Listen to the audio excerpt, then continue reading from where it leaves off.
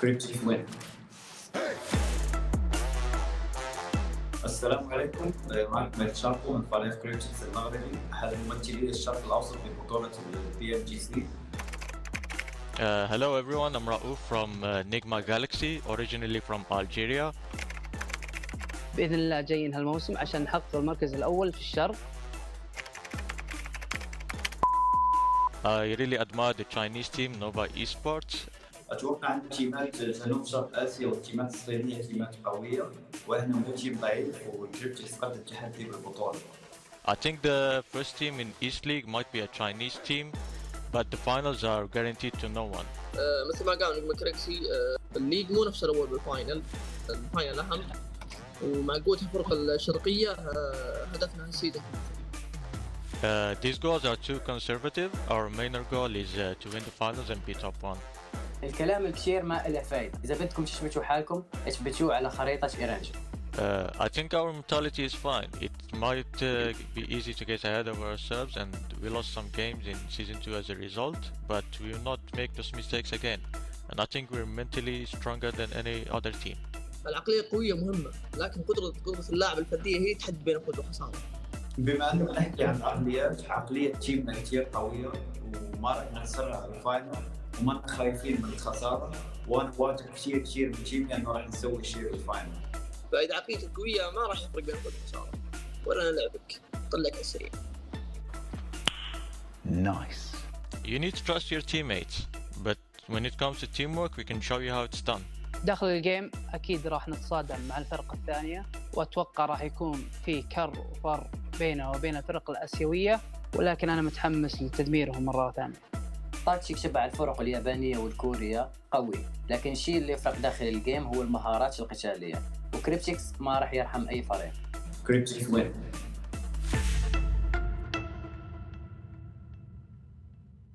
Бүх мэрэгчдийн тамирчид давар нэг ахыг хүсдэг. Асууны гүрэ ногоорно саати. Сайн байна уу? Би Монгол улсаас оролцож байгаа Stalwart Esports-ийн тамирчин Erangel байна. Сайн байна уу? Монгол улсыг төлөөлж байгаа Stalwart Esports-ийн багийн тоглогч Билүүтэй байна. тоглолтын нэр Sky. नमस्कार, मेरो नाम चाहिँ अन्जन राई हो र म DRS गेमिङको प्लेयर हो। नमस्ते सबैजना, मेरो नाम चाहिँ Ugen Chhopel Lama. Hello everyone, I'm Sifu from Team Derais Guys. नमस्ते, म चाहिँ डी रेटेड सर, टिमको नाम चाहिँ डेराइज गाइज अनि हामी चाहिँ नेपालबाट. मेरो विचारमा चाहिँ हाम्रो रिजनबाट स्टालवर्ड स्पोर्ट्सले नै जित्ने छ. Ер нь бол энэ жил BTR-аа авраг авах. Ягаад гэвэл тэд өнгөрсөн үед авраг авч ирсэн болохоор бид шинэ багч гэсэн энэ жил хүчтэй өрсөлдөж юу чаддгийг харууллаа. Yeah, Stalwart is a strong team, but so are East League teams. There won't be any easy or hard groups. Everyone is stronger here, and the competition has never been tougher. यो टुर्नामेन्टमा चाहिँ जे पनि हुन सक्छ र प्रथम east लिगको प्रथम हुने Tim यो टुर्नामेन्टमा अन्तिममा जान पनि सक्छ र के та कसैलाई के та हामी डेराइज प्रथम हुन्छौँ कि. Тоглогч нарт бол итгэлтэй маш их чухал. Манай бүсийн бүх тамирчид багууд бүгдээрээ сайн. Бүх мэрэгчдийн тамирчид давар нэг ахыг хүсдэг. Мароккогийн багууд тоглохоор байсан. Тэгээд тэртээ тоглох болохоор цагийн зөрүүнд өглөө байдаг болохоор тэднэрт хэцүү байгаа хаа. त्यसैले मलाई चाहिँ अरूको लागि एकदमै दुःख लागिरहेछ. केही छैन, सक्दोसम्म चाँडो सकाइदिउँ अनि अरूलाई चाहिँ होलिडेमा पठाइदिउँ है. धेरै राम्रो भइसक्यो गेम, अब त यसो बिदातिर पनि जानु पर्ला. Та нарын итгэлтэй байдал бид нар жоохон инээдтэй санагдаад байна. Асууны гүрэ ногоорно саати. East бүсэд юусоо сул баг гэж байхгүй. Та нар хүснэгтийг тэргүүлээгүй хэр удаж байгаа вэ? Бид нар та нарын хэлсэн үгийг харамсуулахын тулд бид нар та нараар кино хийх болно. हाम्रो लागि चिन्ताको विषय भनेको नि चाइनिज टिम मात्र हो. Бид нэр зөв өмнөд Азийн багуудтай тоглохыг маш их хүсэж байна. सो SPMGC मा चाहिँ हामीलाई चाइनिज टिमदेखि चाहिँ उनीहरुसँग भिन्न एकदम इच्छुक छौं हामी. सो SPMGC मा चाहिँ उनीहरुलाई हामी हराउने एकदम कोसिस गर्ने छौं. Тал нутгийн аваргуудын хүчийг удахгүй мэдрүүлнэ та нарт. र म चाहिँ र हाम्रो टिम चाहिँ के भन्न चाहन्छु भन्दाखेरि सबै टिमलाई हामी चाहिँ कोहीसँग डराउँदैनौं र हामी आउँदैछौं सबैजनालाई एलिमिनेट गर्न.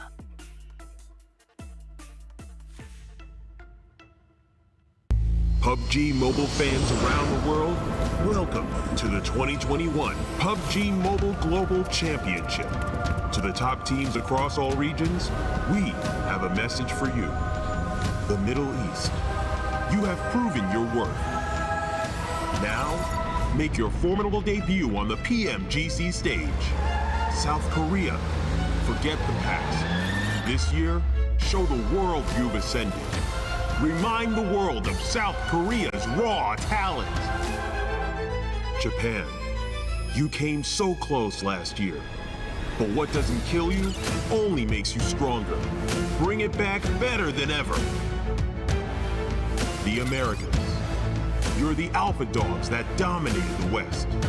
Now, lead the pack on the world stage. Southeast Asia, you took down so many strong teams on your journey to the top. It's time for a comeback on the global stage. Europe, it's now or never. Push your limits and surprise us all. This is the moment to create your legacy. South Asia, you were the dark horse of 2020. Amaze those who would underestimate you again. China, you carry the crown of last year's PMGC. Now, with everyone's eyes on you once more, can you secure back-to-back victories? PMGC needs a champion. The world needs a champion. Who will stand victorious in the end? Who will be next to glory?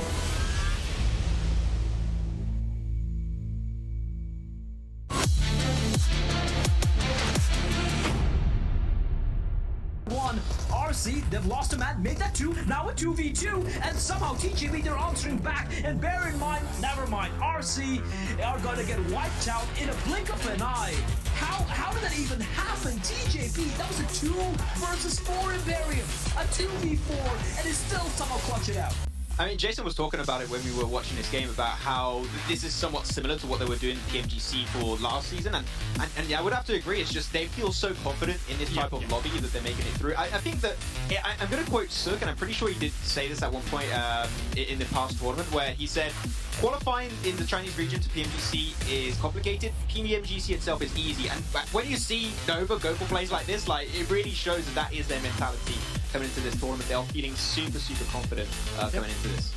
And right now they're sitting on 12 and what should be 14 kills and a chicken dinner unless Mela does something truly ludicrous. Divine going for the res duello, keeping Mela at bay, out in the open, gets caught out, and Team Reject, they get their chicken dinner.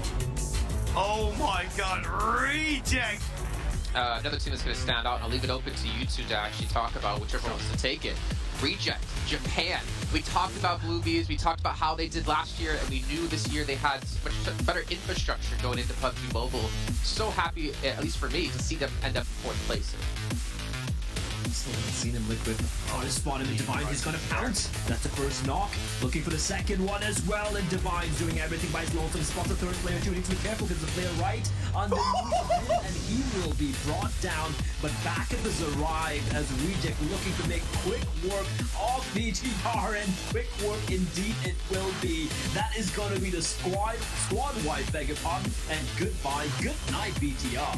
They'll have easily punched their ticket into the Super Weekend. Tony K, that was an unfortunate run. I would say though, I mean, over time, teams I feel like maybe getting some experience, like trying to adapt to the lobby, to acclimate to the lobby, I think is probably the appropriate term. I hope for the likes of, you know, BTR, Dem1, VC Swell, and FaZe Clan, that they're watching very intently across these 3 days of the Super Weekend. The thing is, for them, it's really hard to practice.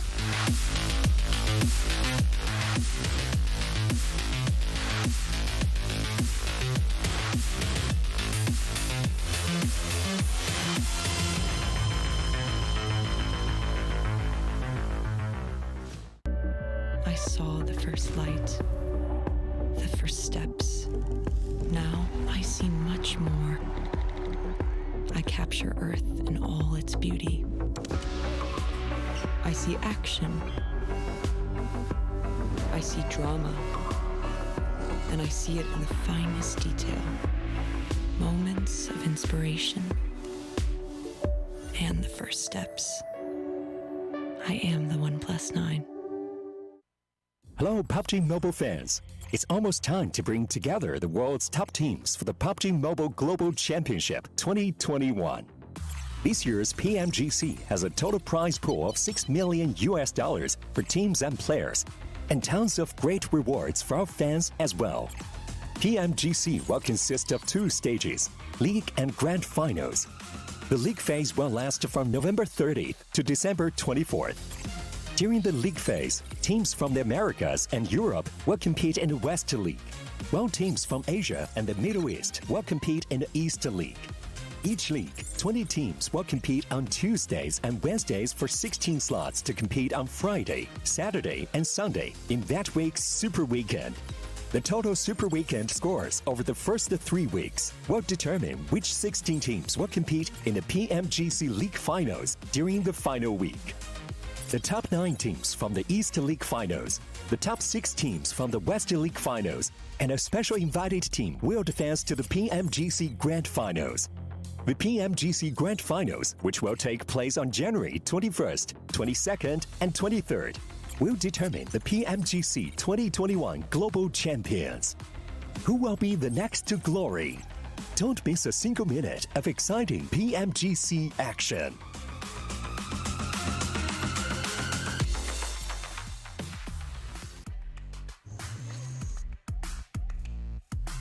Hello everyone and welcome back here. It is the final day of our second Super Weekend as all these teams, these 16 teams, try to get every single point possible, especially in particular the teams outside of the top 16. However, they did perform well yesterday and they started to close that gap up against the 16th place team and potentially can rise through and actually be qualified if we did end off the day completely here and didn't have one more Super Weekend. But don't worry, we do. There's another week of play to happen. I'm Jason Kaplan, joined this time by a very moving Claris, I don't, dancing, I don't know, he's happy to be here. And Professor Tarzan. Okay, no, come on guys, no, please. Sorry. It's too early for this. It's getting Claris, procedure. how was, you weren't here yesterday. What's your quick little recap of it? What stood out to you? Well, you know, I mean, it's difficult to be right all the time, Jason, but, you know, I'm here to do that. You know, when I say going into this Super Weekend that FaZe is going to continue that form after getting that win on Erangel, you know what? They do it, and I have it down in writing that I was confident in their ability to do so. Happy to see that back-to-back chicken dinner going that way, even though, you know, the first one, they held down a compound very nicely, and everybody didn't go and crash it, so good for them. Well, I can confirm you did actually whisper me, you DM'd me while the matches were happy to say, Jason, FaZe Clan are going to get at least one chicken dinner on the day and put up a ton of points. And you were right. You are the Messiah. Thank you. It's on Twitter as well. There you go.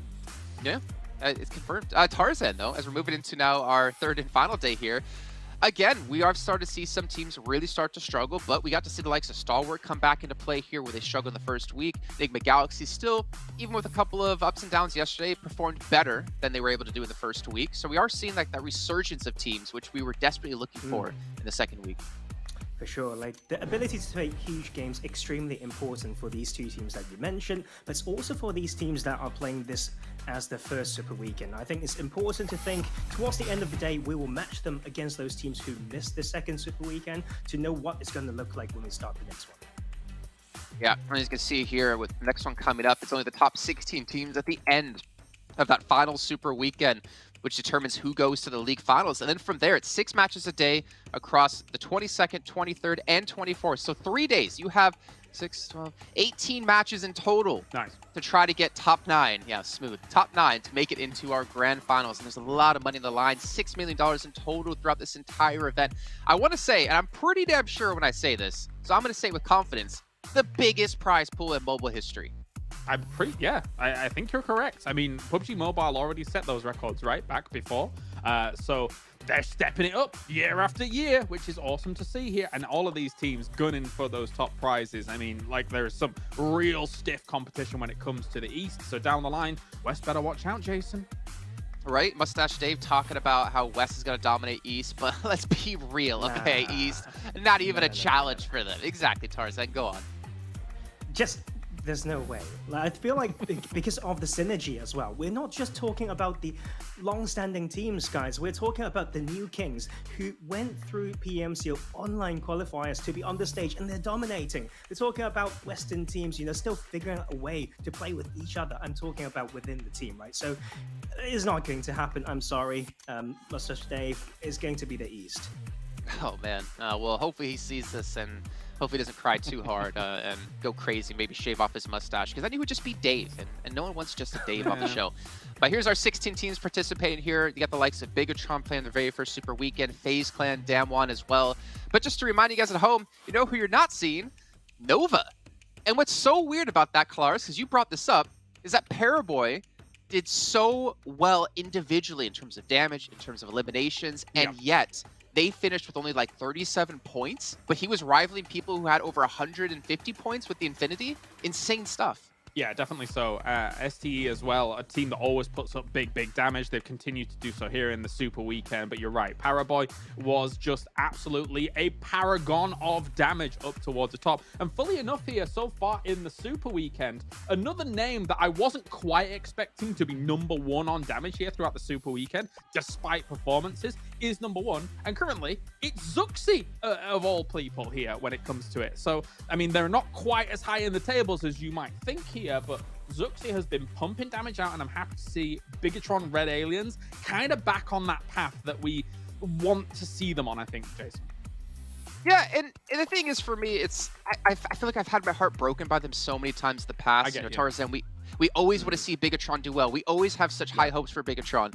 But I feel like every time I build myself up, we see a good match happen, like, oh, they're back, it's Bigatron. Then they seem to just let me down again. I don't know, it's a hate-love relationship with them sometimes, and I don't want to be hurt again. You know, I can't handle this. My psychologist, I don't think I can pay him enough money to handle this. Now, here's the thing. I think they got you, right? If they just play like they did, like the past 2 days, if that match average will bring them to be tied with Nova Esports, and we know that's a very good place to be. I think that is where the bar needs to be for some of these teams who are chasing. We're talking about FaZe Clan, Damwon Kia as well. But that brings me to talk about maybe a team like Cryptics, who have played both Super Weekends but are at the bottom amongst those teams. Yeah, you know, we obviously could easily dive into that and obviously talk about, I think it's Xset over in West who hasn't qualified for a single Super Weekend, as we're seeing BC Swell here. Realistically, it is very damn difficult for them to make top 16 if they do qualify into the next Super Weekend. And obviously there is a chance, but the points per match they're going to have to get is just ridiculous. But really quickly, we have our head-to-head here of, I think, 2 of our best performing players, or relatively best performing players, with Tony K and Pico once again coming through. Yeah, in terms of what the damage that they've done overall here, Tony K, second place on overall damage here so far for the Super Weekend. PK, number 5, with, you know, Daybot in there, Ponzai, and Zuxi up towards the top. But to be honest, when you look at these two, I think Tony K has been a massive stand-up here for FaZe. He is definitely back on form to what people kind of usually consider here for Tony K. 96 points across this, the 2 back-to-backs that they got. Tony K was instrumental in being able to make those happen. And what's so impressive about like Tony K and the rest of the players out of FaZe Clan is they haven't played at this level before, right, Tarzan? They've not played in a PMGC international LAN of kind of this caliber. And yet, under like the guidance, let's say, of Corpai and of Beer 11, they've been able to finally like unleash themselves and figure out what they did wrong in that first week and bounce back hard. So important. I mean, the experience of players sometimes need to be transferred to the rest of the roster. We've seen sometimes, especially on the West, I'm sorry, I'm going to just go straight in with this. We see a lot of big names. We see a lot of good players, but sometimes those experiences stay with themselves. It's almost like an ego thing, right? But right here in the East, we feel like it's about fostering, creating that culture that can cultivate even more talents. And it seems like FaZe Clan might be hitting the sweet spot for that. We need to see more because this is the first Super Weekend. We will look out for those points per game and see what they do with the roster changes as well. And I think that's what's so great about PUBG Mobile. The fact that every year we're seeing new teams, new players. We're not seeing like the old guard consistently be around, you know, year after year after year like we see in some other esports. And that just shows there's so much talent yet to rise up through the ranks. And obviously, if you guys are watching at home, make sure you're participating in your PMCOs and any qualifier you possibly can to move on into this competitive ecosystem. Potentially, you know, maybe we'll be talking about you in a PMPL or a PMGC next year. And as you can see, our matches for today, we have 3 Erangels, 1 Miramar, and 1 Sanhok before we head back into league play, where I believe and please correct me if I'm wrong, but I'm pretty sure I'm right here. It's just Miramar and Erangel once again. So Rejects sitting there like, oh yeah, easy qualification, boys. Yeah, maybe. For Rejects, it's not been the easiest Super Weekend though, right? I mean, they started off with a podium finish, but from there on, it has been a little bit rocky here and there. I'm expecting maybe a bit more of a bump up here from Rejects today. I think they will have taken away the last 2 days worth of games and thought, okay, where are our rotations not working? Where are our splits across a compound not working? And see what they can figure out here. Yeah, and hopefully they do figure things out. Maybe they need to figure out a new device, potentially. Maybe they broke their last ones for some reason, or they broke down. But I don't know why they'd be playing those anyways, because they should be playing on a One Plus, which is actually our sponsor here at PMGC, with its flagship performance and immersive 120Hz display and hypertouch technology made specifically for gamers. The One Plus 99 Pro, your best shot to climb the leaderboards. And every time I see this phone in front of us in this virtual reality, I just want to reach through my monitor and grab it. But I also don't want to break my monitor, because I think I might if I punch it to try to grab that. But yeah, FaZe, we've seen them step around. Reject, they need to kind of... I feel like they've done the opposite, right? We've had Reject start really well in the first week of league play, winning basically every Miramar, and they've taken a downward trend. I think they have 46 points in total so far in the Super Weekend, where previously at 122. And then FaZe Clan, they're like, we're really bad in the beginning, but then now we're here we are, and they're doing amazing. They have 196 points, actually, 96. Yeah, here's the thing. Like, we thought that their comfort zone was Miramar, and we know that's not going to be the important map in Super Weekends, but they need to take those wins when we're on that map, right? But yesterday, guys, we see these almost low-level mistakes that we suspect was due to like some communication and all that stuff.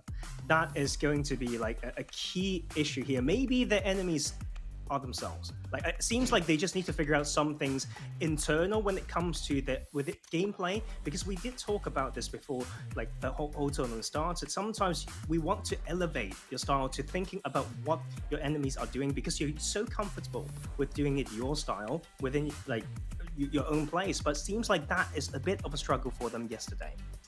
Yeah, I think the one you're thinking about in particular, it was in Miramar, right? It was the second match of the day, where I think it was Sara like engaged MS Chonburi somehow. He gets like knocked down, then he has to call for teammates to try to pick him back up, and then they get knocked down, and then they had fights later on against Cryptix, if I'm not mistaken. It was a very awkward Miramar, I think we both agree on. But luckily, we're going to be going over to Erangel. We did have a Sanhok finish yesterday, which was fantastic with the way every team was playing out those positions, especially using cars for cover.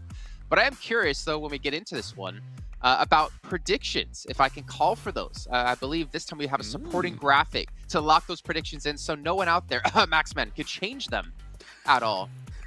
So maybe let's bring them up here. Kalaris, who's your prediction here for match one? I am going to go with a bit of a wild card. I'm not going to go with the norm. I'm not going to go with the consistent. I am going to go with 628 here. I feel like it's about time we saw a chicken dinner coming in from 628. They've got themselves multiple podium finishes, but I know that from watching the Chinese region, they can convert. They can have some ridiculous situations go their way. So let's see it happen. All right, Tarzan, real quick. Yep, I'm going to pick a team on the other side when it comes to drop spot. Genesis Dogma, I like the style in the fluidity. This seems to adapt okay, and I quite like it. It can catch other teams off guard. If that's real quick, I don't know what long is for you. So you have them, I have Infinity, and I think it is time to potentially bring in our commentators here for that first match of the day. Maybe I can change... Oh, they put it in. I was like, maybe I can change it last second for people who aren't noticing it. But it is time to head into our first match. Let's get our commentators in for it. It's going to be John, Allen, and Blake. Thank you very much, Jason, for that very snappy little intro coming on in. You're right there, Blank. You seem caught in the headlights of this first game. I mean, it is very exciting stuff. It is very exciting stuff. I've just realised I'm a tall man. I'm sitting up straight for once. I'm ready for that day 3 of the Super Weekend. That requires fully good back posture, and it will need that for all the players in game as well, because they're going to need to set their sights somewhat higher right now, because for some of these teams this might be the last time that they take part in a Super Weekend. So getting as many points as possible, very important on this last day, because you never know what happens in those league plays. They're so short format, just 8 games total that you play, and sometimes you don't even play those last 2 matches, so it's very, very terrifying indeed. So right now, let's get some big points, get some numbers up there, and try and hit that golden mark of 200 to see yourself at least a little bit safe coming into those finals.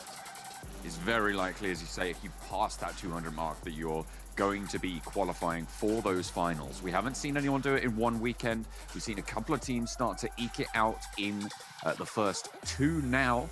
I think it's 4 or 5 teams who have managed to, 5 teams total who have managed to jump up over that 200 points total. The Infinity, Genesis Dogma, 4 Rivals, and the Stromborian Stalwart, all having done very well to get there, and they are probably going to be seen in those finals, Blake. They definitely will be. I mean, I have faith in them. I have a lot of faith in them. And unless something drastic happens, in which case all the points get sucked up, you still will only see one of these teams maybe dropping off the leaderboard. It is going to be very difficult. We get a very, very westerly playing path here, all the way down towards Quarry, Primorsk. Ooh, Kalaris, happy days for you. 6 to 8, you're going to be in a very good spot here, and they might just guard out the Infinity once again. Yeah, that's disastrous for Jason.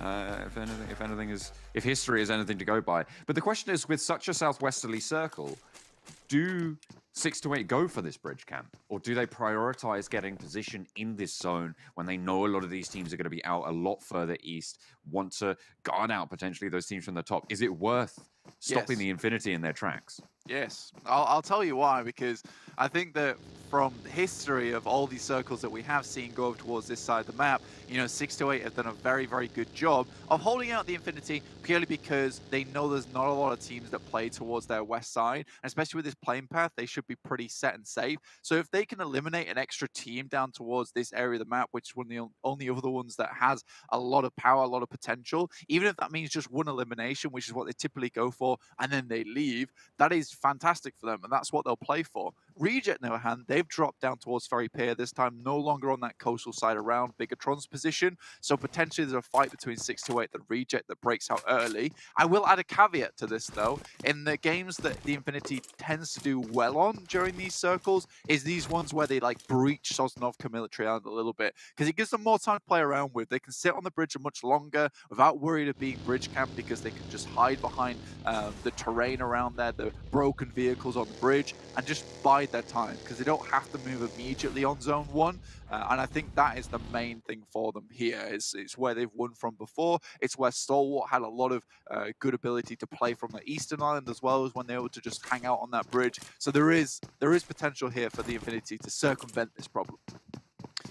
I'm just thinking about Reject as well, because more often than not, it's 6 to 8 who come up from Primorsk, and at the moment they are not going all the way down to Primorsk there. They've stalled just a little bit before that. But Reject, in general, they like to move away from this area where they drop around that Ferry Pier split, right?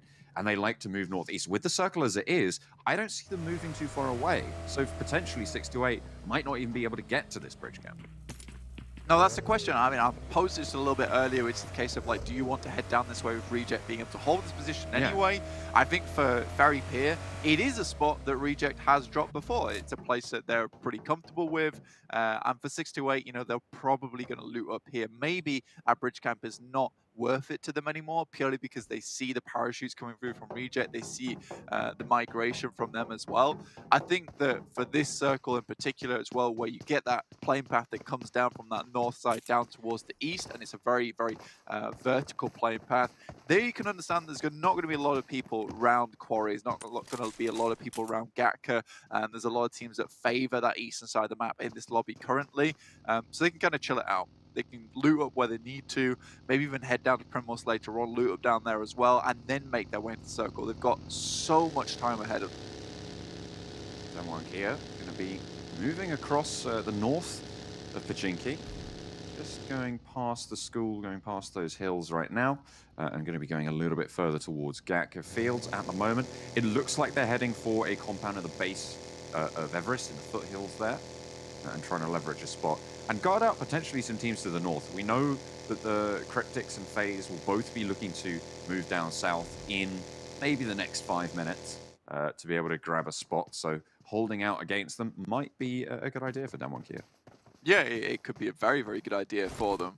And I mean, for most teams on that north side towards Georgia Pole, you're most likely going to see Cryptics head down towards Box Compound, just to the west side of Rozhok. You're most likely going to see FaZe move down past Hospital, swing past Everest, and into a position on the field side.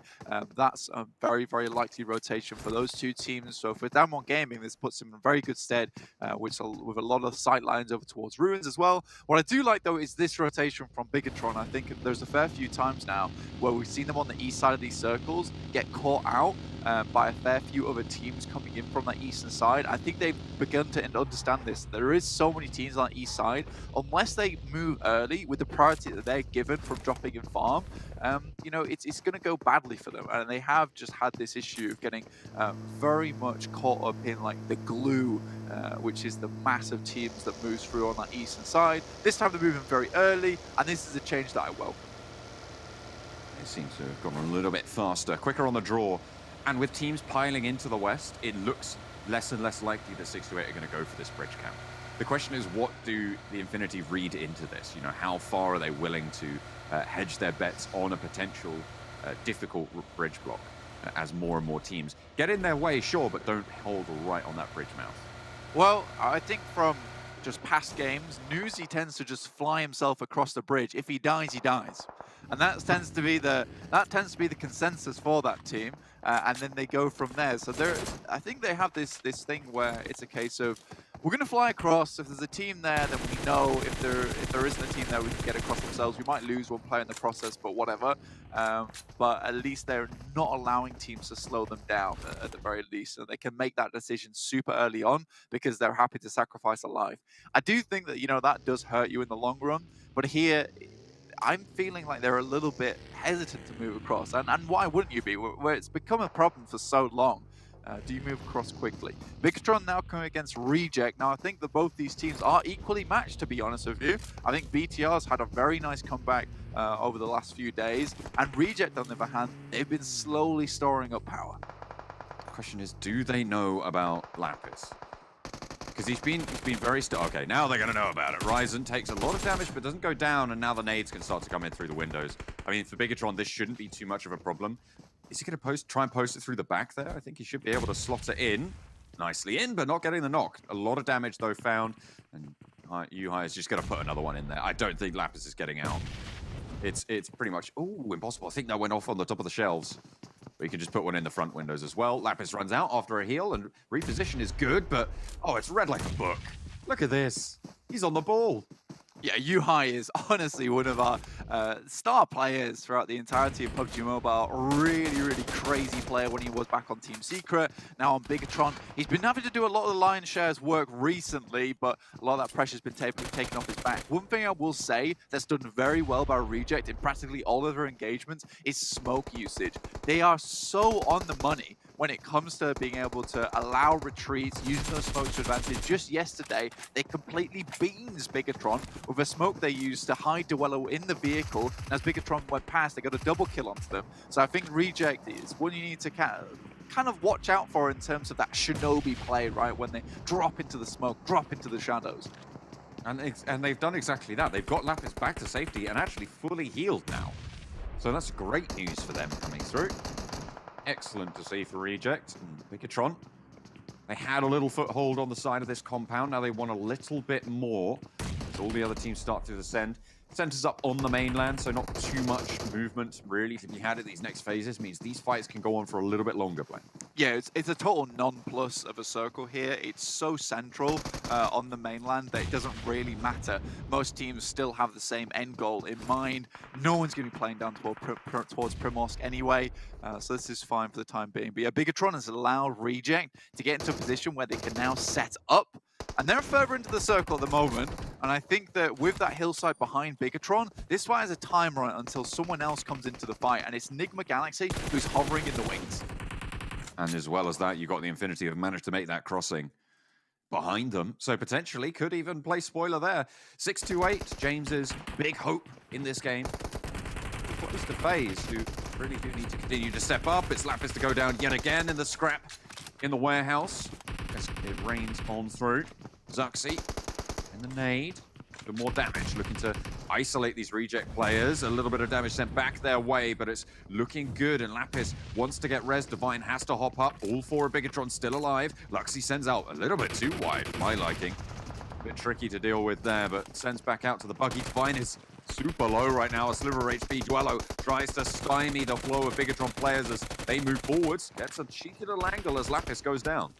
I mean, for Yuhai, he has been the one leading this charge at the moment. Zuxi finds Divine, and now it's just a matter of time before the rest of Reject do fall. I think BTR realized they need to do something quickly, but it's Regiosio to find the double. The man of the hour, he's found one, he's found two on the spray down, he's found three, four! It's Ragey with the 4v1, taking down the whole of Bigatron. He strikes back, his team falls around his ears, and it's a cacophony of disaster. But he is the one to lay Bigatron low, but now it's Enigma Galaxy up to the plate, Reject with their big hope. Regiosio stands tall in the face of danger, but he's got so much more to deal with. A full surround, tries to evacuate the back, but Ralph has the angle, and Regi up the top, looks to spray him down, and it's one more! He doesn't even fall here! 4 first aids, and now there's 2 left for Enigma Galaxy in this close quarters, but the nade over the top puts our hero to the test too much, and he will not stand any longer. But what a fight! No one can step toe-to-toe with Regiosio. So you got to throw the nades through the window and just hope to God that he goes down. You do not want to stand up to the plate versus this guy in a 1v1 with those actual guns in hand. Luckily for him, you know, Bigatron, Luxy took a knock from Enigma Galaxy, as I mentioned earlier on in that little engagement, that they were hovering around there. Finally, they drop in, find 1 kill, but that will release the rest of Bigatron to death to Regiosio's hands. An unbelievable fight coming through from that one guy, and so many times he has been clutch for Reject. Ridiculousness come in there, and I think Bigatron, just hesitation, a little bit of hesitation versus Reject there, but they held their own so much. I liked the push that Bigatron went for, but Reject, they kept setting themselves up strong, kept setting themselves up in a position where they could hold off Bigatron. And I think that in the end of it, Reject just comes out on top. Unfortunately, Enigma Galaxy are there waiting because that fight goes on for so damn long that they can just hear the bullets and get into position on the hillsides and surround. Very well played by Enigma Galaxy. And that actually gets rid of 2 teams on the southwest side flank. That's 2 whole squads that were there, no longer going to be a presence. It opens up a lot of ground for Enigma Galaxy, for 628, and anyone else looking to move over to that side. With the next circle coming through, they've got a great position now. Yeah, this is a nice spot to be. You've got a lot of hillsides to play around. Rico Infinite's team, they're currently towards that northwest side, trying to take some shots outwards. A lot of teams have been able to make their way in here. Tongji about just moving their way through the field side, but the Infinity, they've got a compound just beneath them. There is a lot of areas where it's very easy to get shot at. There is some hills towards the center of this circle that you can play around, which are going to give you a little bit of cover here and there. But realistically, this part of the map is very barren overall. There are a few good compounds to play in. You know, I think right now, Rico Infinite team trying to remove Damwon Gaming from one of those very, very high priority compounds itself, but it's becoming difficult with 4 rivals also in the mix. Team Secret, and shots gonna probably get flushed out here. Not really too much to do. AJ behind the ridgeline, invisible to any further threats, and the top of the chopsticks occupied by Team Secret. I never like this this crater to hold in. It's so scary. If there's any teams nearby, they throw a nade in there, it just funnels its way towards you. Yeah, I think the only saving grace about this little actual crater is the fact that it's so open around it that it's very easy to see anyone moving up to try and get into nade range, but you just have to be very vigilant the entire time. You know what I would be really curious about, John? Is to know how many eliminations DRS have purely from Team Secret. I would love to know that statistic, because I imagine it's a very high number. These 2 teams are constantly fighting with one another on every single map. It's so interesting to see, and you know, I'd be curious to see whether it's Team Secret taking notes from DRS before they come into PMGC, or DRS taking notes from Team Secret. Whatever the case is, you know, these 2 teams are so similar in playstyle, it is crazy. Seem to always be in conflict, and that will not change this game. 1 kill already found by DRS. What you about? Nope. He's like, oh, you're trying to shoot me? No, I'm all right. I'm all right. I'm back behind the ridge. I'm chilling. Back with the rest of the Tong Jamal squad, and actually very central in this next zone.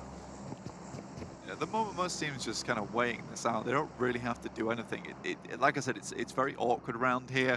Don't want to be really taking too many engagements because it's most likely going to end in disaster for you. So wait for this next circle, see who has precedent, and then go from there. And it is up towards that north side. So Down One Gaming, their compound itself becomes so much more valuable. The pricing on that compound just rocketed. Really did. It's certainly prime real estate right now. Anything but free. FaZe probably going to have to move fairly soon, and they're going to have to figure out where they want to move in towards. A difficult maneuver ahead of them, especially with 628 waiting in the wings. Enigma Galaxy moving up to actually put pressure on the back of that rotation. So again, going to be quite difficult for them to make happen. But Cryptics, they take the first strike out towards this center circle. Chapo full group Infinity team hold down for now. 4 rivals also looking to slow things down here. Yeah, I mean, they're in a pretty good spot. I do like this position on Chopsticks, especially with the change that came through, which is where, you know, you can get to both sides of the Chopsticks with this little bend at the bottom. I think for Cryptics, as they come into this area, it's very easy to shoot at them if you're 4 rivals. Not too big of a deal. You can see them all playing extremely close to the edges, though. And again, that's about what you mentioned earlier, John, is that if you throw a nade in there, it's most likely going to bobble towards the center. So 4 rivals need to make sure that they're right on the edges, playing it, you know, very, very riskily, but just enough risk that they can find some kills and just enough safety that they don't get bombed out of existence. And it's some nice flat ground around them as well, which means no one has massive overlooks. The only way that someone would have an overlook is if they jumped up on a roof, and if you're doing that, I feel like you've already won the game if you don't die immediately.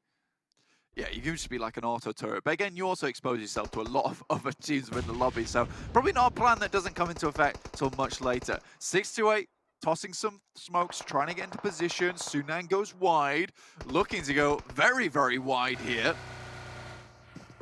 And let's try and swing all the way out. FaZe is like, where's he Get going? a full flank, a full back flank there, actually. Going to surround them. Well, I say surround them.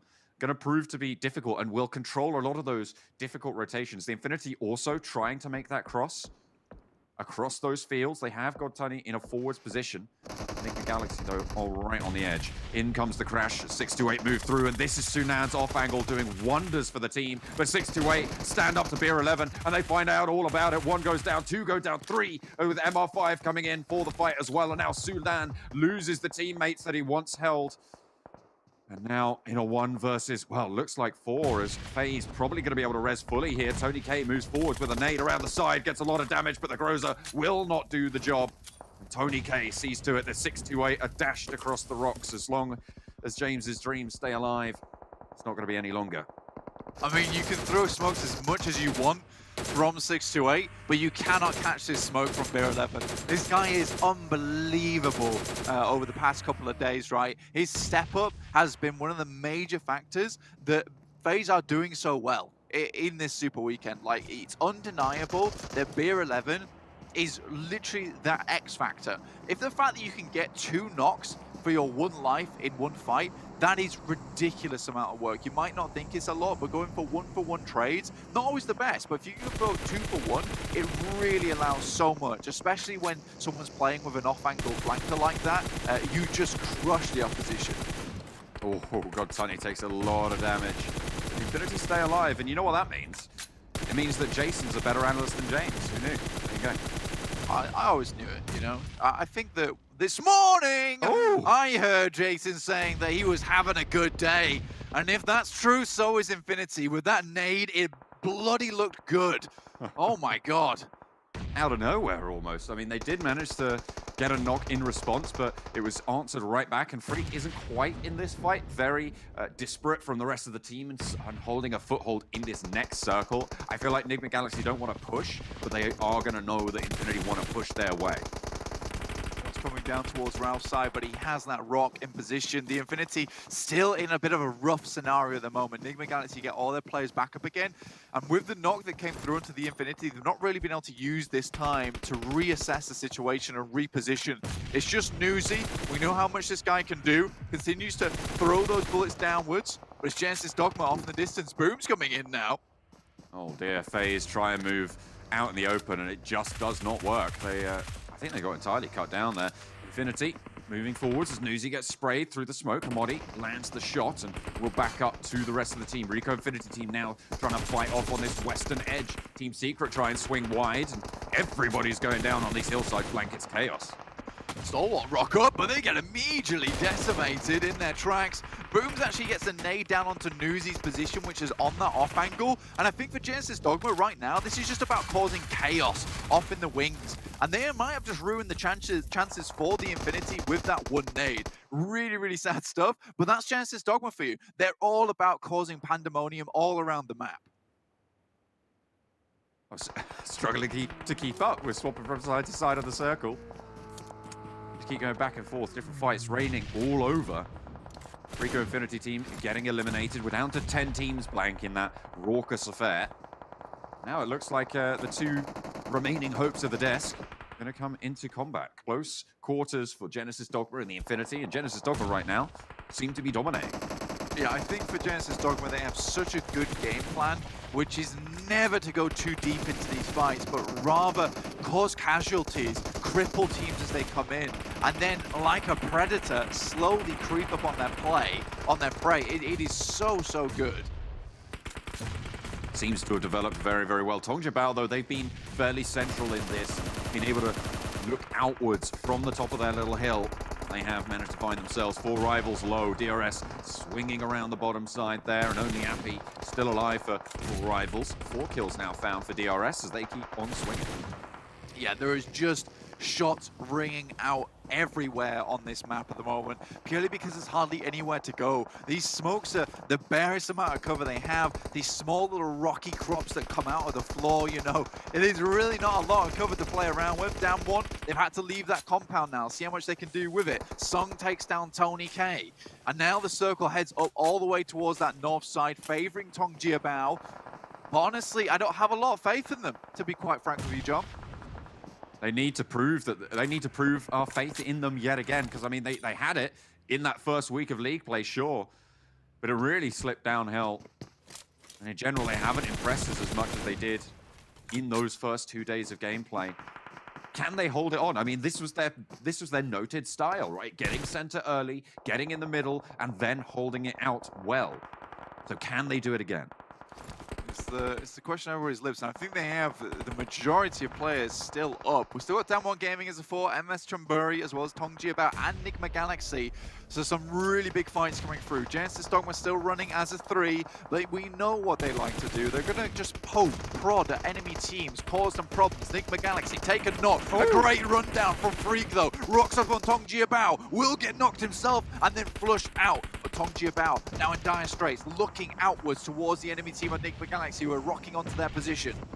This is the difficulty as well. They're not only holding Nigma Galaxy, sure they might be in the lead in this fight, but every other team is looking to move into this position as well. Genesis Dogma, they're going to hear this fighting going on. They're going to see these knocks coming through, and they're going to know that maybe this is their time to move through onto this circle. You can see Daybot starting to rock up on the position. Lon's getting res right now by Bamboo, but it allows teams to move forwards with reduced sight lines from the top of the hill. The nades start to pour on in, and the western side starting to get pushed in. Favian looking for the nades over the top as MS Kamburi being alive for now, but then C2 going down. It's just Ponzai and Jasper now for the squad.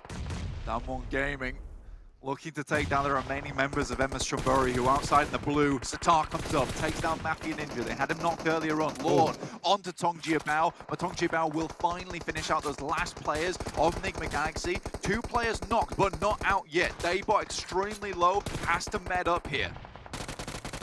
Trying to stay alive. Tong Jiabao now can maybe turn their attention over towards Genesis Dogma, so they do need to be careful. But there's a lot of fighting going on. Genesis Dogma find the last player of DRS, bring us down to 5. Oh, they spotted Down 1 Gaming. There's no way Fabian stays alive there. Will fall down, almost gonna get flushed, almost definitely. Tong Jiabao hold on to their central position, but it shifts over towards Genesis Dogma. Genesis Dogma, their playstyle has elevated so much. These guys are the Komodo dragons of the lobby. They bite, they leave poison, and then they will let you run. But later, sooner or later, they'll come and bite down and take you out of the game. It is an incredible showing from Genesis Dogma. They, like I said before, just have spears prodded against your throat, but not letting you off the hook yet. So difficult for Dongjabao at this stage. I mean, they've been able to fend off very well. And to be fair, I feel like they've played fairly well in the center of this circle, but 10 kills for Genesis Dogma right now. 10 elims coming through on this game alone is great. And I feel like Professor Tarzan is smiling wider than anything right now, but unfortunately, Booms does go down to a nice little forward spray from HSET.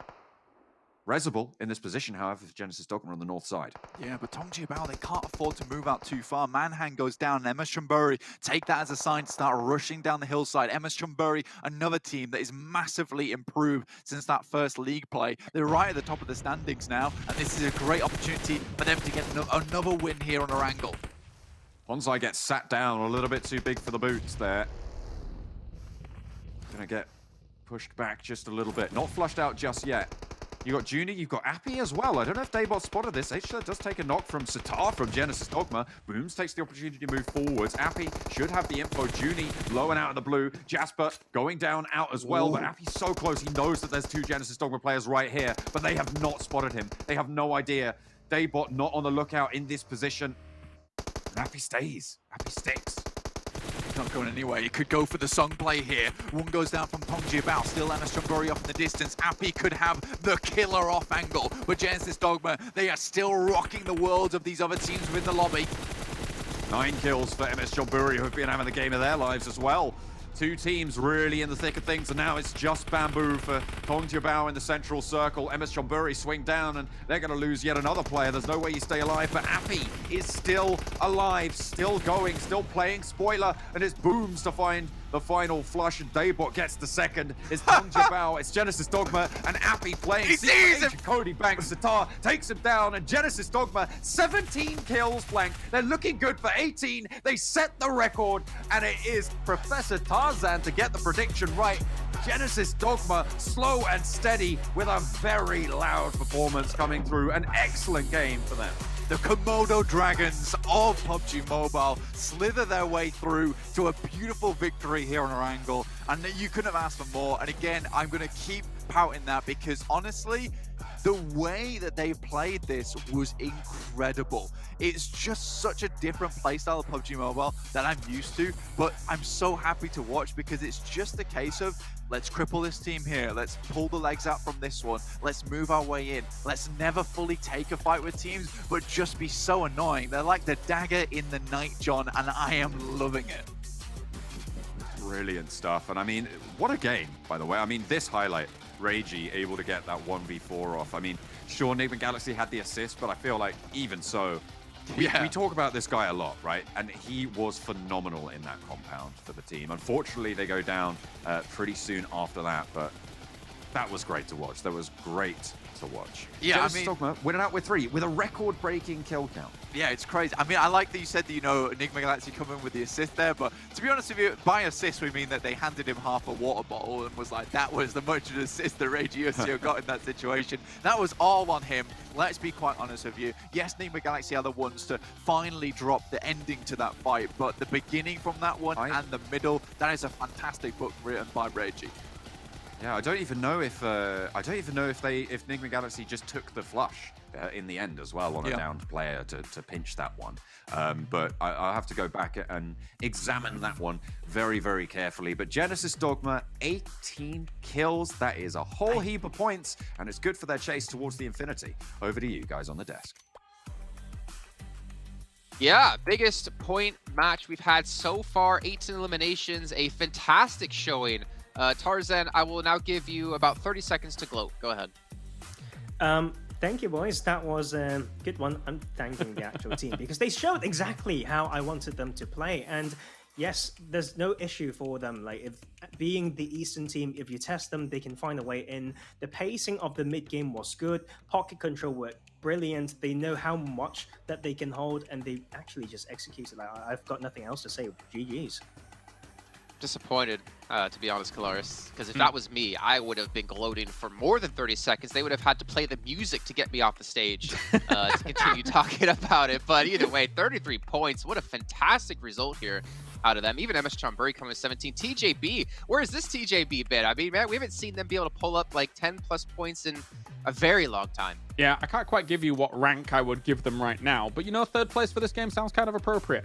With just a few limbs coming in here and there, but they were holding down a central location when these circles are going topsy-turvy, up and down, wild. So not too bad in terms of the placement points, although they did kind of get crunched down on slowly by some of the teams, as you know, they're taking knocks here and there, and Genesis Dogma just kind of rocks up towards the end with their strong edge control after holding one of those compounds that was strong for a field ending.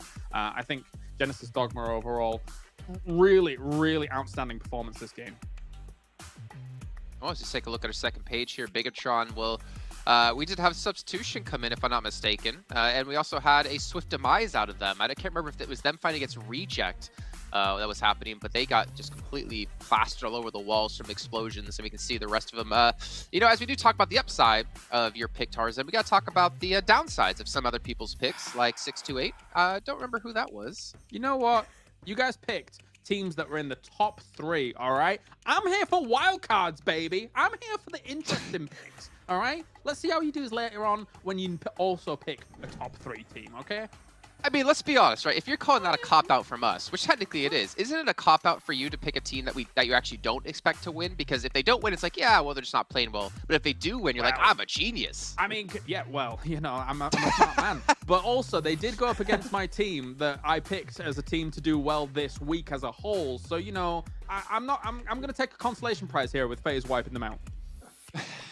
They went out early as well, and I'm actually quite disappointed. I thought we've got a lot of damage on the board, and I've been doing the Kalaras yesterday for the reactions for these damage output, but I've been disappointed so far today. But Satar with 1,248 damage, man.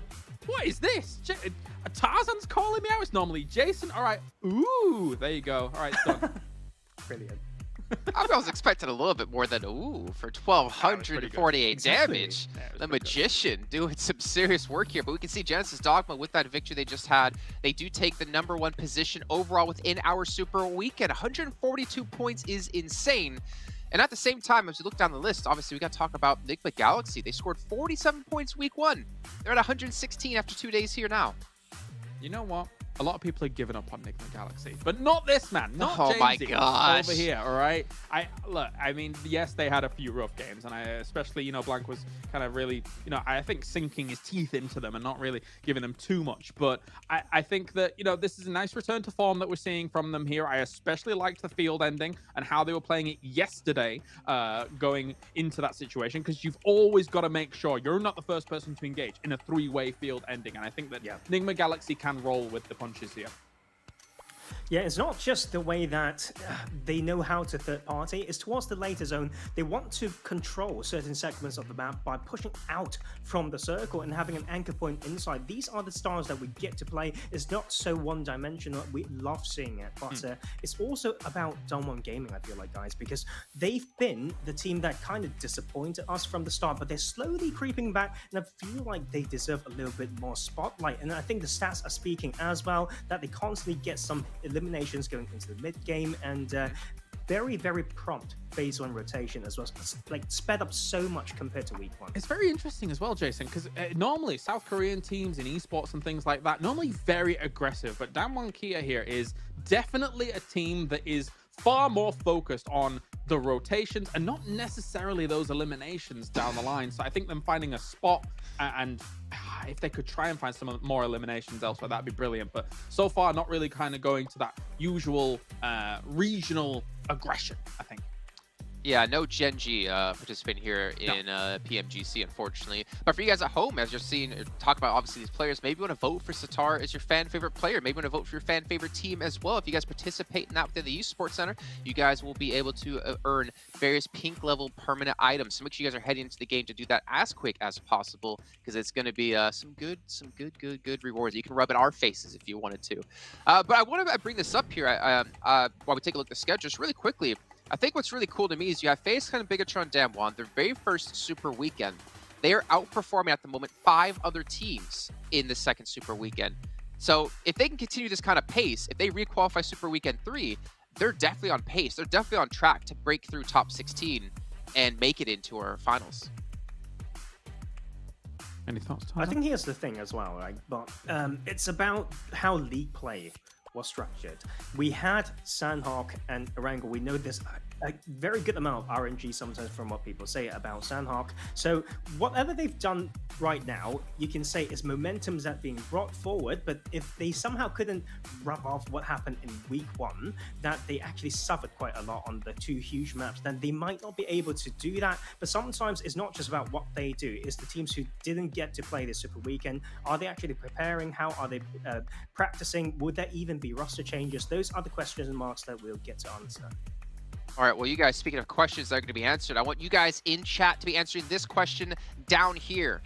If you were to make a PUBG Mobile Dream Team, who would be on your team? And tell me why. I need some whys. I need to know why you want these people to be on your team. You know, for me, it's pretty damn easy. Polaris, Max Ben, Tarzan, and add a little bit of Irish Spice, Imperium. 5 people, rotate it around. We're going to head to a break. When we come back, we're getting into Miramar. Sounds like a good team.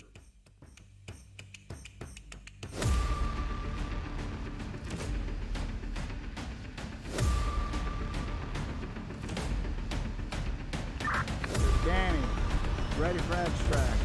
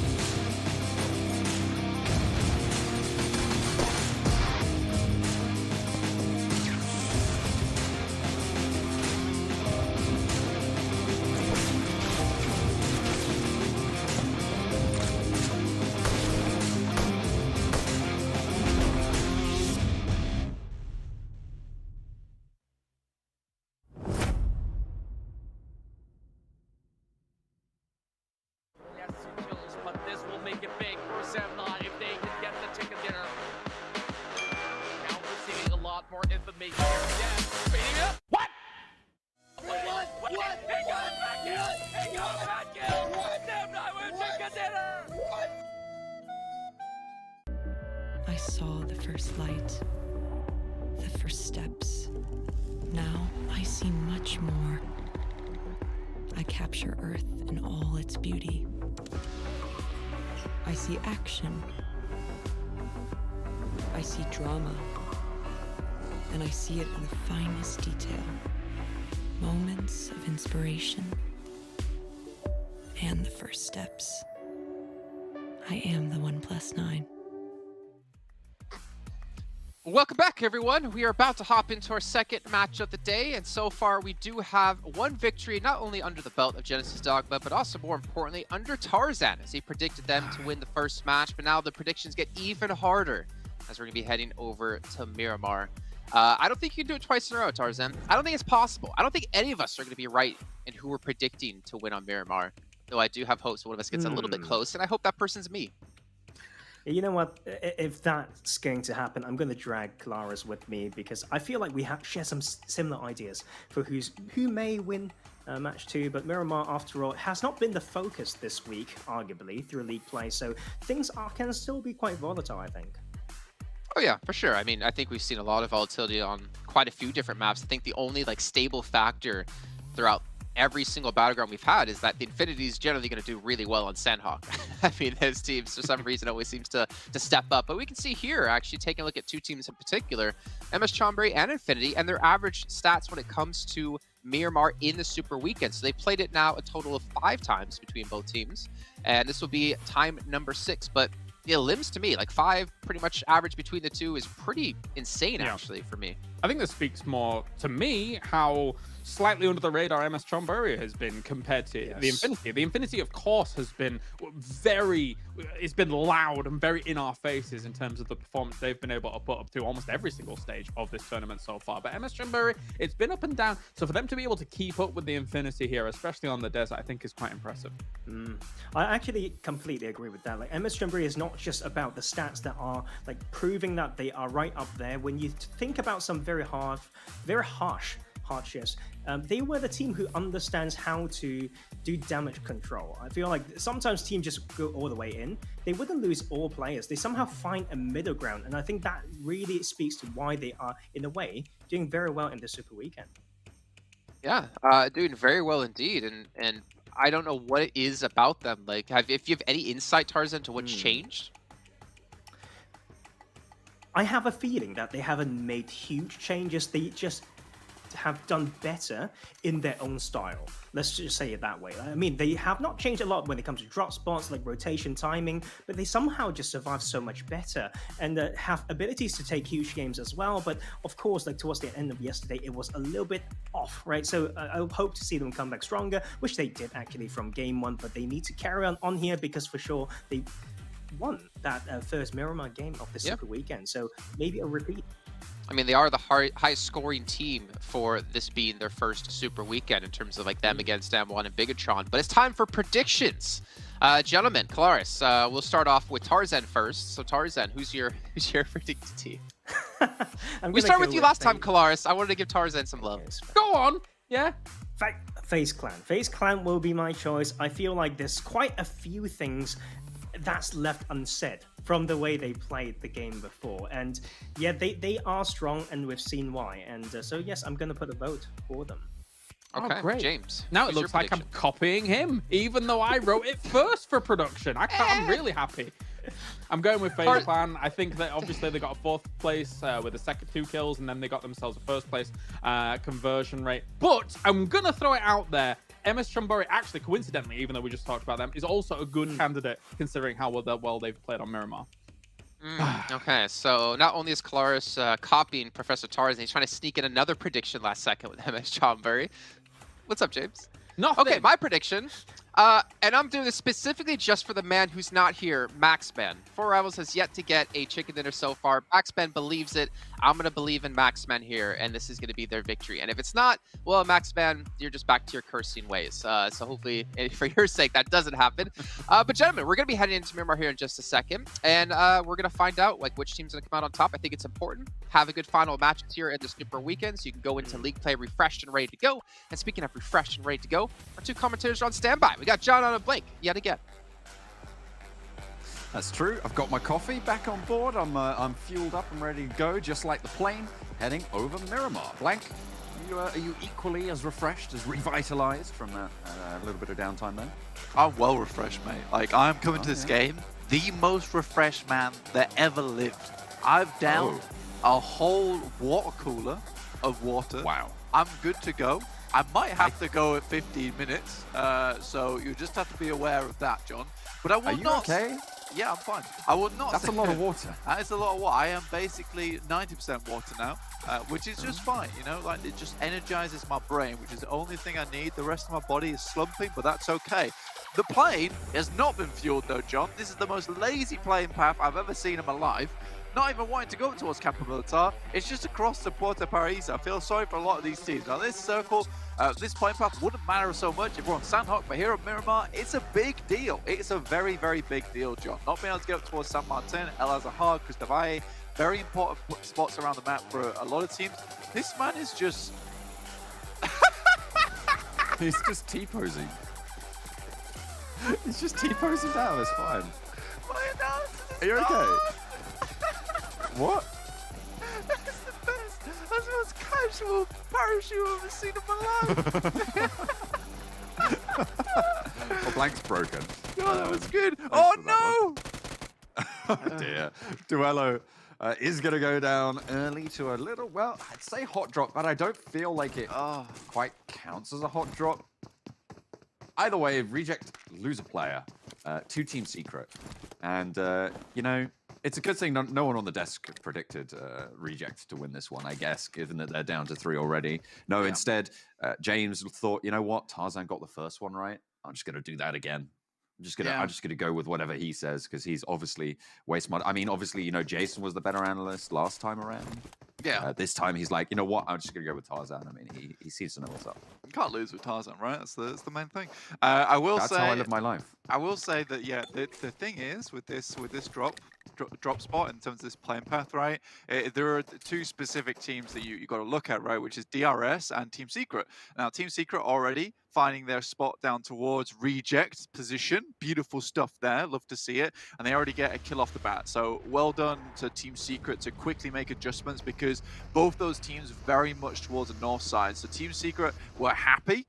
We're happy to actually just drop down towards the south. DRS, on the other hand, they dropped out very early, trying to pick up some vehicles, and they've gone up towards Ruin side. Not the worst thing in the world for them, actually, because we do get the circle over towards the west. We're around El Pozo and Monte Nuevo, which is good stuff for a fair few teams. But yeah, I think that we're going to see a lot of fighting in the early game here, specifically because we don't have that even split that we would usually see on Miramar. Little bit of a split. And I imagine we're going to see teams a lot closer together than we're used to in this phase, as we sort of were talking about during that playing path, right? We're going to see teams occupying grounds that maybe they wouldn't have dared to go so close so early. Are they? They're still falling. This is 4 rivals. This is Jason's. Well, I say Jason's. It's Jason's proxy prediction, but he can't cop out like that. He can't cop out and just say, "Oh, well, it was Max's prediction." No, he's got to own it. It's Jason's prediction.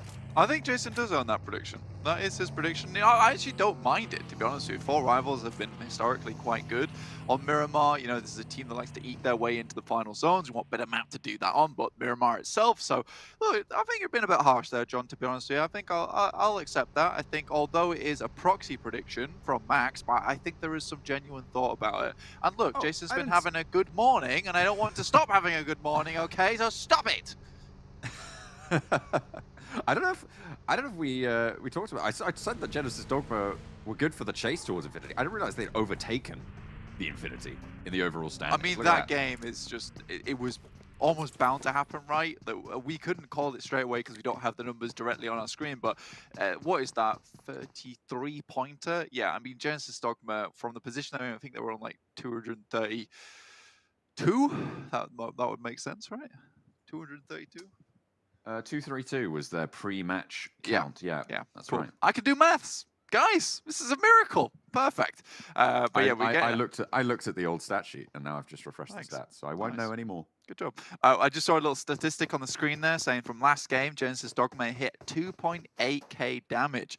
That is a large game. But again, you know, for 18 eliminations, that is still a big.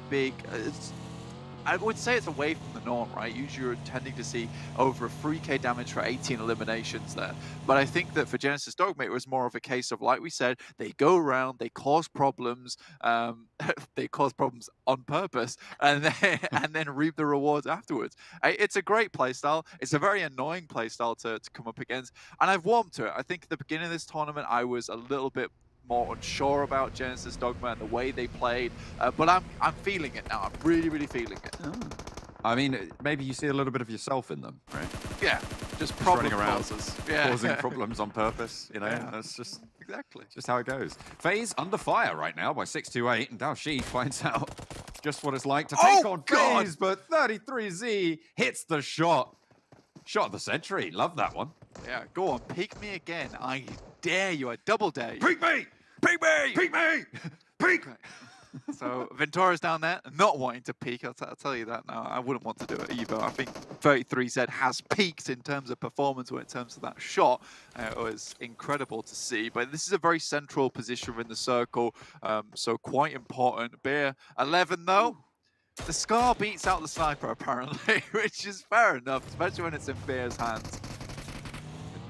Downmore Gaming here. Gonna take down Lazy Boy from Cryptix. This is a separate fight all the way on the southwest, but we're back on board. Way up. Hang on a minute. We've got all the way around. But hang on. They're pushing in. Beer 11 will fall down. Yu Yang still standing tall. Sunan up the top of that hillside on MR5 now. Up to fight and will take down Yu Yang. Really nice position now afforded to them. Beer 11 can get rezzed in this spot. And the flush is coming through. FaZe, 3 kills already. 3 elims found on the game. And now it's just Sunan. That final elim to flush the team for 628. I mean, you've almost got to feel sorry for 628 in a way, in terms of the fact that, you know, a lot of their drop spots have been around these teams that haven't been doing so great towards the beginning of the tournament. They've been reaping the benefits of that, which is the case you're able to pick up some fair few kills quite easily. But now it's like you drop around FaZe. They're getting really good at this point in time, so it's hard to contend with them. You're dropping down towards Reject, who have really had a massive step up in performance as well. So your life becomes a lot more difficult purely because teams around you are improving so much. I think that I've yet to see the same improvement out of 628, but then again, it is much easier to see improvement from a level 1 character as opposed to a level 50 character. MR5 hops in the vehicle. Sunan looks for the knock. Didn't quite find it and gets sat down again by the backlines of FaZe. MR5 lucky to be alive there. I mean, gets away. Just about. I don't think he's going to want to peek this one again. And now Tony K. I have the K9 now. I think Sunan's just going to dip. 33Z no longer there. Reject versus Team Secret. Again, this battle continues. Reject were already down on that look earlier. Ragey, we saw what he did last time. They don't want to go down early this time, but they might not have a choice. 2 players alive, the blue zone about to start pushing. Kid dropping the smoke out wide, gives himself the ability to move between these 2 buses. Ragey now has the angle against 1. He's not going to be able to give too much backup. Still away down the road, coming in on the southeast. Team Secret, oh, they find Ragey. Now it's just Lapis. Yeah, it's an awkward scenario. I'm also curious to see why Lapis is in the game. I personally do think that Sarah slightly better player, to be honest with you. And I don't think at this point in the time that Reject can really afford to be switching up the roster so much, because 171 points, if you get similar results like this all of today, this is the final day of Super Weekend 2. So what we'll see is that they will not have hit that 200-point mark and will have to go again in the next Super Weekend. You know, I don't have a lot of doubts that Reject will not make it into the next Super Weekend, but there is that possibility. So again, these next few games for them have to be better. They have to be better, John. And speaking of point scoring on the Super Weekends, FaZe is on the precipice of jumping up over DXavier. You can see at the moment they're on 105. DXavier, who are not playing in the Super Weekend, currently sat in 16th overall, have 106 points total. So there's a 4 points difference between FaZe Clan, and the fact that FaZe got 3 kills, there's now a 1 point difference. Yeah, they are climbing at the moment. They are certainly climbing, and I think FaZe would love to put a few more numbers on the board by the end of the day, which would be great for them. They would love to see it, and it would put them in good stead going forward, in a position that they can actually start to feel a lot better about their Super Weekend 3.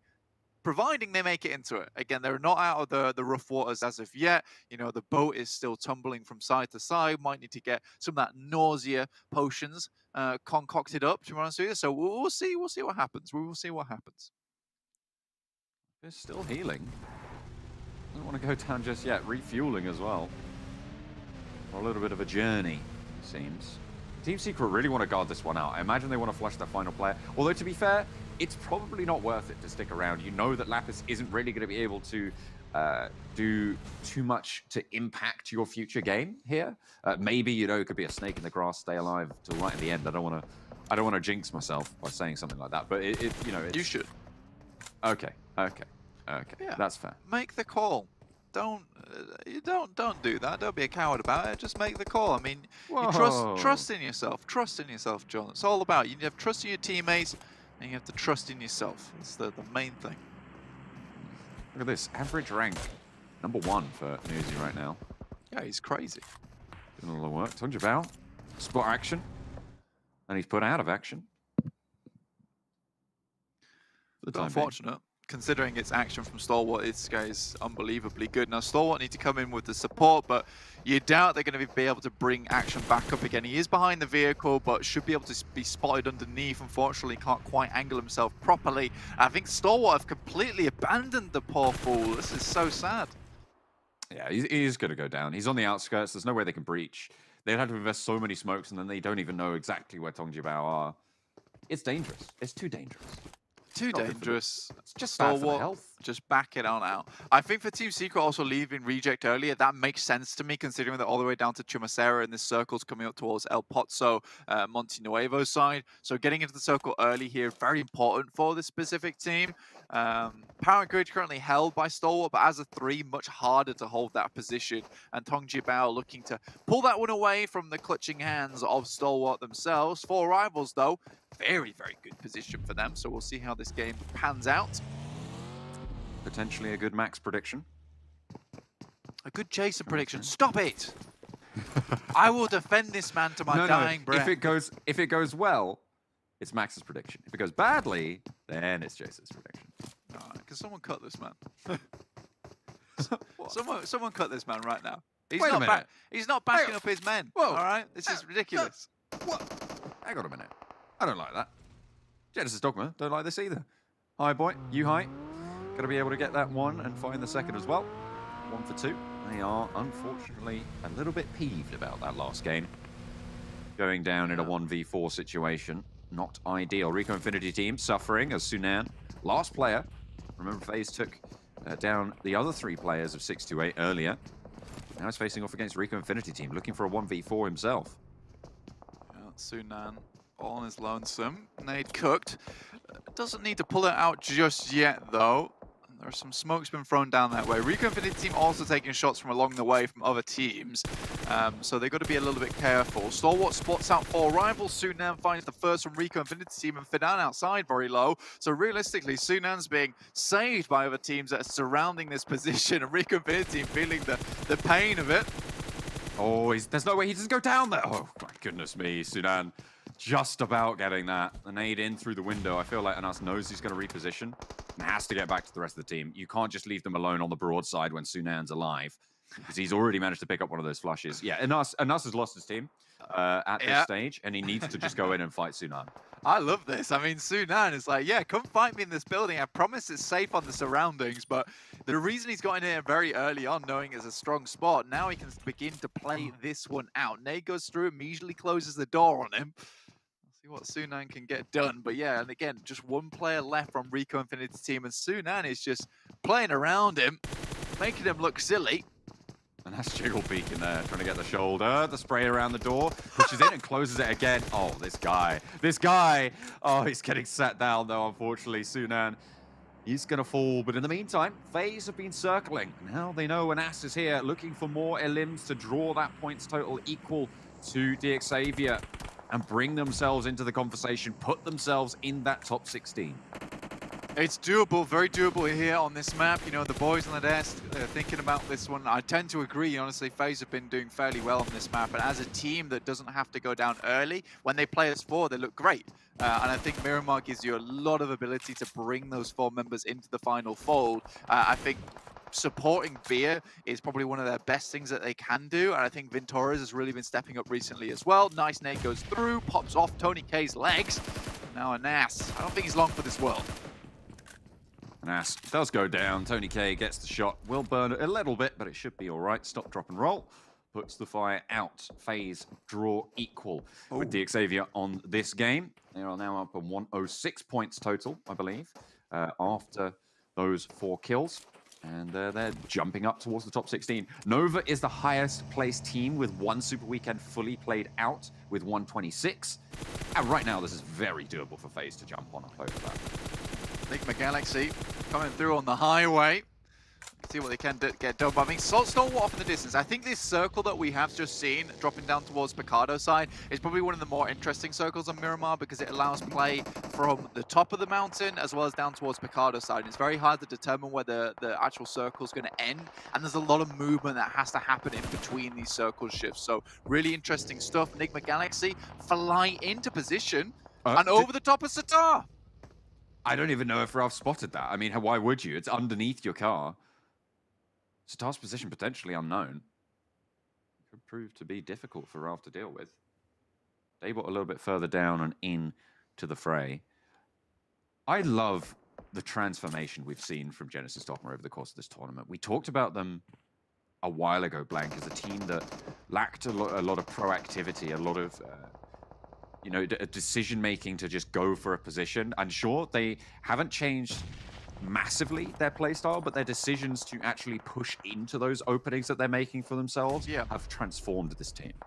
Yeah, I think that when we saw them first, they had the almost the prodding playstyle, the annoying playstyle down to pat, but there were often times where it was a case of almost a hesitancy to actually go for a fight, to pick up a position in the first place.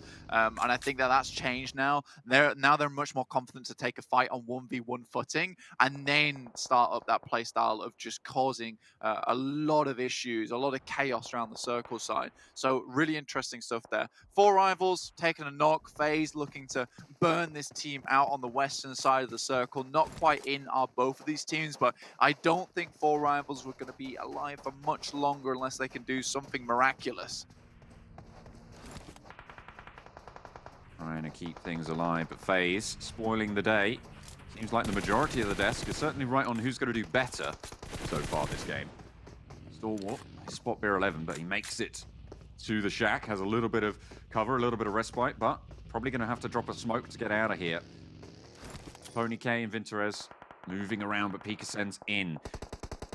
A lot of teams trying to descend, and actually 4 rivals have started to walk their way up to this position. Oh. Nice name from Stalwart. Again, just down to 3 doesn't mean this team is not an absolute hell to deal against. Well, now you're feeling very, very hot right now, increasing the temperature tenfold. FaZe gonna have to do something big here. Losing beer is not great for their chances whatsoever. And 4 rivals just thankful that another team's coming here as their saviors. Top goes down. Tony K just inside the smoke, sees Pika, moves out. Oh, gets the spray onto Scry, spots Pika over the top of the ridgeline, but he's into the buggy. Scry falls, 12 bullets left, gets the reload off, but Tony K falls, and in come the 4 rivals. Stalwart fall, and now 1 player down at the front for FaZe as they move around to try and back up their teammate, back up their buddy. But Vinter is low, he's ticking away, but so is Rift. He gets taken down, he gets eliminated, looking to get flushed, but no. And on the outskirts, it's going to be the 4 rivals really struggling to push through here. FaZe down to 2, but they've got so many kills already, staying alive. 6 on the game. That was a great opportunity from 4 rivals. They took their chance and ran with it. Take down the remaining members of Stalwart, try and push past the guys from FaZe, and it looks like Penumbra just about made it out before he was taken down. They're managing actually to bring the kill count, the elim count up for FaZe up to 7. Just making sure that they get as good a game as they can hope for. They're chasing down that Nova scoreline. Heading up towards Picado Hills now, John. A little bit more awkward. A lot of these teams towards Picado can be very put out by this one. MS Chumbury, we're feeling really good about this position down towards the southwest, but it's still a good spot in terms of being able to escape. Team Secret still chugging on. BTR have just about found a little bit of a foothold within this circle, but it's going to be very awkward going forward. There's so much elevation here, so many plays you can play within. So I think that honestly, for this game, it's all going to be about that mid to long range fighting. And I think if anyone's good at that, it is BTR. So is that your official prediction? I mean, now all of the desk predictions are eliminated from the game. Is that your official prediction? A BTR win here? I just made you prediction boy today. It's just I'm prediction. I'm asking you what you think about the proceedings of this game. Just giving my opinion. Thank you very much. Well, I take it that's a locked-in prediction from Blaine. Thank you very much. Okay, fine. Sure. Yeah, look, see, in a bit of an awkward spot at the moment. Molotovs will bring him down. Emma Chumbury moved up in the position. Like I said, it's a great spot to remove yourself from in Picado. But now BTR need to make something happen here. And honestly, this is going very badly for them. Yeah, I don't think your prediction went well, Blank. I'm gonna keep talking about it. No, we'll move on. Ryzen looking to try and keep them alive though. Shombury with the top spot and actually finds the spray. Team Secret with a little bit of oversight into this fight, but how many of his team can Ryzen pull back up by the bootstraps? Yeah, I mean, it's going to be difficult. Ryzen moves back across again. I mean, the first aid kit goes through. Team Secret got to be a little bit hesitant coming through here. But again, Team Secret, with this adjustment in drop spot, it's paid off for them massively. DRS are on the other side of the map. Tongji Bao just behind them now, though. So this is going to give a little bit of respite over towards BTR. But they've got to be careful of Satar, though, because he is waiting. Again, he's just hiding it out for the time being. Nadenham for Sir, looking for anything, something. And Satar's very central, and actually the circle shifts out all the way east. He's in the way. Bigatron managing to get all 3 players back up, live and kicking. Now they're going to have to move, or either stay where they are and guard out Team Secret on this push, or move in a little bit closer. I feel like guarding might be the better choice for them here. It depends how this fight goes down with Tongji about. I think for Team Secret, there is a potential. The Infinity looking to get rid of that remaining player from Genesis Dogma. Ryzen takes some damage again, though, and BTR just not being able to hold these guys out very well whatsoever. Tongji about removed themselves from that problem of Team Secret and now moving down towards BTR themselves. Goodness me, Tongji about actually aiming towards BTR, and now I think they have to split. It's going to make the Luxie Zuxi Wonder play. Tongji about swarm over this hillside. They have the high ground. It's very, very valuable here. Team Secret now only versus 2 against Bigatron. They've worked miracles in this spot before and actually find Kid here, but what more can they do? I mean, Zuxi getting dropped there. Tongji about, they just have complete oversight on the entirety of this next circle. Yeah, it's so hard to play this one out. Luckily for Bigatron, the only saving grace for them at the moment is that Tongji Bao also can see Team Secret. Zuxi will be taken out by the player from Team Secret. Now it's just down to Luxie on his lonesome, playing along this ridge side. Has to drop a smoke here. Maybe he can get away, but he might just be walking into the sights of Sir. Difficult position to leverage here. Nades up the top, and actually Bamboo gets taken down on top of the hill. DRS putting nades up into the sky. They are paying dividends. Luxie's still alive. So now 18's remaining, 19 alive. Lon's just taking shots down this way. They are out of the circle though, so they will have to move back in again, which is the only issue. And Lons is just going to send himself down the hill. That is one safe way to do it. If you don't have a parachute, just use a US and make sure that airbag is fully pumped up. That's for sure. Goodness me. Stays alive. No one quite managed to land the shots on. Look at the splits. Still towards the blue. Maybe look at to keep that high ground. But that is the difficulty, right, of holding that high ground. When it shifts away from you, you are going to have to fight your way down, and everybody's going to have you on broadside. DRS can put these nades up well. I mean, this is a difficult position to play in for DRS. I think I saw something very similar from, I think it was Lord's team way back in the day, and this is what happens to you. You just get naded from the top side. Bamboo does go down, but not before he's done the damage, and at that 6th zone, it is gonna hurt. And most likely, you'll see another play from Nigma Galaxy go down to the play zone very soon, unless he can get that heal off, which I believe he did. Oh, DRS, sorry. Yeah, Nima now pulling his player back up again, but Lon's in a great spot. Oh, nades around the corner, not quite finding the damage. Another nade up into the sky. Manhunt is going to take a couple of shots, a little bit of damage, but AJ runs right into the fire. Will burn down, and DRS are pinned in.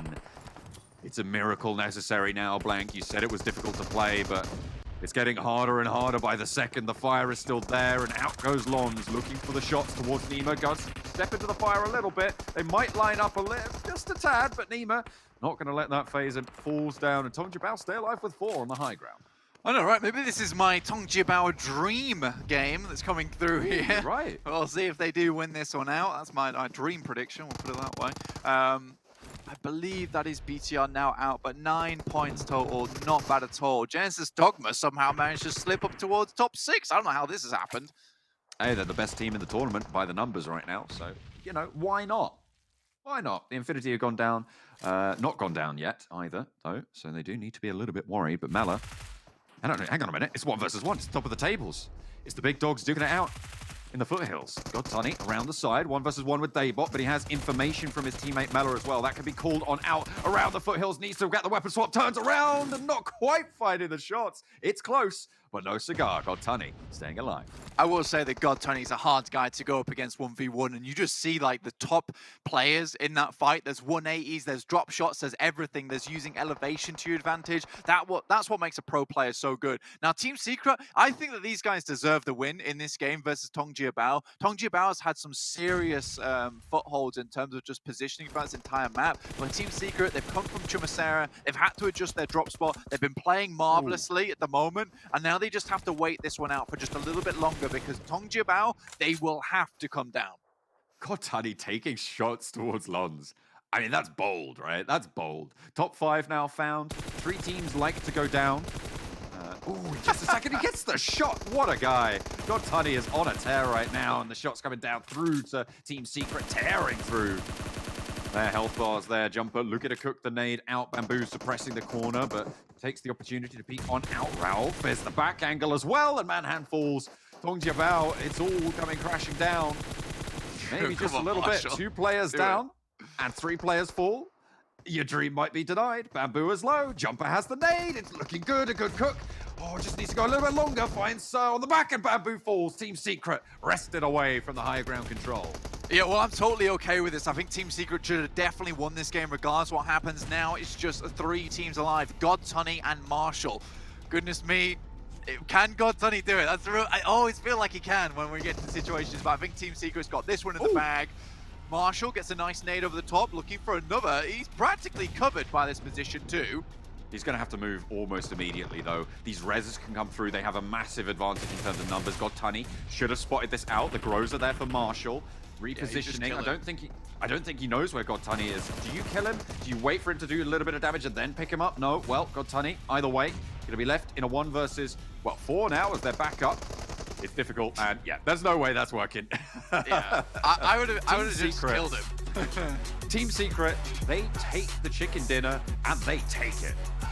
Oh yeah, I mean, it's an incredible chicken dinner from them. I think that there's so many things that went into this one. An adjustment, an early fight with Reject, coming across the top side, taking a very, very patient fight from BTR, understanding that you've been taking shots from Tong Jiabao at the same time. This is a 100% deserved win from Team Secret, no doubt about it. I really, really did like to see it. God Tunny always getting towards the end of the game as well. That guy is just a monster on his solo shenanigans. But I do think that, yeah, it was an interesting game, especially, like I said, you know, that part of Picardo with the hillside, with the elevations available, with so many spots to hide in, and especially when you get that one team up on high, that is the difficulty. But Tong Jiabao, they made so much noise, and they didn't get a lot done. You know, like there was a lot of noise, not a lot happening. And I think after a while in that situation, what happens is everyone looks towards it.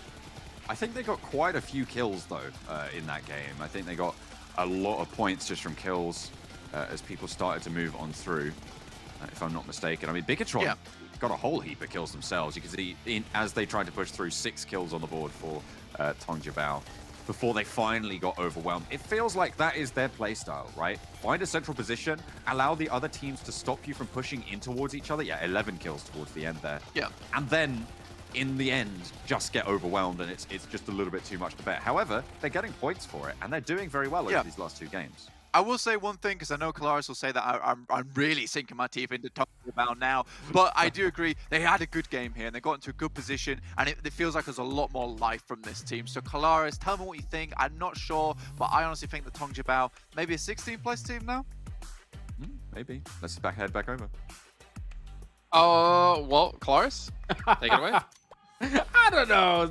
I mean, I will say, especially in this game, they had one of the strongest positions to eventually kind of play the odds, I think, with these circles, trying to move down if it kind of goes Picardo in the hills, if they need to deal with it. And, you know, I mean, they had a lot of kills. Maybe a little bit higher than a 16th place team, for sure, for this one.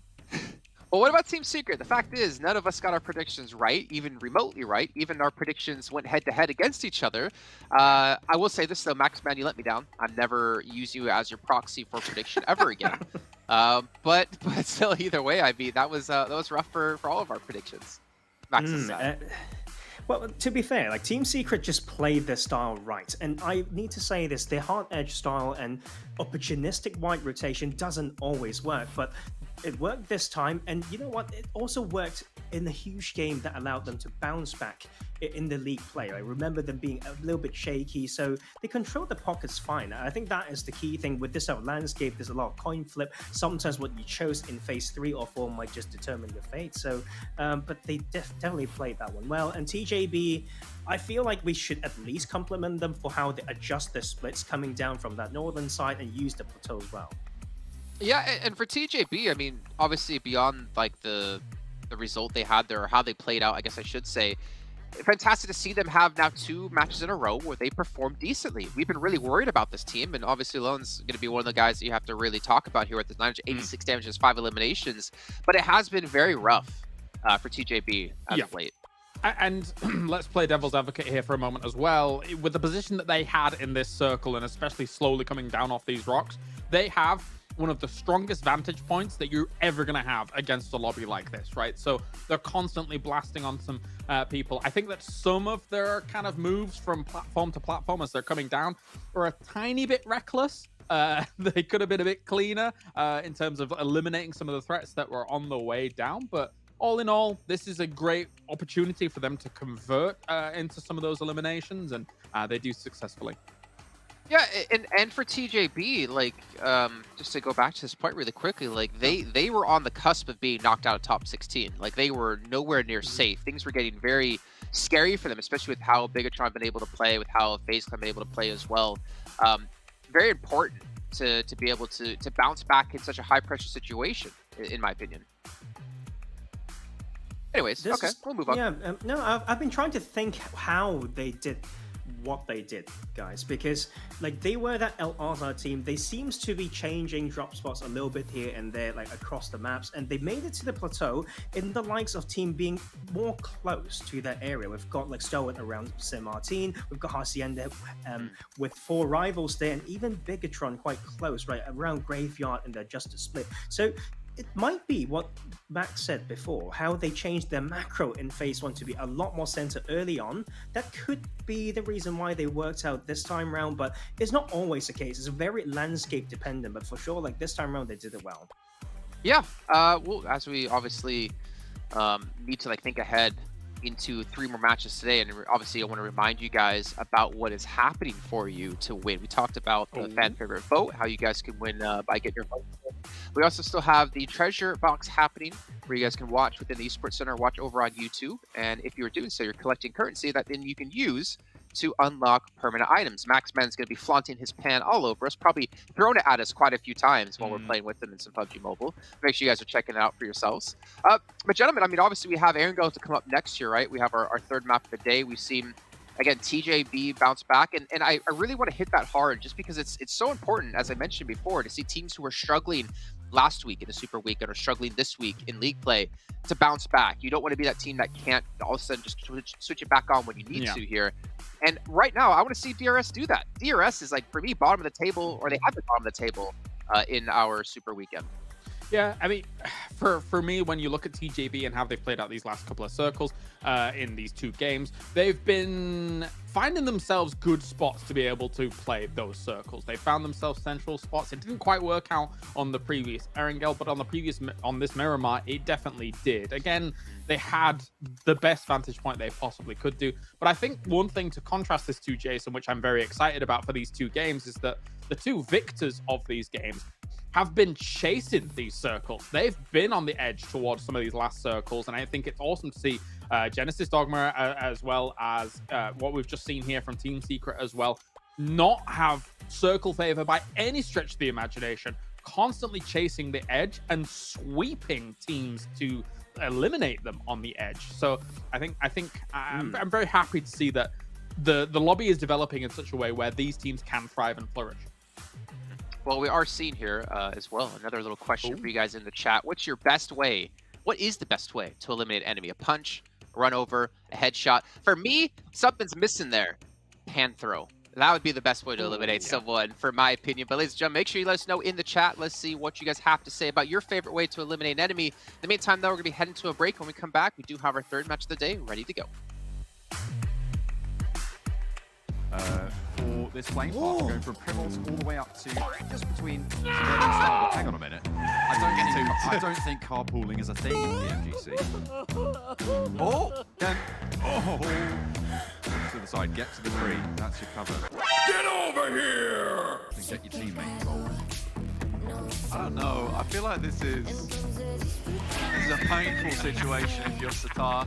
Let's see if he has any tricks up his sleeve. This guy's got the moves. He's got the moves, got the PMGC outfit. He looks clean. He's right over the top of the car. I'm gonna need backup. Who's gonna go in now? Magic Man himself, Satar. But in comes another player to try and what for, and this time, he's got a gun. Okay, yeah, there's not a lot you can do. I mean, dodging cars is one thing.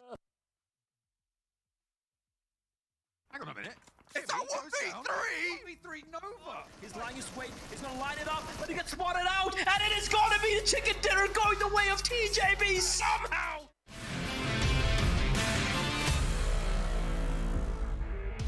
The holes in the floor, and they were surrounded, so well done to DXavier there to be able to make that one happen. Nova going versus Infinity.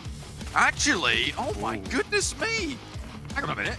It's a 1v3! 1v3 Nova! My goodness me, Infinity, you've got to be happy with that one. A Lone Ranger out in the fields doing work for the Infinities as they stay alive. Nova get curtailed. Dealt with as Pika strikes, finally moving forward, but around the side, Logan looks to rain in, but no, he goes down. And now it's just Mela looking for a 1 versus 2 here against Deadeye's guys as they push in. Goes low, but gets the knock, goes around the edge, looks for the spray, but goes low. The weapon swap is good and is able to find the kills. It's Deadeye's guys going down. As Reject, you're just trying to push everyone, and I'm too sure about this, but they're fine! From the sidelines alongside Sarrel, they're gonna find 1, 2, 3. Good night, Deadeye's guys. Money for themselves in the long run. AJ and Renee, they're looking for that second place for sure, and then try to work with it from there. Lift takes massive amounts of damage, but it's Jumper with the double. Sends this into a 2v2 now. DRS immediately, they scatter, looking for better positions. They go wide. Important that Jimmy is there. I mean, they get a team wipe, so they don't know there's anyone else in this building. They think it's finished, they think it's done. And already Jimmy finds one. There's another up top side. Looks for the other, and he will clean it up. Jimmy! To seal the deal, the nade could be good here. Pop standing between him and the chicken dinner. Maybe look to reposition for the fight, but the nade dunks down, and it is Love to stand tall. The man, the myth, the legend. Sneaking in from the side. He can hear him, he knows where he is, and Manhunt just seems to be tunnel vision on the fact that he's across this little mound, has no clue, he's to his left, and it is Oh my God! He's lying his weight, he's gonna line it up, but he gets spotted out, and it is gonna be the chicken dinner going the way of TJB somehow!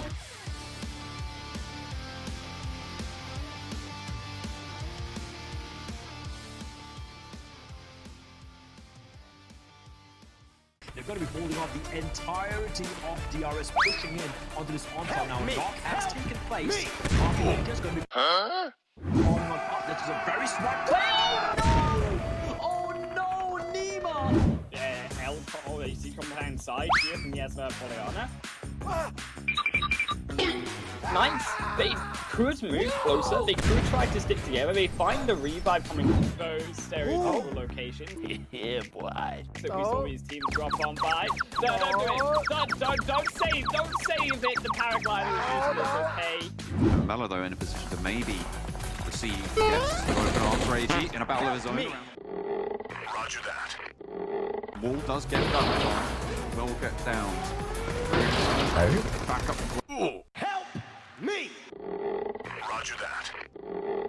Sarah, in the meantime, has managed to push all the way up. But it's the holdout coming through from the Deadeye's guys. Straight through the window. Lands some.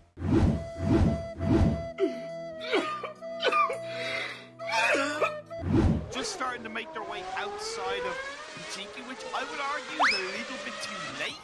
A couple of teams would like to go Helicopter! Extend it more, and I'm sure others will join in on the mix.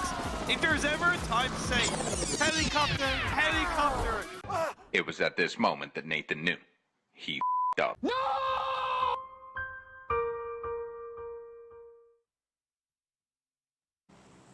Split coming out from Split. What happened?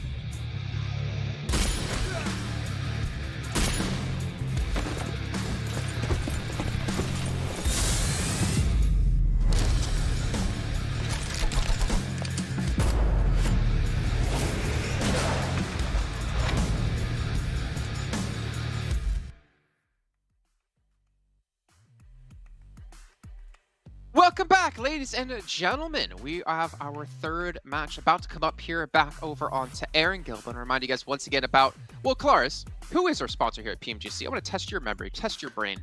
I do believe that's OnePlus, Jason. Do you want me to pull up my OnePlus? True.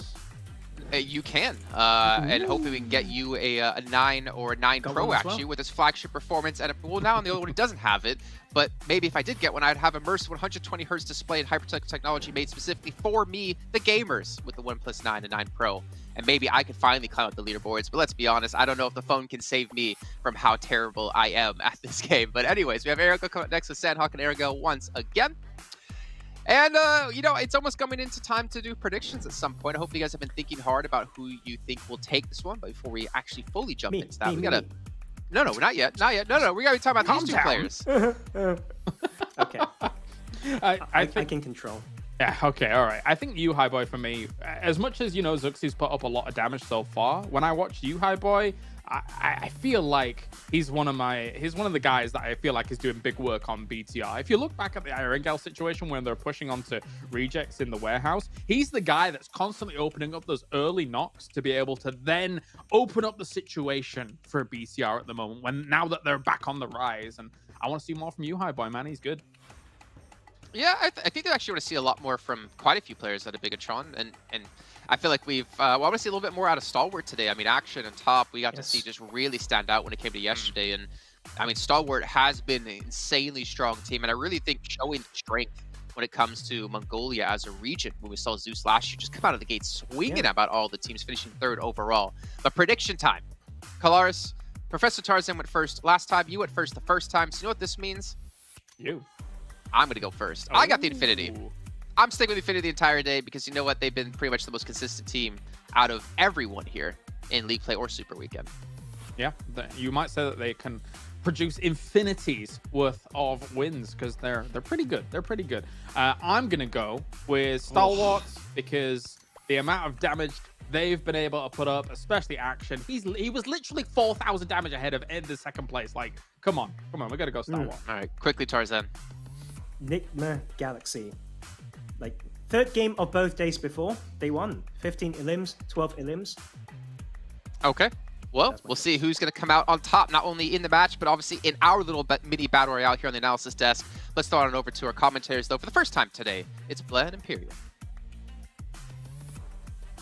Thank you for that, Jason. I always feel like we're missing out when it comes to these predictions, Imperium. So I'm gonna be the Jason of this particular two-man desk. Who are you picking? Okay. Well, yesterday I blessed FaZe. In the two games we commentated, they got back-to-back chicken dinners. Today I'm going to bless DRS. The reason why is because I think they need a very strong result. They haven't had bad results today. 8 points in game 1, only 2 points in game 2. To me, they need to show up. I highlighted it yesterday, so I'm going to bless the Nepal side of DRS. All right. They are getting a little bit of divine intervention in the form of Imperium. I was gonna go with DRS honestly, but then since you've picked them, I don't think it's fair. I'm gonna stick with FaZe again. I feel like fair. They had a great start yesterday, and I believe they're going to be able to recreate that here on Erangel, the third game of the final day of Super Weekend number 2. We've seen some ups, we've seen some downs. Speaking of downs, though, Cryptics, their team we've been a bit critical of, right, with the way they're approaching things. But a couple of good games here and there could completely turn things around. Yes, but here's the thing. It can't just be, in my eyes, a couple of good games. It needs to be, to me, every single game, because even getting through to third Super Weekend isn't a guarantee with how they're playing right now. Because when you look at FaZe, when you look at BTR, and the fact that they're getting close to overtaking Nova, for example, that's going to make that third league week so much more difficult to qualify for. Because Nova, BTR, FaZe, they know they'll need that second Super Weekend. So for Cryptics, every single game is going to count. Every single game today. Looking at a zone, I think I wouldn't say screwed them, but they are quite a distance away from where the circle is. It's going to completely encircle Sosnovka, so, you know, we could see another military base zone here. Sunan will get a knock and a quick finish onto Nigma Galaxy, who have been great thus far, but getting caught on the rotation and, of course, weaponry advantage clearly, firmly for 6-8, as all these teams are going to start to kind of rotate down south. Now, looking at the zone, which way do you think this one's going to go? Like, the odds say it is going to be military circle at the end of the game, but there is still a real chance it could, you know, sneakily go up maybe towards Milta, maybe towards, you know, the eastern side of Ferry Pier. For sure, there is that possibility. With the amount of water that's in play on the south side, though, of Military Island, I really feel like it is going to be that base finish. And if that's the case, in the two we've had so far in the Super Weekend, they've both been won confidently by the side of Infinity. So I kind of am tempted to go, DRS maybe, but also Infinity, Military Island Circles is there for the taking. Nigma going for a very early rotation across the western bridge. It makes sense because they're able to directly divert to the left-hand side, and the Infinity aren't fully ready to bridge camp. I really appreciate this from the Mina side. Yes, one has been knocked, but I believe the other three will still stand tall. Yeah, and I like the attempt coming in from from the lads in Nigma Galaxy. Like you pointed out, Infinity were not ready enough. They hadn't really set up the roadblock. They hadn't really taken control of the bridge. Sure, Nigma Galaxy is a little unfortunate to lose one man there because they did lose one earlier to 6-8. And look at everyone else looking to cross on over. DRS are going to be very fortunate that none of these bullets are finding their mark.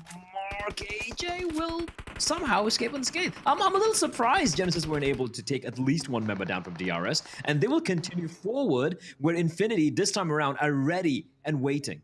And I think a big part of why DRS got away with that initially is because they're all rotating as a unit, one by one behind each other. So that means there's less focus. As it happens, on the other side of the bridge, Stalwart are there waiting in the wings. Scry picks up a vehicle kill onto one of the members of DRS, followed by the second player going down. In the first Military Island game that we had a couple of days ago, we saw far less teams going for bridge rotations. I think maybe teams went, okay, nobody really went for bridge rotations in the first Military Island kind of game. This time around, it's going to be the same. No, that's not the way. You got to be aware that bridge rotations, unless it's within the first 2.5 to 3 minutes, are incredibly risky. You saw Infinity responding very quick to this phase one. You saw Genesis Dogma respond very quick to this phase one, and you saw Stalwart respond very quickly to this phase one. And although they've gotten away with it, the two teams who have rotated into the Military Island have both lost 2 players, right? That's a definitely overall a net mistake by DRS Enigma.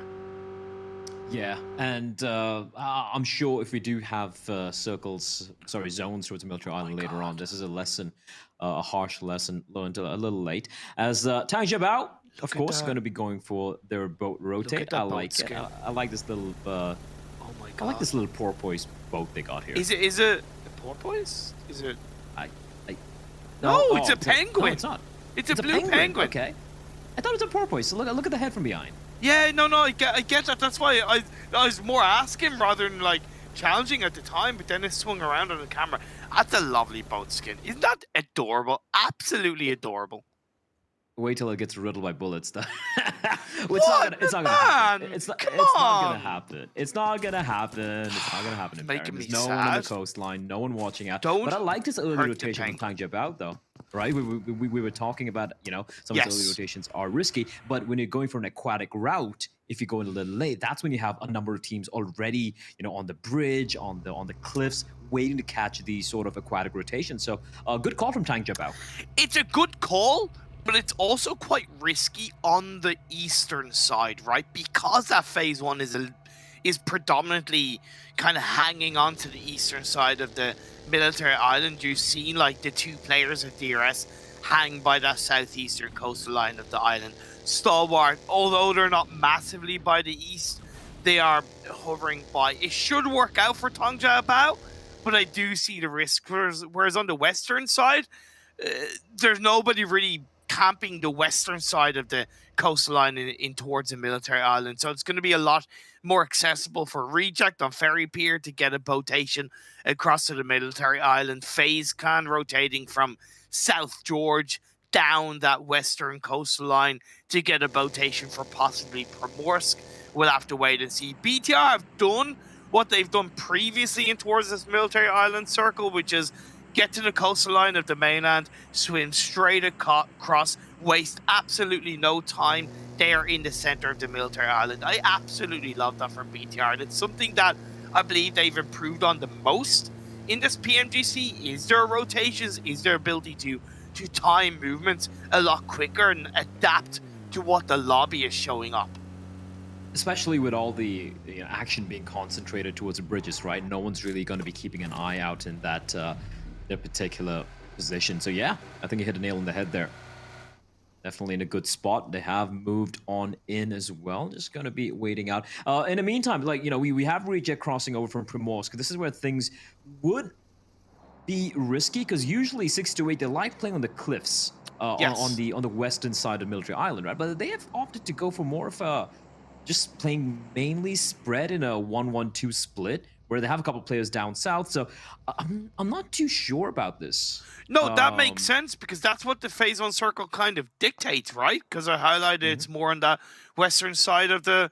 It's more on the eastern side of the island. So, and there you go. Phase 2 shifts up and once again goes over to the east. So that's why I agreed with that positioning from 6-8. Because I think as much as you might pick up a kill or two onto a team rotating from Primorsk or Ferry Pier, you're losing sight of a much better rotation in Phase 2 onwards. Tank Jabao caught out in the open. This is risky. It's a 4 versus 2, down to a 2v2. Oh, why have they done that, Imperium? That is I don't want to say disastrous. I told them so, but I told them so. I mean, technically, you didn't tell them. You told me, but I speak to the players through you, I suppose. All right. I'm the player whisperer, I guess. Sounds very disgusting in a way. And 4 rivals. One day they'll get that chicken dinner. But right now, off to a bit of a rough start. Daybot gets a free kill, and Genesis Dogma, after that initial, barrage of bullets to fight in direction of DRS, they have been very, very quiet. And I'm a little surprised at 4 rivals. They know Genesis Dogma like doing this. Maybe they assume they crossed on over to the bridge, perhaps, but still, that feels like just a big assumption from the side of 4 rivals, and yeah, they lose a man. Cryptics, Rico Infinity, MS Chambori, Team Secret, and Down One. They're the teams outside of Genesis Dogma.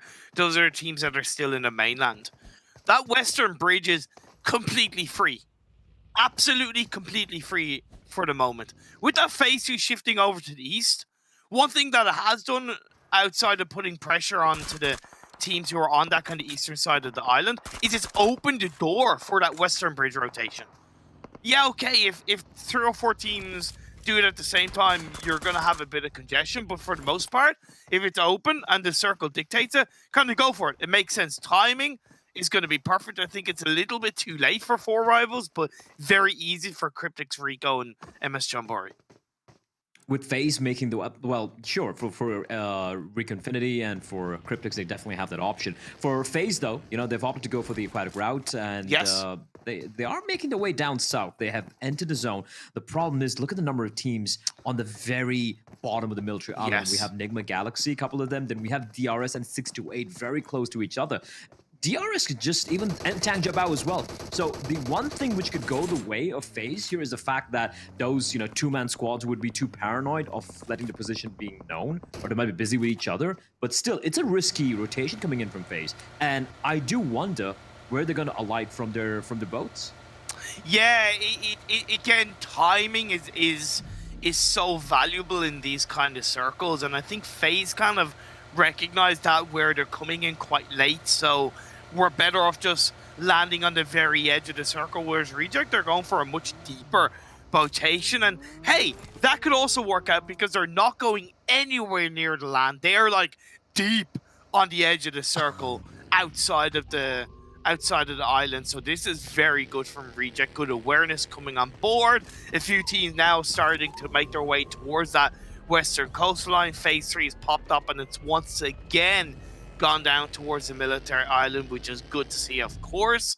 Hopefully we'll get a bit more of an overview of where that circle has shifted, and it has at least gone back over to the west, but it's stayed up north, and that trickle of water is in play.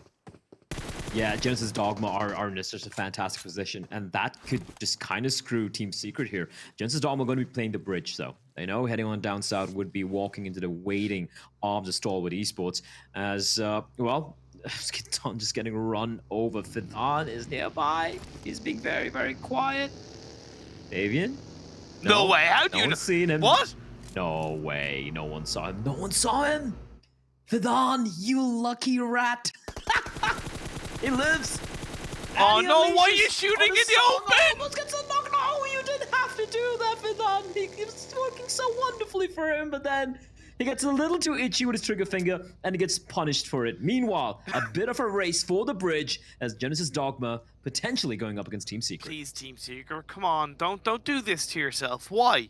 Why are you taking the hard route? Why are you making it so difficult for yourself? Okay.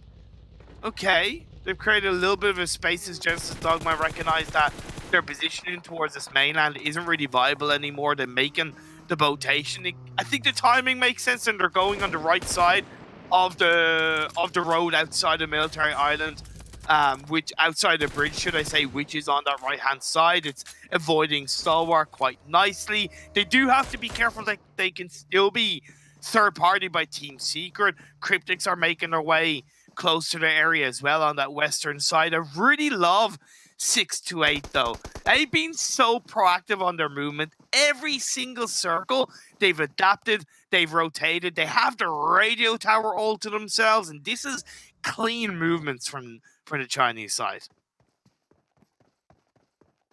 Yeah, Team Secret's position here though, it's going to be untenable in a bit, Imperium. That's what worries me. Exactly. Unless the zone just decides to say screw you to Logic and everyone else in the server and just heads up north. That would be insane if that does indeed take place, as BTR spawning phase in the distance, trying to make their way in. And for Genesis Dogma, I kind of thought they'd stick around on the bridge, but they decide to drop off on the side, 3 members, and that means they're getting peppered by Stalwart Esports. And bear in mind, Cryptics are hearing all this commotion. Although He doesn't know that Booms is there. Oh. This could easily go spiral out of control for Stalwart. As you said, there we go. Booms, you called it Imperium's cry. Will be knocked, and suddenly Stalwart Esports, they're in a rough spot here, from hunters to being the hunted. 2 players knocked down right now. And it's onto Top and Pika to make something of this. And they decide this is a 2v4 they did not want to take. And look at the zone. Genesis Dogma. This is huge for them. Big. Imperium. Not only do they repel the attack from Stalwart Esports, but they have control of that particular area. Now, unless Team Secret rain Hellfire from a top, which they're doing right now, if they can survive that, it could be huge, but it is looking unlikely. They don't have much cover. Look at Kid! On top of the bridge! 0 trucks given on that one. Absolutely fantastic from Team Secret. And I think they made the best of what looked like a very tough situation with that one, and they recognize, okay, we are putting ourselves in a bit of a short-term benefit, long-term risk, and they played with that quite nicely. Nigma unfortunately go down. MS Chombori picks up a couple of extra kills. They've been very good in this kind of circle position, nicely on top of the high ground, and they haven't really been too spread out, so they've been able to deal with this kind of pressure for the time being as Infinity lay the shots, the bullets on the BTR.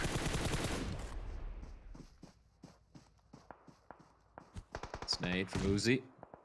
I think it lobbed it the right direction. Oh, fortunate for Luxy, explodes on the other side of the trunk. Never mind, Uzi will still find him. The M4 BTR, a couple of members knocked. this is a great opportunity for Infinity to move on in, but they're also aware of where MS John Burry are, so they're not going to get too over-eager, and MS John Burry going to use that opportunity to try and maybe steal a couple of kills away from the side of the Infinity. Team Secret, considering, you know, they were in such an untenable position earlier, they were coming in late into the zone, coming into the water, and they've left a couple of players on the bridge to provide some covering fire if Fredo wants to make landfall. So I love this approach coming in from this side, from Team Secret. I don't love it, but I think they're making the best of it. Of what they have, yeah. And that's what I think makes them such a powerful team. They don't always make the best decisions, but they're really committing to it, and they're turning it in as much of a favorable position as they can. FaZe went for a rotation on towards the western side, and they met the might of Down One Gaming. I gotta give a lot of props to Down One Gaming, because if you remember, I highlighted that they needed to start getting more aggressive. They needed to start getting more kills. They've done that very well in this Super Weekend, so I have to give them a lot of props. Their fight for the top 16 in towards the finals is still very much in their hands, but they're heading in a very good direction. For sure. Even a few of the games which we were in cast, I was looking at the number of kills they have, and like 6 kills, 7 kills. Exactly. Even though the placings aren't that great, and that's a big U-turn, and that could be something which could potentially catapult them straight up the table. That's Nysel. Lone surviving representative. He's being helped out by 4 rivals coming in from behind, and Team Secret are getting absolutely bloodied.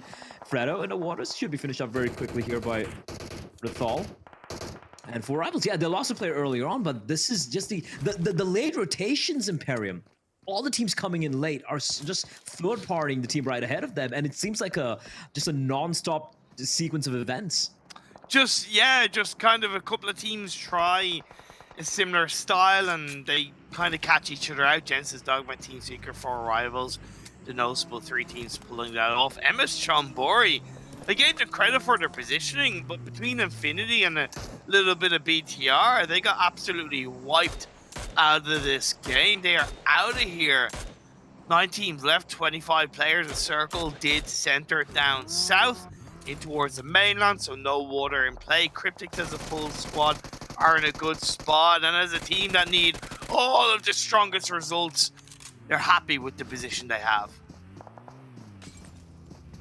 Both the teams we picked have had a rough map though, but DRS and FaZe clan getting knocked out pretty early. FaZe not even a single kill for them. At least DRS have got a couple of consolation kills.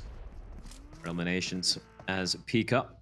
Bit of an exchange. Stalwart actually, 3 players still there, and they're looking good. Shots, the last member. He tried to pull off the great escape here, but he's being hunted. Now, if he can isolate this fight real quickly and win this duel, there is a chance, but no, from behind, it's Uni! Damn One Gaming, they seem to be on a bit of a warpath. Oh, God, and they're looking for more. 7 kills so now. Good. As Tunny, he's still continuing to deliver the pain onto everyone downhill. Rico Infinity down to 1 member, and Damn One Gaming, even though they're not in a circle right now, they're in a fantastic position. But first, they need to neutralize Nysel, but the trade is immediate. Look at that movement from Down One as a team. That's something we haven't really seen them from them so much in this PMGC, especially in the early stages. They looked clunky. They felt kind of separated. The nerves would have been getting to them, whereas now they're fluid, their movement, they're moving, they're reactionary, their pro activity is absolutely on point, and that awareness to third party is so clean. Again, like you said, they're not in the circle, but you can't deny what they're doing. One team is definitely in the circle. Stalwart Esports, Top Action, Peak. I honestly felt like I think it was Action who got knocked down. I thought it was done for earlier towards the bridge, but somehow they've been able to get the res, which is so very impressive. And now a 3-man squad for Stalwart is always going to be gunning for the chicken dinner, always going to be very, very dangerous. Now with Appy getting knocked down, Penumbra, he knows Stalwart's are nearby. The res won't be taking place though, but it's going to be biding his time. He's all alone, so right now just going to be playing for the placement points, because if you look at his position on the minimap, he's trapped within Damn One, Stalwart, and Cryptics in the vicinity. Uni takes a hell of a lot of damage. does end up getting knocked by action. One thing I love about Stalwart is that they peak on the other side of the road. So a little bit of anchor point allows the other two players to really focus on this north side of the road in a confident manner as a duo. They've come in to get the kill onto one of the down one players, and even the Circle heads in their direction. Cryptics are still in this game as a full squad, the Circle favoring them. Infinity, like I said at the start of this one, they won the previous two Military Island finished Erangel games. Will they make it 3 in a row? That would be big. Still, a lot of heavy hitters alive in the zone here. 5 teams, but 14 alive. That's an average of almost 3 players per team here. As action will be rezzed. Pika trying to get the a bit of vengeance onto its Infinity, and Uzi should fall here? Okay, El Chapo not quite able to connect. And for Cryptics, I mean, they don't really have to take any fight right now, but hold on, Logan, he's gonna find the knock there and the quick finish, and this is a bit of a battle between Stalwart and Infinity. 2 versus 2 right now. The res can take place, no, it won't. Honey will be quickly finished off, though. See how reactionary Infinity were? They got the knock onto action. And even though Uzi got knocked, they were like, okay, well, we still have the opportunity to push onto Pika because there's no backwards cover by Stalwart. They pushed in, got the kill on the Pika. They're inside the circle. That is really clean awareness from Infinity. And they deserve to be in this late game. They deserve to be in the circle just on that action alone. Incredible. Cryptics who have barely made any play thus far.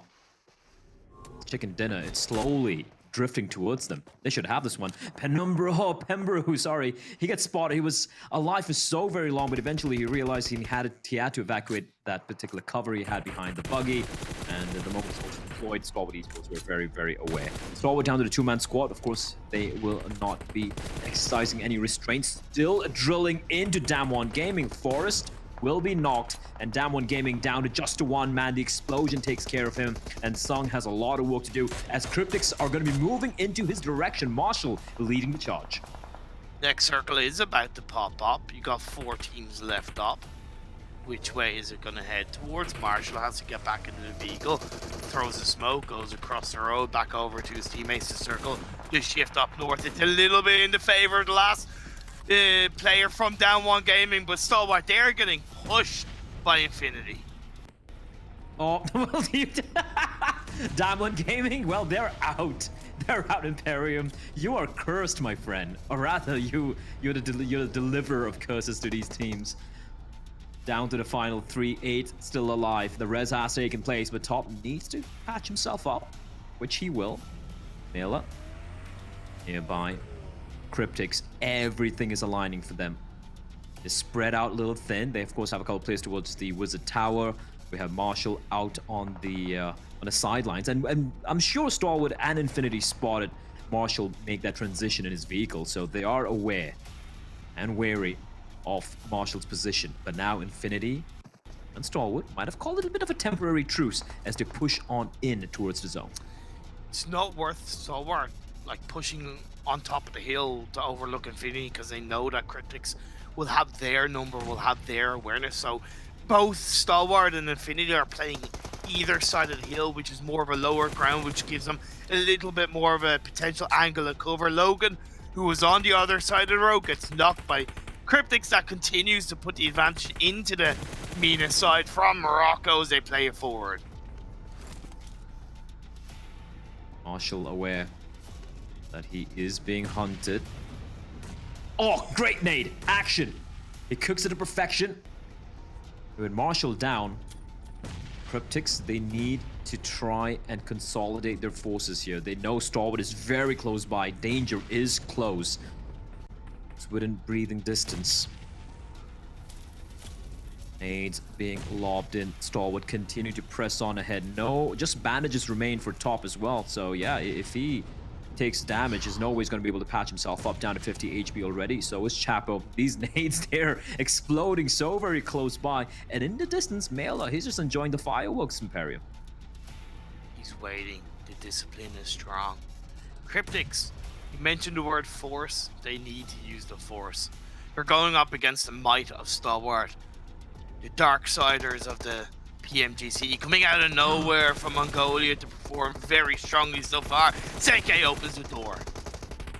Well, that should be it. Cryptics, they took out 2 of the danger people, and Top is on a sliver of HP, and a final bullet straight in his head will put him down to sleep permanently, at least for this particular game. And Cryptics incredibly played there. Even though, sure, the zone kept favoring them, even though they kept very, very quiet when it mattered the most in that 4 versus 2, even when they had like the 14 alive in that very, I think it was the 5th or 6th phase. Yeah. They were able to just hold on to their ground. I love the little rotation coming in from Marshall as well. So yeah, Cryptics, nothing too aggressive, nothing too incredible, but a well-deserved chicken dinner. Yeah, for sure. Look, it wasn't the flashiest of games. Like you said, they didn't really make too much noise in the early to mid game. They stayed quiet, not too many eliminations to begin with. But I can honestly say probably the most important chicken dinner in the PMGC. This is a team fighting for the top 16. In day 1 of the Super Weekend, I believe they had 8 points in 5 games. They've had a torrid Enigma Galaxy level of Super Weekends so far.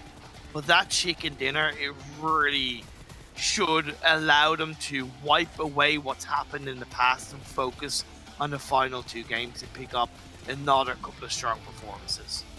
Also, we got to give credit to Stalwart, right? Like, I mean, I think they ended at 14, 15 eliminations at the end of the game. So just incredible resilience from this team. And sure, they might not be on the tippity top when it comes to the leaderboard, but just it's not just the individual, just the way they're able to be composed and handle themselves under pressure. I feel it might just be the best in the entire, not just the region, amongst all the teams playing this tournament. Yeah, you could be. Yeah, I don't think I could say that better myself. It's exciting. I'm really happy to see Cryptics get a result I kind of said they needed to, and they proved that. But carry on forward. You can't go into game 4 with a 0-point result. That's the one thing that I'm a little bit scared of with Cryptics. Well, of course, we do have the panel to take over right now, gentlemen. You should have all picked Cryptics, right? We're getting out of English. Easy for you to say, Bleh. Being on the caster desk, not having to make predictions. Well, you know what? At least Kalaris and I can high five as our teams got 2nd and 3rd place respectively. I'm not going to try to do it here at the virtual reality because you might... Oh, and he went for it. Now I feel bad. Now I'm the jerk who didn't go for it. And then our other pick of Enigma Galaxy not working out. But you know, it doesn't really matter about predictions. If you predict at the start of the game, you're literally just closing your eyes and randomly putting your finger on a team because it is almost virtually impossible to predict with any sort of accuracy of who is going to do well. Okay, Cloris, go ahead then. But Jason, all right. Who got the most points in this game? All right, I decided to try for once. In my other games, it was just meme picks, Jason. It was just meme picks. But now, yeah, Cryptics might have got themselves the win.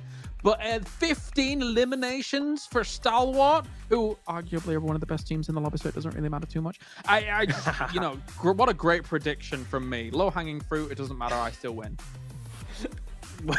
I don't know what to say about that. But hey, like, to be fair, they've done something amazing, right? Because yesterday was not quite, it's not even close. 5th game yesterday, Southern Island, they died at 16th with 0 eliminations. They've learned their lesson. They came into setup around the Eastern Bridge a lot quicker, and it just worked from there.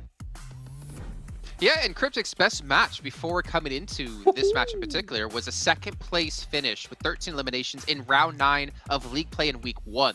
Very, very long time ago. And Cars, I do like the sound there. 1145 damage, 7 eliminations as well coming in for Stalwart. And again, the thing for me about Stalwart is like my heart sometimes just breaks because we see them have these like amazing, consistent matches, and then we'll have like 2 days of Super Weekend like last week where they didn't show up, you know?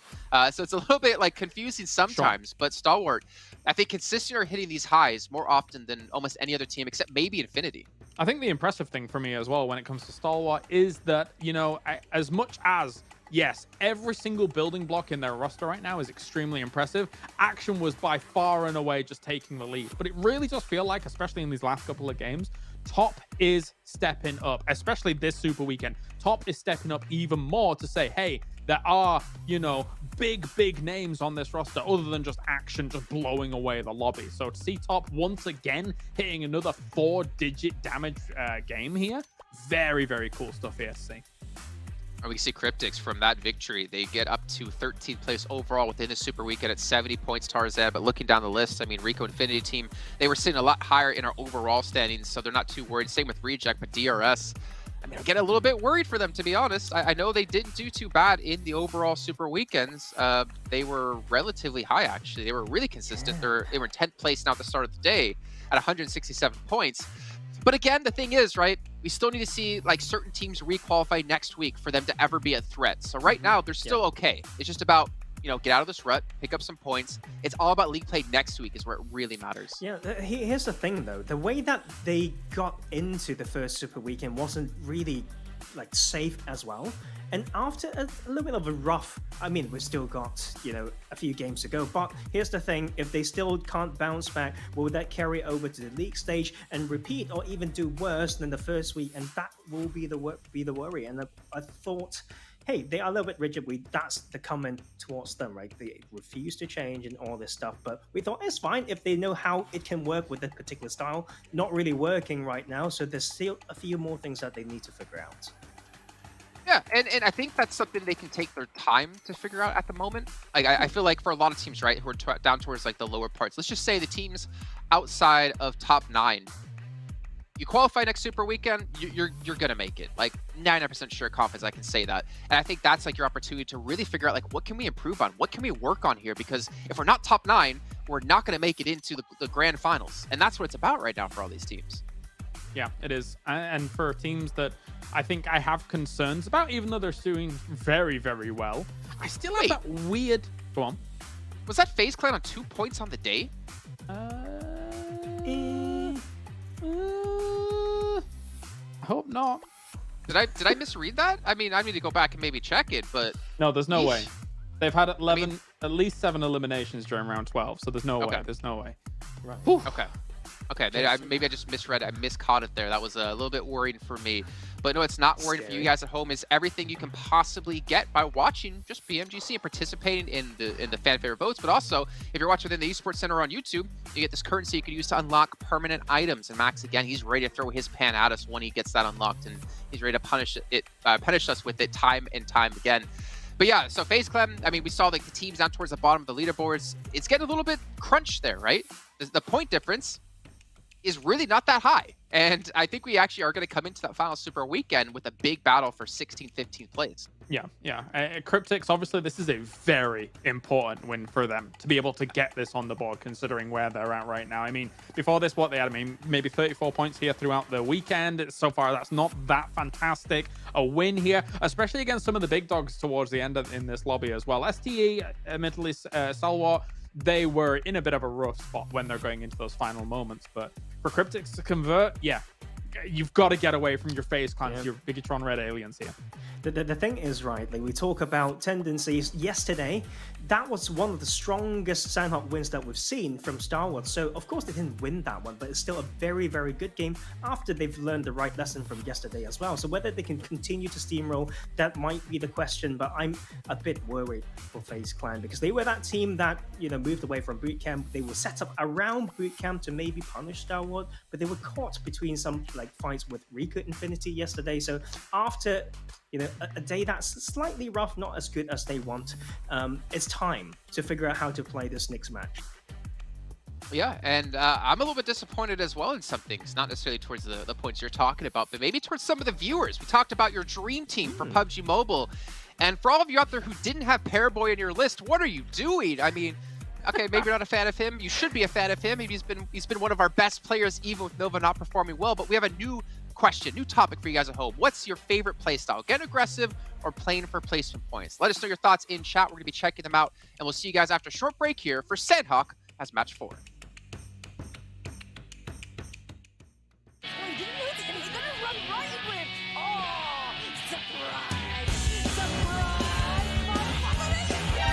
NANI?! お前はもう死んでいる。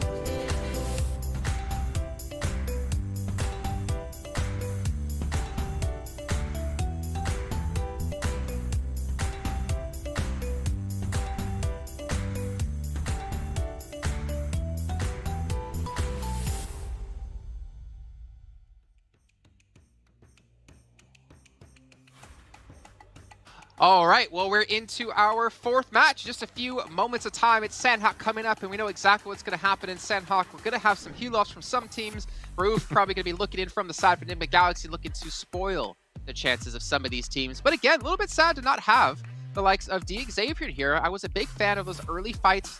Very well, I mean, pretty much right off the bat, and whenever the match did start here. But Sanhok, I mean, again, really interesting map, and I do enjoy the different kind of strategies some teams employ into it. But I believe yesterday we saw Stalwart just have a redonkulous match on it. Yeah, I watched that back. Obviously, I was not with you guys on the broadcast yesterday, but I was definitely watching back the games. And we've seen similar situations to that in previous tournaments, Jason, right? Where you can control the side of those hills, especially those small towers that are on those side of those hills. And when you have those, especially in TPP, oh boy, are they insane as locations to be able to hold out your opponents on. So I think Stalwart, they are very mindful and very careful about which locations they're going to be taking here on Sanhok, which you have to be if you think that third parties are going to be rocking up on you here. And I think they have the golden key to be able to unlock Sanhok. Golden key. Okay. That's a good sign. That's a good sign indeed. And we'll get into our predictions, and maybe you'll be backing some of that up when we do get to that time, if you maybe want to change your pick at some point. But the thing is, for me, Tarzan, I just want to quickly have you explain, just really fast for all the viewers out there, because obviously we have some viewers who are really good at the game. We have some viewers who aren't as good. You know, they're more casual. What is it about Sanhok that makes it so hard to be really consistent, but also to have really good performances on this map? First off, is the size of the map, right? So you start with a huge density of teams wherever you go. So, and suddenly you just have these fights so much, earlier on. So if you lose players early, your game plan needs to just kind of change, and suddenly you just don't know how aggressive to rotate. And after all, there's still a lot of grass, a lot of rocks and stuff like that, and of course blue zone damage and all that stuff. But yes, essentially it all starts from the size of the map and the amounts of covers there is to offer. I feel like we could probably talk actually for a very long time about that, probably longer than the match will actually last. But in the meantime, let's get our predictions in, because it is about time to kick off. I'm going to just start right off the bat. Infinity again. No, I'm not turning my back on these boys. Claris, who do you got? He loves them. He loves them. I've already justified my pick. I'm going with Stalwart again. As for me, the other SD, 628, I feel like they could do well from Hard Team. Okay, well, we'll see which prediction will reign supreme. Maybe all three of us will go out right away. Or maybe all three of us will be top three. Who knows? Maybe we'll finally look smart on the desk for once here. But we obviously have our commentators to get to as well. And maybe it's time that Blend and Imperium give the prediction. Well, maybe not Imperium, because he did say he gave the blessing to DRS last game, and DRS went out instantly. He did it later on the match as well, and the team went out instantly. So maybe, Blend, you could do the prediction for him, as we'll throw it on over to our commentators here at Blend and Imperium to take us into match 4.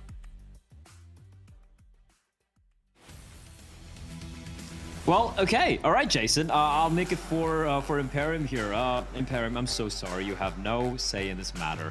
I'm going to go with DRS for you again, because why the hell not? You know what? Yeah? Joke is on you, my friend. Because you would have gone with it? is on you. You know why the joke is on you? Because DRS have been pretty good in Sanhok at times.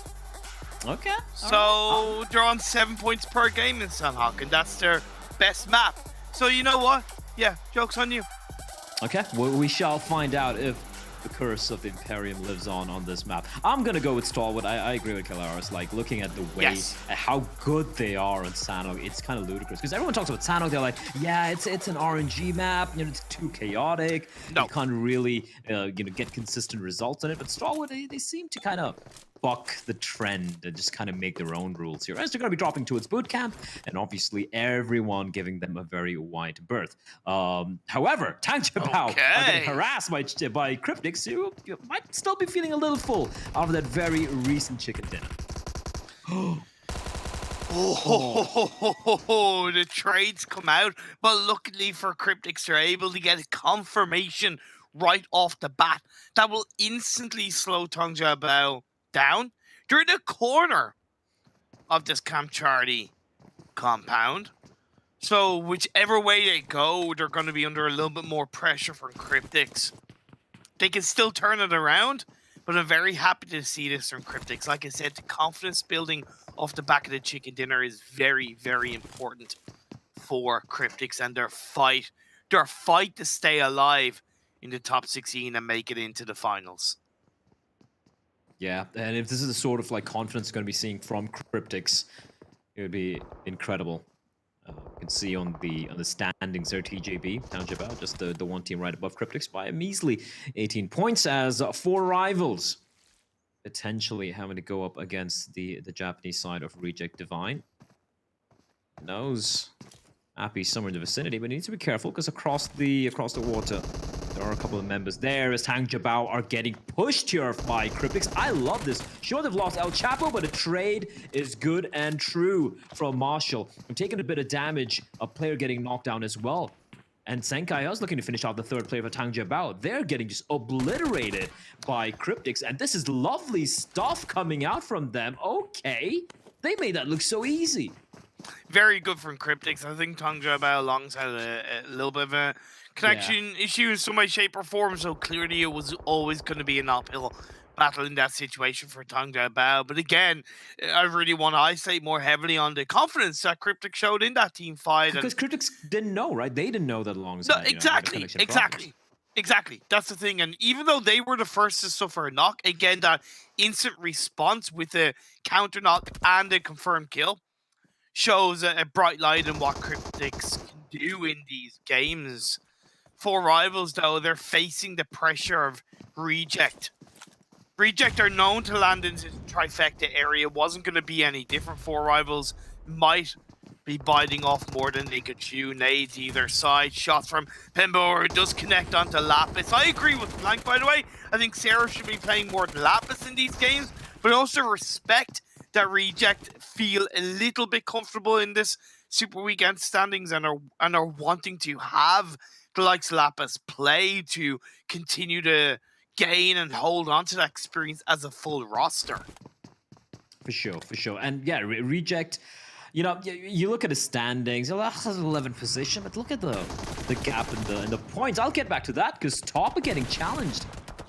FaZe, they're feeling feisty. They're looking to take the fight to Stalwart Esports and Bootcamp, and because of that, they will be punished. They lose a member. Scry's already outside of Bootcamp, providing eyes and covering fire as well for Stalwart. And FaZe now, well, Stalwart know exactly where they are. And if you know anything about Stalwart, they are potentially going to be going for the hunt, but FaZe decide, and I gotta say, it might be the right call to evacuate the premises and just run for the hills. For FaZe and BTR, their target has always been, since the start of the Super Weekend in my eyes, to overtake Nova in the standings. With 2 games to go, FaZe are only 16 points away from overtaking Nova, and BTR are only 27 points away of overtaking Nova. That's very possible for these 2 sides. I know Sanhok can be a little bit RNG. They have the confidence, they have the ability to pull those points out of the bag and get the results needed. So I'm excited to see if they can do it because, again, coming into League Week 3, when you have FaZe, BTR, Nova, to an extent kind of Reject, but so many strong teams fighting for the top 16, like down at the bottom of the standings, it really shows how good of a standard this lobby is. All 20 teams. Who would have expected it coming into the start of PMGC to see these teams, giants of their regions, not necessarily struggling, but just being where they are, needing every single strong result? It makes the PMGC just so much more exciting this year, Blah. Oh yeah, absolutely. And I'm just gonna say it, like, you know, come Wednesday, come the final couple of games remaining, it's gonna be heartbreak. It's going to be heartbreak for a couple of these teams. And I'm going to be feeling heartbroken for them as well. Because everyone here, I mean, sure, a couple of teams, you know, they had a better week 1. Some of them had a better week 2. But everyone has shown that, you know, they can hang with a majority of them, with all of them. Apart from maybe BC Swell. But, you know, apart from them, everyone else.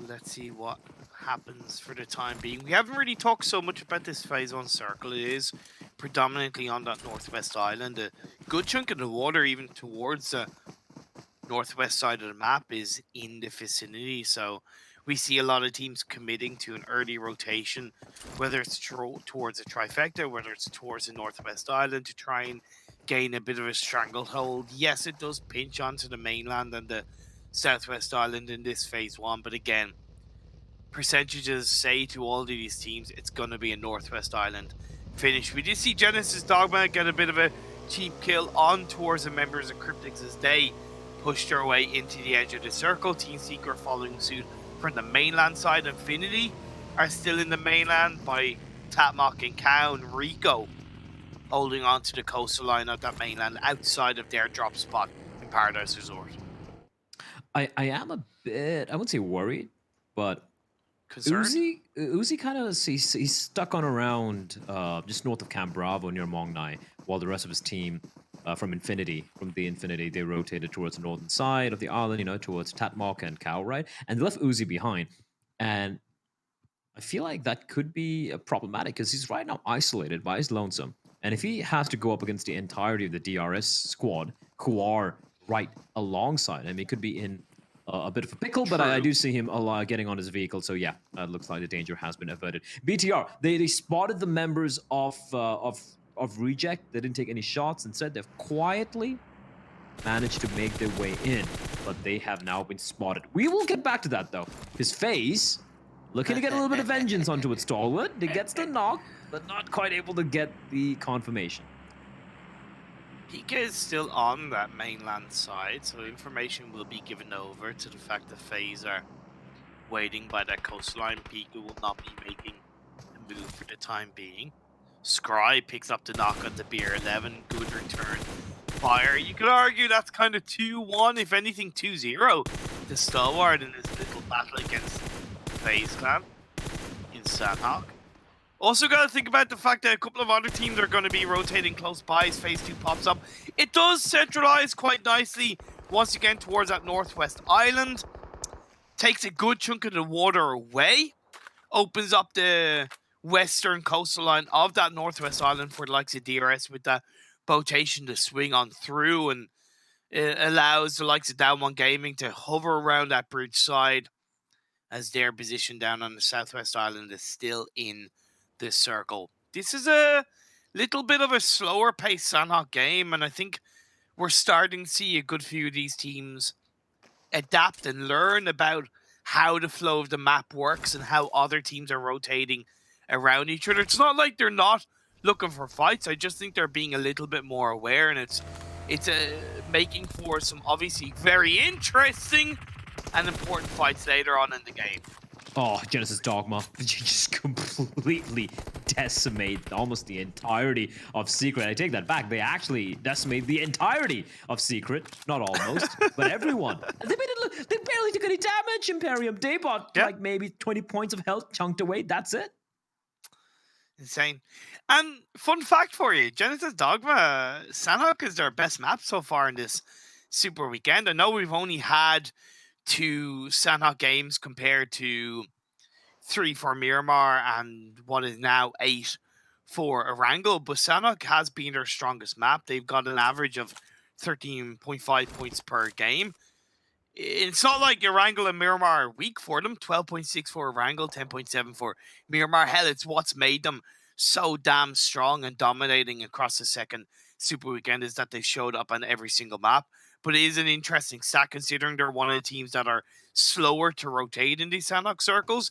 They know how to move in. They know when they need to be aggressive, and they're punishing teams for that, as we saw in the Team Secret. You know, I'm just keeping an eye on DRS and how they're making their way in. It's risky, man, but somehow they've been able to skirt around all these players. Like I thought, you know, Infinity would spot them. For those of you wondering what we're talking about, DRS have gotten onto a boat and are rotating. They rotated from, I believe, from Mongnai all the way up north, and they might be entering the zone in from Camp Alpha. So that's a huge, risky rotation. And speaking of risky, Daybot out in the open, and MR5 will punish him for it, getting the knock. That's the top. A bit of just some suppressing fire, able to head on in and get the res. Now, though, they are aware. I like the small little things there. Satar just closing the door before it goes to the res as well. Always careful, always paranoid, and these are the small little small little nuances in the way these players approach the game, which for me separates them from the rest, you know, separates them from the majority of the competition around the world, because these are the best of the best. I do want to say about DRS's rotation is that I think idealistically it was a little bit late on that phase one. I would like to see them execute it a little bit earlier. I think they benefited from the phase two continuing to hang around that eastern side of the Northwest Island and even the mainland of the Southwest Island. So, like I said, when the circle shifted, it allows the western side of that Northwest Island to be utilized. But again, idealistically, without knowing where that phase two was going to shift, I would like to have seen a little bit of an earlier rotation come out from DRS. The next circle pops up and it continues to shift up the northwest. This is 9 billion% Northwest Island finish. MS Jambori, they're going to be very, very happy with their current position. Oh, yeah, for sure. And they have, I wouldn't say lucky, but every time we've seen the circle in this fashion, because considering where they like to drop, they have been blessed with the zone and they've always made it work for them. This time, though, DRS entering from Camp Alpha. Yes. I mean, obviously, they're going to be aware of the potential. There's always potential of someone sneaking in from behind, but I feel like that could catch them by surprise. And that could maybe be the big factor which could kind of ruin MS John Burry's day. Yeah, it's definitely an element. That's why they have a really good 4-man spread for the time being. Rico go for the rotation across from the mainland over the bridge into Hating. Made sense, and I appreciate it. They did lose a player as 628 were waiting for the perfect moment to strike. Yu Yang pushes across the road. SK Tun can do nothing other than run away and try and get to the safety of his teammate. 33Z. Okay, Yu Yang clearing out the interiors, telling him there's no one there as they continue to press on ahead to 628. A lot of belief in his team, particularly from Tarzan. Let's see if they're able to make it clicked up. Prestigo out in the open. Oh, that's such a quick reaction. And now he's got to patch himself up. And unfortunately, while that's happening, the rest of his teammates might be getting pushed. No, Yu Yang's going to take a little bit of a breather to patch himself up as well. But SK Ton is getting pressure here. Fidan should be finished off real quickly. No. Daoshi, meanwhile, trying to hunt up Prestigo, who's still patching himself up. I think he got hit, knocked down once more. So Rico Infinity, there we go. He will finally fall. Perfect nade from 33Z. Maybe a little bit of overkill as Rico Infinity, SK Ton, final member. They know where he is. And like a pack of wolves, they're just going to come pushing on in from different directions. 33Z doing a great job dodging the smokes, and through the little gap in that grill, they will finish off Rico Infinity. A very, very convincing wipe coming in as Cryptics. Okay, I love this Cryptics. I really like this Cryptics. This is good for Cryptics. 4 kills so far, still 3 players up, although one does get knocked down. El Chapo on his knees from Genesis Dogma on the other side. We do see one of the Genesis Dogma players push a little bit too aggressively towards Reject's compound, and he got punished, so we see Genesis down to 3 as well, but both Cryptics and Genesis Dogma have 5 kills apiece with 628 on 4. Just the little things of how 628 played that team fight onto Rico was so clean. 33Z taking a couple of shots towards the rock, which he knew Prestigio was on. He knew those shots weren't going to connect, but it was suppressing fire shots, stopping Prestigio from peeking on the other side, so that when 33Z then turned around and pushed towards a building, he knew his teammate was cooking an aid, and that allowed him to push into the building without being backstabbed. Those simple things make such a big difference. In the meantime, my pick has been eliminated. I should stop making predictions. FaZe Clan are out. Imperium, I thought he would survive. Venturas being sneaky in the water. That's what you get. Shut up. Shush. You know what? DRS actually want to win this. I'm looking at a position. I'm like, oh no. Yeah, exactly. Full like squad. We all have to deal with you then, Imperium, for the duration of the day. It's got to be insufferable.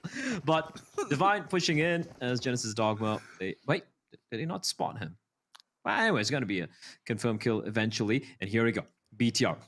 MS Chonburi, it's almost like I'm getting a sense of deja vu. The number of kills and even a chicken dinner they got from his very same position just a few days back. And Ponzai, maybe he did whiff that a little bit. There was definitely... He should have definitely got at least one knock. Instead, he whittles away Ryzen and Zuxi to very low HP, but they reply back with a perfectly placed HE, and now BTR. It's a bit of an uphill battle, but they're more than capable, Imperium. I think that was a little bit of a slow reaction from MS Chumbari based on the circle shift.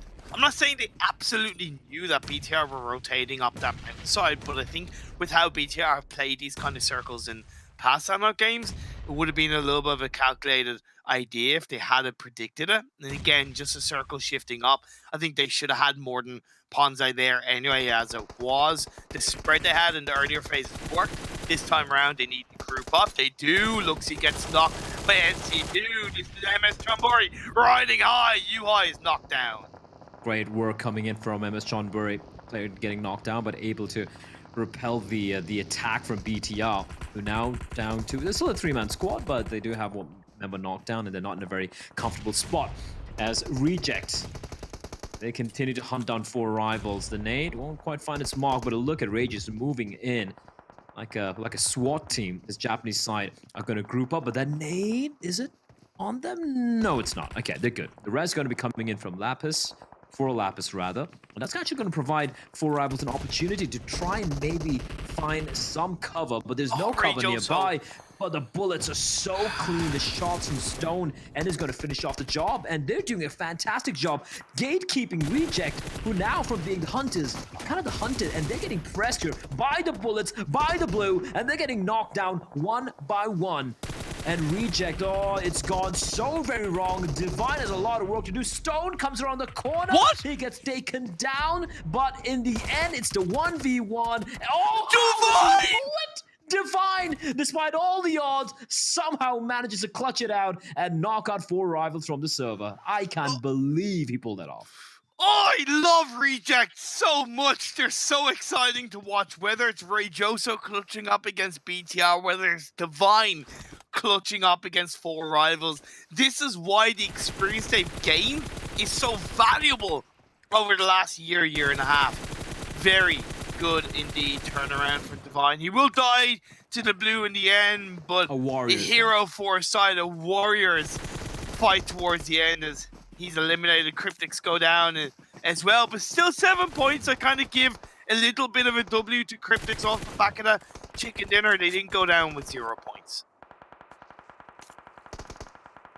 That's Chonburi, though, from a great position. They're down to just the 1 man. This rotation has been very, very bloody for them. And again, remember, on their tail, there is Damwon Gaming making their way up. And here we have Nigma Galaxy potentially looking to ruin your prediction here. Jasper, though, he's not going to go down without a fight. Great nade to find Forrest. And Uni, the last man standing for the side of the South Koreans. He needs to find his way into the zone. DRS, they're duking it out in the blue, taking bullets from Nigma Galaxy. At least the reply has taken place. They have managed to take care of the present danger for the time being. And this might provide them a little bit of respite for the side of DRS. They have all 4 still alive, and they're all now in the zone. Uni will fall, and with that, Damwon Gaming are out of here. Starwood Esports, 8 kills, 3 alive. I'm smelling it.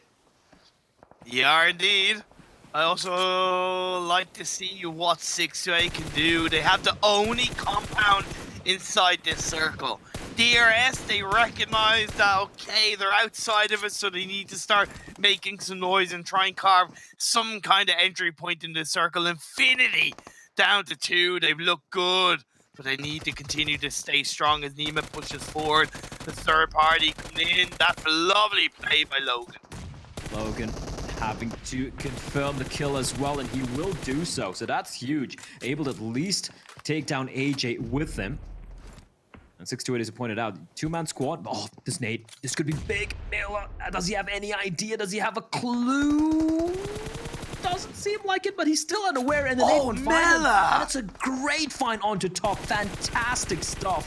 Finally, making Stalwart Esports lose a member down to a 2-man squad, and Mela out in the blue, still duking it out. Oh no. And I don't know how he's not getting shot at. Scry will fall in action. The last man standing for the side. Too late! He's out. Mela's down. The play zone finds him. Unfortunate. Valiant stand. Last stand coming in there from Mela, but Infinity are no more. 5 teams. Only 8 players alive, however. I believe Nigma are healing up in the blue as our Genesis Dogma. That's going to be Stalwart are eliminated and DRS, they're still alive. 2v2v2 for the time being. Of course, we have Nigma Galaxy. I'm not sure who it is. I think it's Rolf. I could be wrong. But he's not even on our maps. No, he's somewhere Modi. far away. It's Modi. All right, there we go. Oh, there we go, Lord. Apologies. It's Lord. He's got 4 more kits. I don't know. Oh, that got close. 4 kits, doable. Nysel as well, trying to make his way in. This is very messy. And DRS against 6-8. Stalwart Esports falls by the wayside. And this is interesting. 6-8 though. They have cover, but DRS, they have to snake. They have to drop on their belly and crawl up. But I love this from Yu Yang. Daoshi is trying to attract all the attention onto him, and Yu Yang, like a viper in the grass, he's gonna strike. Heroes have the low ground. That can work in their favor as they wrap around. That's why Galzin is going on towards that side. And Daoshi, you called it, he's trying to make a bit of noise, use that rock as cover as Mafia and Ninja looks to try and target him. Closing up. Galzin, oh, they have no idea where Yu Yang is. They're so hyper-focused on Daoshi. Yeah. Tunnel vision, and Daoshi is being the perfect bait. But eventually one of his nades could find him, and that could leave Yu Yang in a 1v2. Now, Yu Yang has a very good idea where Galzin is. There's a bit of a bush between the two of them, and that could allow him the opportunity to snake on across. And look at him move like a sidewinder. He's coming in from behind. They have no idea. Galzin, his days are numbered. The question is Yu Yang going to wait? No, he's not. He's going to immediately strike. And look at Daoshi now immediately evacuate the premises just behind the rock, moving in for the kill. They're running. Mafia Ninja lies in wait. He's not able to find the knock. Not see. He finds one, but the trade is immediate. Brilliantly played by 6-8. And Tarzan, he got it right. He did get it right. I think we all did pretty well with the predictions. Stalwart had a good game. DRS had a good game. 6-8 coming out on top with that win, and you kind of made big light about at the very end. That wraparound by Yu Yang on the low ground, while Daoshi was a huge distraction point, was absolutely perfect. At that point in the game, DRS knew that it was just basically 2 players left up, and they should have recognized that it was of the same team. I understand why they did focus on Daoshi, but you gotta be aware around you. In no way, shape, or form did Galzin look to the side for another player. It was kind of very tunnel vision from DRS, but very clean execution from 6-8. One of the kind of cleanest finishes in this kind of situation we've seen in the PMGC so far, and a deserved win from 6-8. Yeah, I felt like we could have a lot of good things to say about a lot of these teams, right? Like we saw 6-8 obviously getting a chicken dinner. Stalwart Esports again, they came very, very close, battling out in the blue as well. And with Sean Murray, a little unfortunate. They were in a great spot, but in the rotation, they just got peppered by felt like 3 or 4 teams simultaneously. It was just overall, and it started in that phase 3, I think, where they were a little bit slow to react to BTR, and that put them on the back foot. We're down 1 gaming wrapped around them, and then obviously the circle shifting up north didn't help their ability to control from the mountainside, but I still think it was over a little bit slow from MS Chambari. That's why we saw them getting drowned out towards the end. Well, that's enough from us. We of course have 1 more game remaining, but before that we have the analyst desk with Jason Kaplan and the boys to break everything down. Jason Kaplan. I don't know why you say my last name weird, but I like the way you say it. And I have to give credit to pretty much every talent out there with their predictions, bar Imperium. Everyone doing pretty damn good with their predictions. Imperium didn't give a prediction just because he didn't want to play in the game this time. So Blood had to give him one for him and actually gave him DRS. But Tarzan getting the 6-8 correct. That is 2 on the day. You are... Thank you. You're doing pretty good. Let's just say that. Thank you. They are doing pretty good, but I think it's mostly the circle as well. I mean, we are back to the infamous Northwestern Circle finish, guys, and it's a lot of question marks sometimes when it comes to how to set up around it, right, James? We talked about it through the mid game and how MS Trinbury could have a better game, I'd say, but it's not down to those. Yeah, up on the hills, obviously, there's a lot of tendencies to split 1-1-1-1 and control every single angle, right? But some of those points later on in the game, you've got to know that eventually somebody's going to be coming up on that hill, and you need to group up and kind of hold that off. So yeah, it could have been better for them. Actually, fully enough, Jason, now that you talk about the predictions and us doing so well, has there ever been a time that 4 talent got 1, 2, 3, 4 in a game? This is ridiculous. Us and Blair, we did amazing. Whoa. Yeah, we did all right. That's true. It would have been cool if it was 5, if Imperium gave his prediction, but True. That's not fair. I can't be mean to him when he's not here to defend himself. Top, yeah, again, MVP. If I were to do the predictions of who's the MVP at the end of the day, I'm pretty sure we know who you'd both be picking. Let's be honest.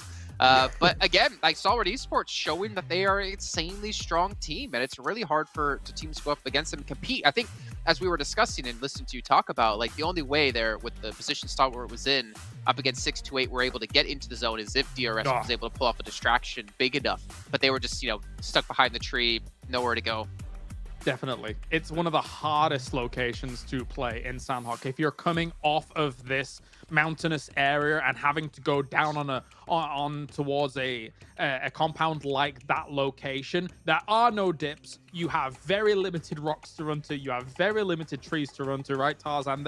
It's one of the most open areas to try and traverse in all of Sanhok. Yeah, I think it's also important to talk about how Stalwart got there in the first place. They are that bootcamp team that kind of just get pinched from the outside, but they took that fine. The crossing could be scary, knowing it's a pretty saturated northwestern island, sorry. So STE, that can be their 628, but also MS Trinbury. So what did they do that allowed them to get all these elimination points and also found a spot on that high hill? We may have to go back and see how they've done that, but I also actually want to give a shout out to Cryptics, right? Like they go back to Chem Charlie, that hot drop again against TJB, and they won it again after the first day of the Super Weekend. I mean, maybe I shouldn't do this, but I will put the asterisk there. There was definitely like a disconnect out of one player or something out of TJB because he was just standing doing nothing. So obviously they did get the victory. Not going to deny that, but it definitely did change. It was a little bit different to not have all 4 players there participate in that one. But I also want to give a shout to Genesis Dogma. They've actually broken the record so far here in Super Weekend of most points accumulated. We had Infinity last week at 155. Genesis Dogma was at 123, and now they're sitting at 168 so far this week. But also credit to the Infinity at 140, being consistent as ever. And maybe they'll pull off a chicken dinner here to get to 155 yet again, though that would be impossible because they would have to basically have 0 eliminations. But anyways, it is Erangel coming up next, and you guys at home, you let us know about your most aggressive play style and what the style you enjoy the most. And funny enough, you guys said you enjoy just watching the analysis desk.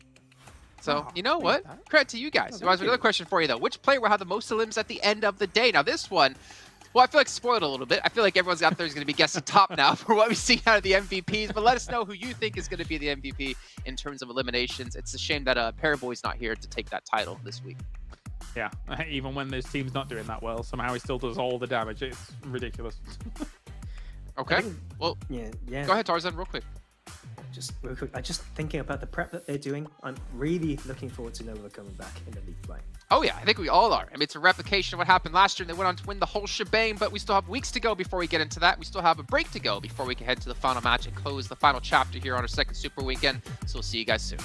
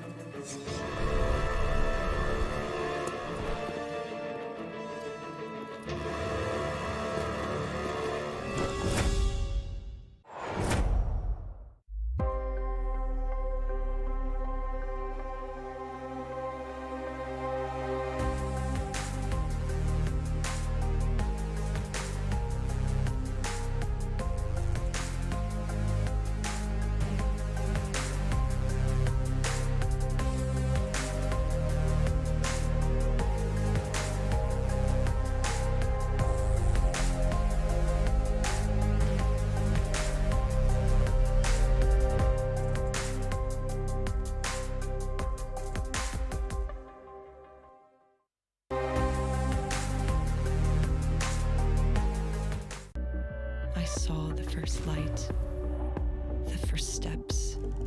Now I see much more. I capture Earth in all its beauty. I see action. I see drama. And I see it in the finest detail. Moments of inspiration. And the first steps. I am the 1+9. All right, just as fast as that, you guys blinked. You guys went up and got something to drink. Maybe you made yourself a delicious smoothie with some strawberries, some blueberries. Who knows what's going to be in your smoothie, but I got one right next to me, and it's ready to be enjoyed while watching this final match of the day as we're going to be heading over to Erangel. But this is, more importantly, the final match of the second Super Weekend. And this is a little bit worrisome for some teams. Again, Cryptic's able to at least step up, as you did mention, Tarzan there towards the end. Tong Zhao Bao is able to at least perform a bit better today. But I feel like if you're any of these teams here, you got to start scraping together some points. There is a major threat that FaZe Clan, Bigatron, even Damwon right now could surpass you and knock you out of top 16. I think it's about mentality that we're talking about here as well. Teams may need to think, hey, this is the last game, let's go out with a bang, right? We have no pressure, no nothing. So that could be very good for them, but some of them may be a bit scared, right? If we don't make this work, we'll be stuck with this result for the rest of the week until we come back again, or we may not even do that. So I think it's a mental game right now in this last game, guys. Yeah, I can understand that too, right? If you end on a good note going into league play, which again we have tomorrow off and we'll be back on Tuesday, it's a good way to get into league play, to get yourself feeling better about the day off and obviously the work you're going to need to do, and obviously requalifying once again. Yeah, for sure. I mean, you mentioned FaZe before. They were one of the teams that obviously I came in with high hopes for this Super Weekend, and they've done well, but today has been a bit of a disappointment, right? I mean, they got themselves I think 12 kills, 3 placement points. It's just not what you really want here. Likewise, Reject and Rico Infinity team not really doing the best either. At least though, we've seen STE and STE doing very well for themselves. Thankfully for 628, of course, they got themselves the Tarzan blessing in this one, and the circles fell their way quite nicely to be able to get themselves this spot. I mean, speaking of the Tarzan blessing, Clark, so you're going to need to get your blessing, and you're going to need to think about who you want to predict so we can make sure to get what you say with what we see on screen properly as we take a look at most throws used. I was actually a little bit sad for Mello there at the very end. I was hoping for a little bit more. I think he went for like a long-range shot up against... I don't remember who it was in particular, but it didn't work out in the end for him not able to actually click the shots, and then the heal off as well. Healed a little bit too late. But again, Infinity are still performing well. They're still being as consistent as ever. DRS, though, I feel like we need the Bled blessing, the double Bs on them, because he predicted them for Imperium, and hey, they did pretty damn well. Do it. I think just do it. Like, someone needs to choose DRS for him again, but he was not wrong. Like, I think they have been relying on a very specific style on Sanhok that worked out for them. I mean, this is the last game now, and but then we will have no Sanhok for the league play. So if that's their strongest map, that is going to be quite scary if I'm anyone who supports them, to say the least. Well, scary for me is really about one team in particular, because again, week 1 really surprised us. They really showed their improvement over the last year when they were known as Blue Bees. Rejects. Yeah, I don't know. I feel like these last 2 days, they've just kind of disappeared a little bit. I mean, at the start of the day, Reject had 46 points, so they weren't at the bottom of the table, but they weren't even remotely near the top. They're more towards the lower half of the bottom of the table. So technically, yeah, towards the bottom of the table. I guess that's what I'm just really going for here. But a team who was so consistent on Miramar, a team that was able to pick up some amazing eliminations. We then started to question some communication going into yesterday and some of the matches we've seen. This team for me has kind of fallen off, and it's kind of reminiscent for me about last year at PMGC with Bluebees, who did well in the beginning and they fell off as the weeks went on. At least a few kills coming in here and there, right? From Sanhok, which is quite nice, even a clutch moment there that we're able to watch throughout that previous game. But yeah, I think sometimes it's difficult for the Japanese region to keep up, especially in these long form tournaments as well, because they're just generally a region that's not that well known for the top caliber of teams, especially in the East as a whole. So yeah, it is difficult to keep up with some of these amazing teams across the board.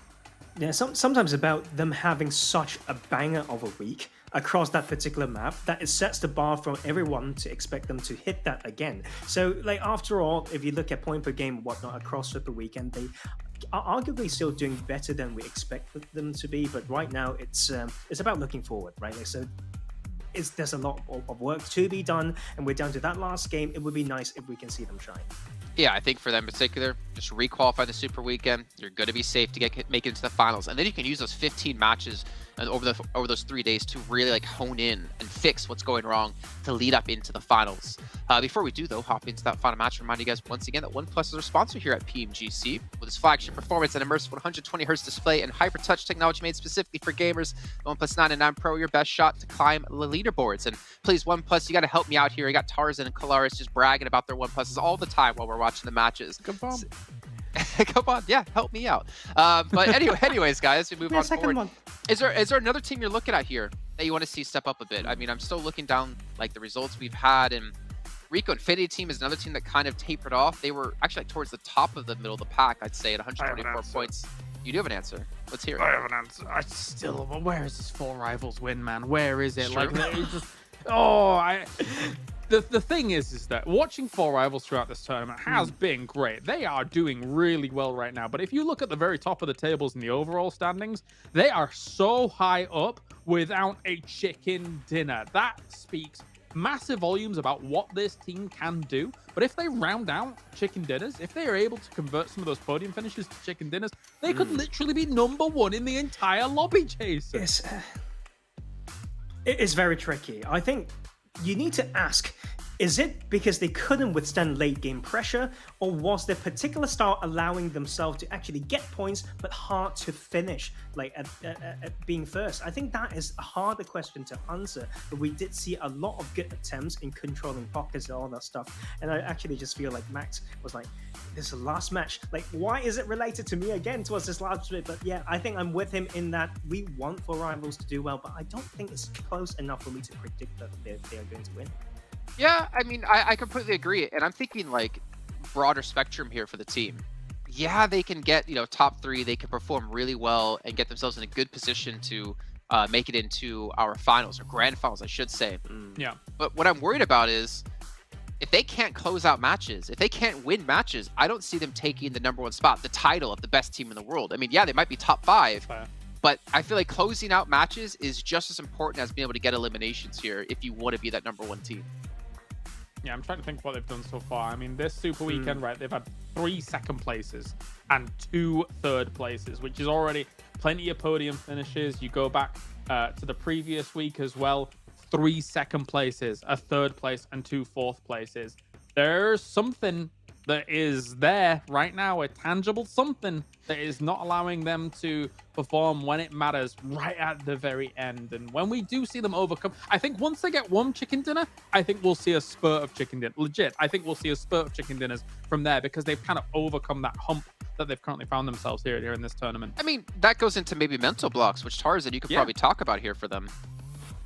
For who again? Sorry, 4 Rivals. I just cried. 4 Rivals. Okay, because yeah, like Kalaris was right. I was actually doing the same thing. I was so zoomed out to think what have they actually done that has worked or not worked, right? I think there's something about how they rotate out of maybe Rozhok and Watertown region, and that allowed them to maybe thread the needle amongst all these teams that like Pachinki and School, but then they don't really take a fight maybe before phase 3 or 4. And I actually feel like they have the gun skill to maybe make a statement before that phase of the game, to maybe use that as a great momentum. But right now they are playing that more classical style of, we're going to stabilize early game, we're not going to go too far to have high risk, but maybe that is that one thing that can really switch them on, and it's really down to the team objective and what they want to focus on. Yeah. Go on. Okay. Oh, no. Okay. All right. Well, let's get predictions in then really quickly. I'm going to start things off because you know what? I'm the host. I can do that. Guess what, guys? Guess my prediction. Oh, yeah. It's Infinity again, because why would I pick them? I mean, I'm generally going to be right most of the time, or at least in the top results. Kalaris, let's go down the line. I really wanted to talk about 4 Rivals more, but we got to go to predictions, and I can't even remember maybe you what should I predict predicted. 4 Rivals then, if you want to talk about them more. But I threw a dart board as is usual, and I went with TJB. Okay. And Genesis Dogma. They worked out fine for everyone, and I want to go back to this choice, but I think their strength remains from what I mentioned in Game 1, so yes, let's stick with that. That's more of a cop-out than me choosing Infinity, let's be honest. Come on, Ben. But then again, you have gotten 2 out of the 4 so far correct. You're at 50% win rate on your predictions. We'll see if it's going to go even higher to that, up to 60%, if I can do math correctly. But it's time to head back to our commentators here for the final match of our second Super Weekend blend. Imperium, take it away. Thank you, Jason. How did I kill Aris? He's a brave man going for Tang Jiabao. But Imperium, I know you've been ungagged for this particular game, so do you want to take a crack at our own little prediction game here? I'm going to go for DRS. 4 rivals. Okay, all right. Seeing as Kalaris hasn't got the cojones to put his money where his mouth is, I'm gonna go for it because I'm really glad Jason brought up the fact that in a final situation where you have 3 days and you have 18 games, give or take, you need to be able to close out games. You need to be able to get chicken dinners, and we can give right now 4 rivals a hell of a lot of credit with how they performed without securing a chicken dinner. But when push comes to shove, when your back's against the wall, you need to be able to win games. Champions win games. So I'm glad Jason brought it up, but I'm going to go for 4 rivals. I believe in them. All right, we shall find out if the famous Imperium blessing or the curse might be coming into play over here for 4 rivals. But yeah, I feel like it is long overdue. 4 rivals not getting chicken dinner. They should be finding one. As we take a look at the circle, it won't be a military island this time around. It's going to be a much more western circle than what we're used to. We saw one earlier today as well. I guess a lot of the teams are going to be very comfortable with this, considering it is directly on the plane path as well. Okay, Nima. He just completely smashed his ankles, and that's the way we want to start off the map here. And okay, and we're also seeing BTR and Genesis Dogma, a big pattern of the fact that it's a very western playing path, so teams that want to drop on the east, such as Yaznaya with DRS, MS Chambori and around Farm, and Milta for BTR and Genesis Dogma, they are having these early skirmishes. Early battles make me so very happy. It's a 3v3 right now. Satara and Ryzen might be having a bit of a duel of their own. Nickel doesn't have a gun. Oh, that's not ideal. I mean, you can go for the punch, but it's not ideal. Zuxi and Luxy, the 1-2 wombo combo, able to find a couple of knocks and a good reply coming in. Never mind, what? Did he actually land? Yes! BTR! High Boy is just an absolute god. Oh my god. What was that, Professor Tarzan? What was that, Tarzan? But anyway. Listen, I mean, you know, it's always... Oh, no, Nima hunting down TG13 and very early in the game, we've lost 4. 3 from Genesis Dogma, and hold up, DRS, they're just hunting down the members of MS Chonburi, who seem to be kind of, discombobulated. They seem to be just spread thin. The 2 members are a bit of a distance away from the 2 surviving members, rather, from DRS, so they're going to be fine, but early casualties for 2 very heavy-hitting teams. By the way, I never actually got your prediction. I apologize. I never kind of allowed you to respond. Who's your prediction for this game? No. Come on. No, because, you know, I want you to be right or wrong as well. Well, I'm not going with Genesis Dogma for sure. You know what? I'm gonna go to FaZe again. I'm feeling FaZe. Okay. Yeah. Okay. I mean, obviously, I do have the advantage of, you know, going a little late, so I could look at the zone and be like, yeah, FaZe are pretty comfortable in South Georgie. Good point. At the moment, right? And it's not really centralized either. So a lot of the teams are maybe going to be gravitating towards Ruins, maybe towards Gatka. A few of them going to be gathering up towards North Georgie. So they're not going to be feeling any pressure anytime soon. So yeah, FaZe Clan, you know, yesterday they got a couple back-to-back. I helped them out, and maybe I can help them out again here today. Exactly. And I'm glad you brought up FaZe Clan and BTR, especially. We saw BTR get a couple of early kills on the Genesis Dogma. Like I said, for me, their aim in this Super Weekend was always going to be getting ahead of Nova. Unfortunately for FaZe, they didn't make it easy for themselves in the last game, getting 0 points. So in this final game of the day, they need 16 points. And it's not like they're not capable of it. Look at Tony K, 27% of his team contribution. This team is very, very strong.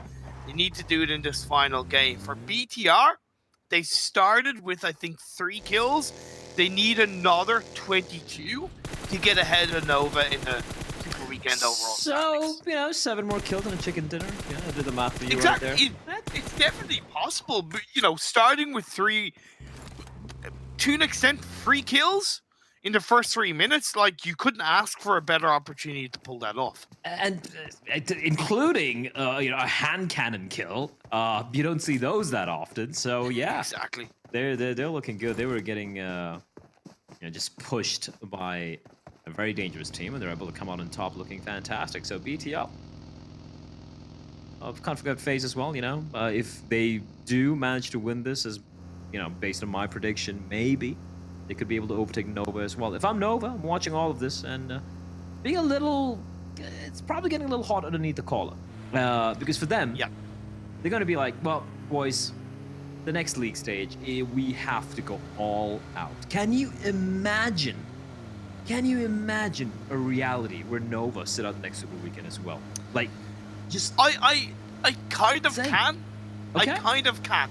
Not because they're not good, just because I really believe that the overall standard of all of these teams, and I really want to include BC as well, despite them not qualifying for 2 Super Weekends in a row, is so high. It's so high. The results can be very volatile. It's incredibly tough to get an element of consistency in your results. I'm not saying Nova have tryhard in every single game they've played so far in this global championship, but you also cannot underestimate and undervalue how good all the other teams are around them. So I could see them not qualifying for the 3rd Super Weekend. Brave words, and I like the fact you said that. I like the fact that you are being, you know, realistic, speaking your mind. That's why I like having you as my color caster, Imperium. Thank you. Thank you. The logic to my usual brand of insanity. Tang Jiabao. All right, let's see what they got. Yeah, Kilaris was seemingly quite optimistic, you know, picking Tang Jiabao. The thing with Tang Jiabao is that you can never ever completely count them out. Sure, you know, they've been trailing behind. They don't look that solid. They get this middle of the pack sort of like, you know, positions and kills. But then you'll have the one game where it's like a top 3 and have like 10 eliminations. Exactly. It's just kind of like they'll give us that reason to continue to believe in them to an extent. And yeah, you're dead right. I couldn't have said that better myself about Tang Jiabao. For Down One Gaming, who are positioned a little bit down south of Tang Jiabao, they've had a very consistent Super Weekend. Day 1, they got 31 points. Day 2, 29 points. So far, in Day 3, they've got 33 points. That's put them on a total of 93.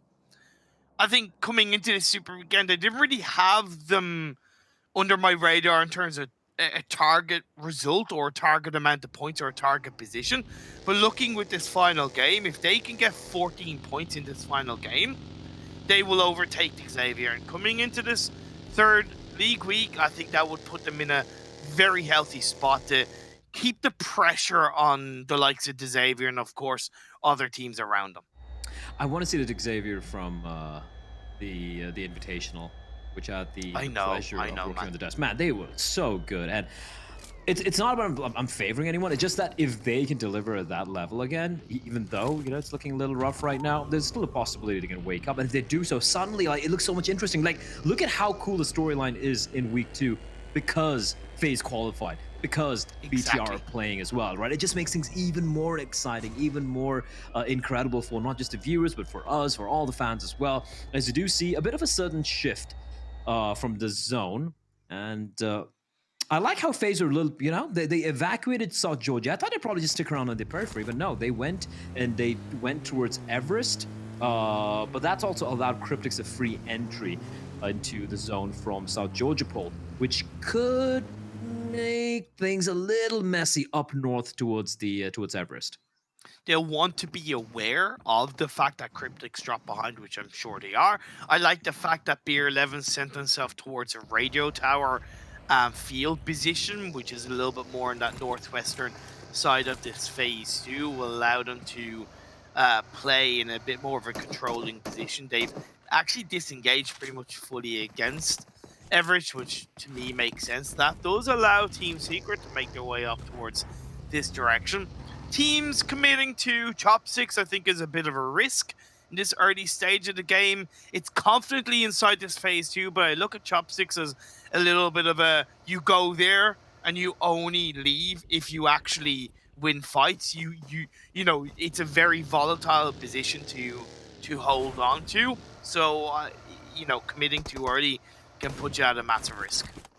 Well, BTR now getting pressed by Stalwart. You look at the HP of all the players here in this particular skirmish. Oh, the nades are exchanged, oh my but God. a brilliantly timed one from BTR. They find Pika, they find Scry, and BTR, they've woken up on the angry side of the bed. They're just completely mowing down everyone, and one of the biggest heavy hitters as well in the server, Stalwart.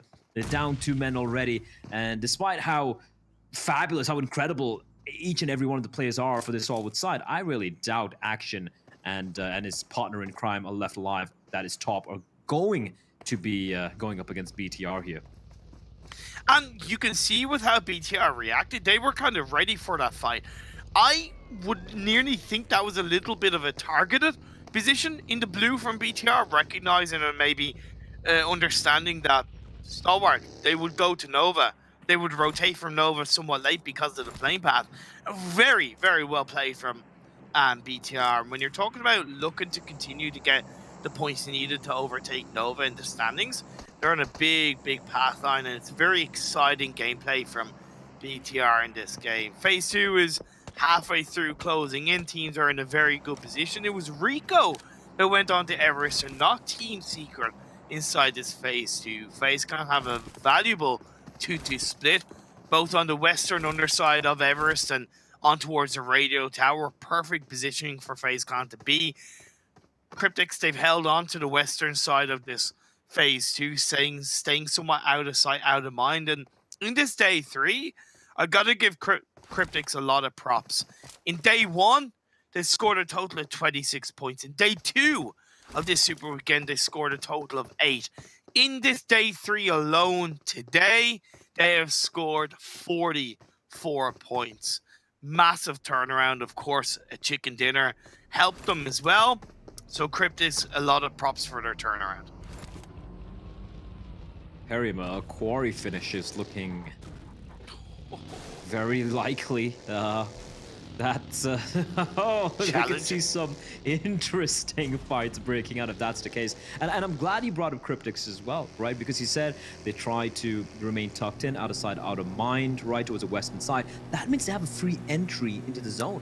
They can just follow the highway, come on in just west of Quarry, or even head on all the way down towards northern side of Primorsk and make their way in. So they are in a very good spot, and 40 points, they could potentially crack the 50-point barrier here, despite a very quiet day 2. It's a bit of a pandemonium here, though. You can see so many players just driving on by, but Infinity, they will alight from the vehicles and they will light up Tangja Bao. Manhan, he's been knocked. Everyone in a blink of an eye from Tangja Bao on their knees, bloodied and brutalized, and H-Sir, the final man standing. But look at the number of teams who have arrived, and if I'm H-Sir, I'm keeping very, very quiet and not making any indication as to where I am. Enigma Galaxy, on the other hand, going up against the South Koreans in the form of Damwon Gaming, who unfortunately, because of the position, are going to be sitting ducks for Logan. And this was just based on the fact that Infinity were rotating from the more southern side of Phase 2, so that entry point into the quarry area was a lot, not only quicker, but easier and less clustered. And we saw Tangja Bao push in, then Damwon, then Enigma Galaxy, and it was just free shots for Infinity. Like you saw how they responded, just like that. Opportunistic, calculated, on point from Infinity in this game. And I was left scratching my head, like going, why were so many teams committing so deep into the center of the circle in phase 3. Quarry is a really tricky area to control, and if you're not there early, yeah, you know, you're putting yourself in an uphill battle. Plus, in this kind of phase 3, there are pockets of compounds and pockets of hills around Quarry which are controllable, so you don't need to commit to the center of the circle. I don't know if it's kind of last game desperation from a couple of teams, but it was a very weird movement. Well, action will be moving much more though. Starwood Esports down to just top. And yeah, he's he's pinned down. This is not looking good for Starwood Esports. Down to the one man alongside Tang Jiabao. Aether probably looking at top and saying, first time. Oh my god. Oh. I like the position from Infinity because they have Uzi, who's kind of patrolling the hill just south of Quarry. So if MS Chonburi do sneak their way up from the southern side, they have eyes there. Yes. And this is a big part of why Infinity looks so confident. I believe it was in the league stage game where they won it from the south of Quarry position, where they beat out the likes of Nova. They play these splits really well where they're not too far away. They're reactionary to the circle shift in the next phase, and they know when to move and how to move across this kind of circle. Rico Infinity being put under pressure by Down One Gaming, a team late to the party, and although Down One suffered a knock earlier on, he was able to get revived up in a free kill, and Rico Infinity sending into Quarry. Yeah, this is a migration of pain. They are just getting absolutely slaughtered. The players rotating in. It's not looking good today. Yeah, Damn One Gaming, despite... Oh, that's not good. They're getting knocked down. As Enigma Galaxy are doing a great job holding on to this this little warehouse, though. Everyone coming. Look at the amount of cars around them. Some of them are theirs, of course, but quite a few of them are from their opposition pushing in. And for Cryptics, even though they were coming in from the southwestern side, unfortunately, it took a little too long. So they're kind of just diving straight into what's been a firefight that's been breaking out for the past 5 minutes or so. So yeah, it was super quiet for Cryptics, and suddenly, you know what they say, when it rains, it pours, and it's pouring lead right now onto Cryptics. Infinity on 7 kills in this game so far. Just such a good team. Really, such a good team. So consistent, so controlling. Oh, it's incredible. I can almost hear Jason smirking right now. Yeah, but he picked it just as easy of a pick as Genesis Dogman. Let's be fair, like that was a, you know, come on. It's not like Infinity have come out of nowhere. They're clearly being a strong team from pretty much the start of. Outside of that qualification for the first league, for the first Super Weekend, they've performed so well every single game, every single day. Yeah, and the fact they're able to consistently carry that through, you know, from Super Weekend to the second league stage, it's just incredible. Reject are full. They are not in a very happy place here. Team Secret and 628 teaming up to kind of make life very uncomfortable here for the side of Reject, as FaZe Clan have also arrived to the fray. And that's a great nade. Look at how long that traveled. And 4 rivals, well, finally, they will be challenged, and they need to hold their ground. But the nade sailing in, but look at Pemburu's position. The thing is, like, he's got a great angle, but if he announces where he is, Damn One Gaming are going to be looking into his general direction as well. MR5 repositions around to try and isolate and get a valuable reposition onto the members of 4 rivals. BTR come in for a bit of a third party from the distance. I thought it was going to be DRS that might have done that, as Fear 11 runs over Pemboru and just, hey, we're here to play, we're here to win. Another elimination for FaZe. 628 though, able to get the knock from the distance. Another shift. FaZe, if they can survive this particular skirmish between 4 rivals and also getting shot at by 628 from the distance, they're in a good spot. There's a bit of cover, right? They had a little bit of reg to work with, and the only team, or rather the only other player to have to worry about is Damn One Gaming's Forest, who is quite a distance away from his teammates. How has he found himself there? It's like he's on the other side of Quarry. I don't know. I really don't know. Only Down One Gaming can tell us that information. Team Secret holding onto the western edge of the circle. BTR being very proactive. They got a couple of third parties, 4 rivals. Fortunately, my pick have gone down with 2 points. I know. Now I can imagine Jason has a smirk on his face. Yeah, it's been interesting how cursed your tongue has been thus far. I know. The only one which went well was the DRS one, but then I picked that for you. FaZe? Yes, right. Fine. You got 1 right. Fair enough. I'll give you that. 2. Team Secret though now having to face the wrath of 6-8 in the distance, and 6-8. Oh, look at the spread.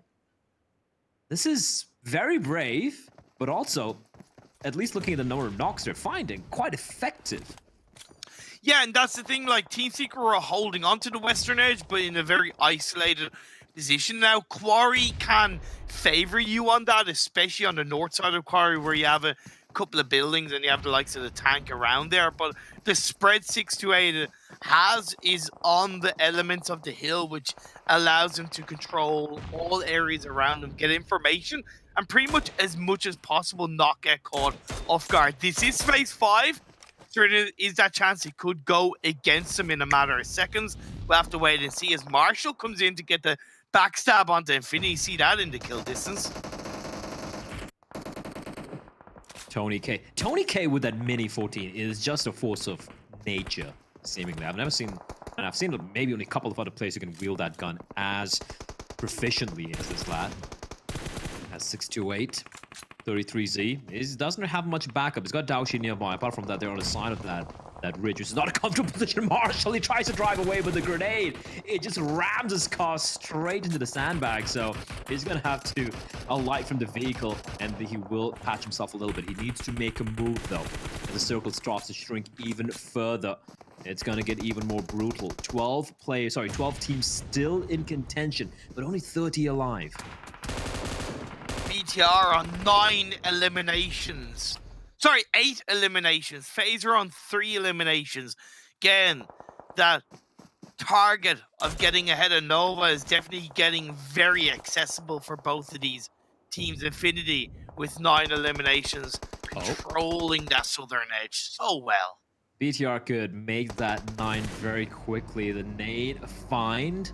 I don't think they were able to quite confirm the kill though. But Infinity they're doing a fantastic job considering they've been taking this fight. They have been on the tippy toes, aware of where everyone are. 33Z will finally fall. This is a bit of a prolonged battle between 6-8 and Team Secret. It could go either way as for the last man standing for Team Secret. He's got a lot of work to do. 2 members knocked down. The rest looking very unlikely. Daoshi just teasing, toying with him. DP gonna be deadly. Gonna go for the quick reload on his M4 as well. It's a 2v1 for the time being, but this 1v1, if he can somehow come out on top, it could be big. He finds him, and now it's a 1 versus 1. He's gonna go for the res as well. Oh no! He has to patch himself up first, so not quite able to save his teammate, but they will stay alive to fight at least yet another skirmish. Team Secret down to 2-man squad. That's why I said it could all go horribly wrong for 6-8 in a matter of seconds. That spread, I saw the power of it, but also saw the risk. For DRS, they could get involved with this third party. FaZe trying to drive away, maybe reposition into a better spot. BTR, Zuxi's knocked down. Yuhai chucks out of smoke, so Luxi can get the revive. Yuhai's in the front line. BTR need to stay alive. They need to stay swinging. 9 eliminations and counting. 5 teams with 1 player still standing. It's ludicrous. As we will, however, lose MS John Burry and 6-8. You said it. The position they were holding on, it was quite untenable the later it got into the game. And unfortunately, looking at how they were out on the outside, they get punished for it. And 1 man remaining here. And it is going to be fittingly Team Secret to eliminate 6-8 from the server. Secret, though, still only down to a 1-man squad. Infinity on 11 kills now. BTR on 9. Yeah! Okay, BTR on a tear. FaZe down. And BTR looking for more. They want to surpass Nova. 11 points, 3 alive and kicking. The only team to have all 4 members alive are Nigma Galaxy, who haven't budged yet from that warehouse. The couple of warehouses they have control of. I think they've been here since phase 2, as far as I know. Max phase 3, if I'm not mistaken. It's worked out in their favor. 2 very good warehouses to control in this quarter region. They went straight for them, and they've held on to them since. But I'm so impressed with BTR. That was also a very important squad fight on the phase, because not only does it continue to rack up the eliminations and puts them closer to overtaking Nova, but it pushes that cushion against them and phase a little bit higher up, coming into a potential Super Weekend number 3 for both of those teams. So very impressive final game from BTR so far. Slight lull before the storm. Team Secret. Oh, the nade right behind him. He's gonna dodge it. Half HP. Come on, kid. Oh, another one. He's playing a dangerous game of dodge the nades. But that smoke's gonna allow him some cover. Oh, Never no. mind. Galzen with the Kobe. And that is going to be it for Team Secret. Valiant attempt to stay alive for as long as he did. As Zuxi, BTR, they took a bit, just catch their breath, but they now have to go up against AJ. Look at this. Look at the furiosity from BTR. Oh, no. What? They get punished for it. They will be taken down. AJ single-handedly helped a little bit by Hamodi from Nigma Galaxy. And you blink and you miss it. We thought they potentially would be gunning for the chicken dinner, but over-aggression from BTR, and they get punished. I kind of want to say over-aggression, but I also want to say well done, because I think they knew they were in a bit of a pinch. They needed to go for a little bit of a risk. Maybe pushing onto Enigma might have been a better case, but they knew DRS were down to 2 players, right? Or at that point down to 1 player. So it was a more sensible push. It just maybe didn't notice or didn't take into account that Enigma could third party from down below. Well, Nigma have finally moved out from the warehouses. They've deployed all the smokes they have as well. But that means, Sung gets spotted. He thought he wouldn't be seen, but AJ, eyes of a hawk, as Tunny with a perfect nade finds Roth, and AJ from above bring down to down 1 gaming. They will also be down to just 1 member here.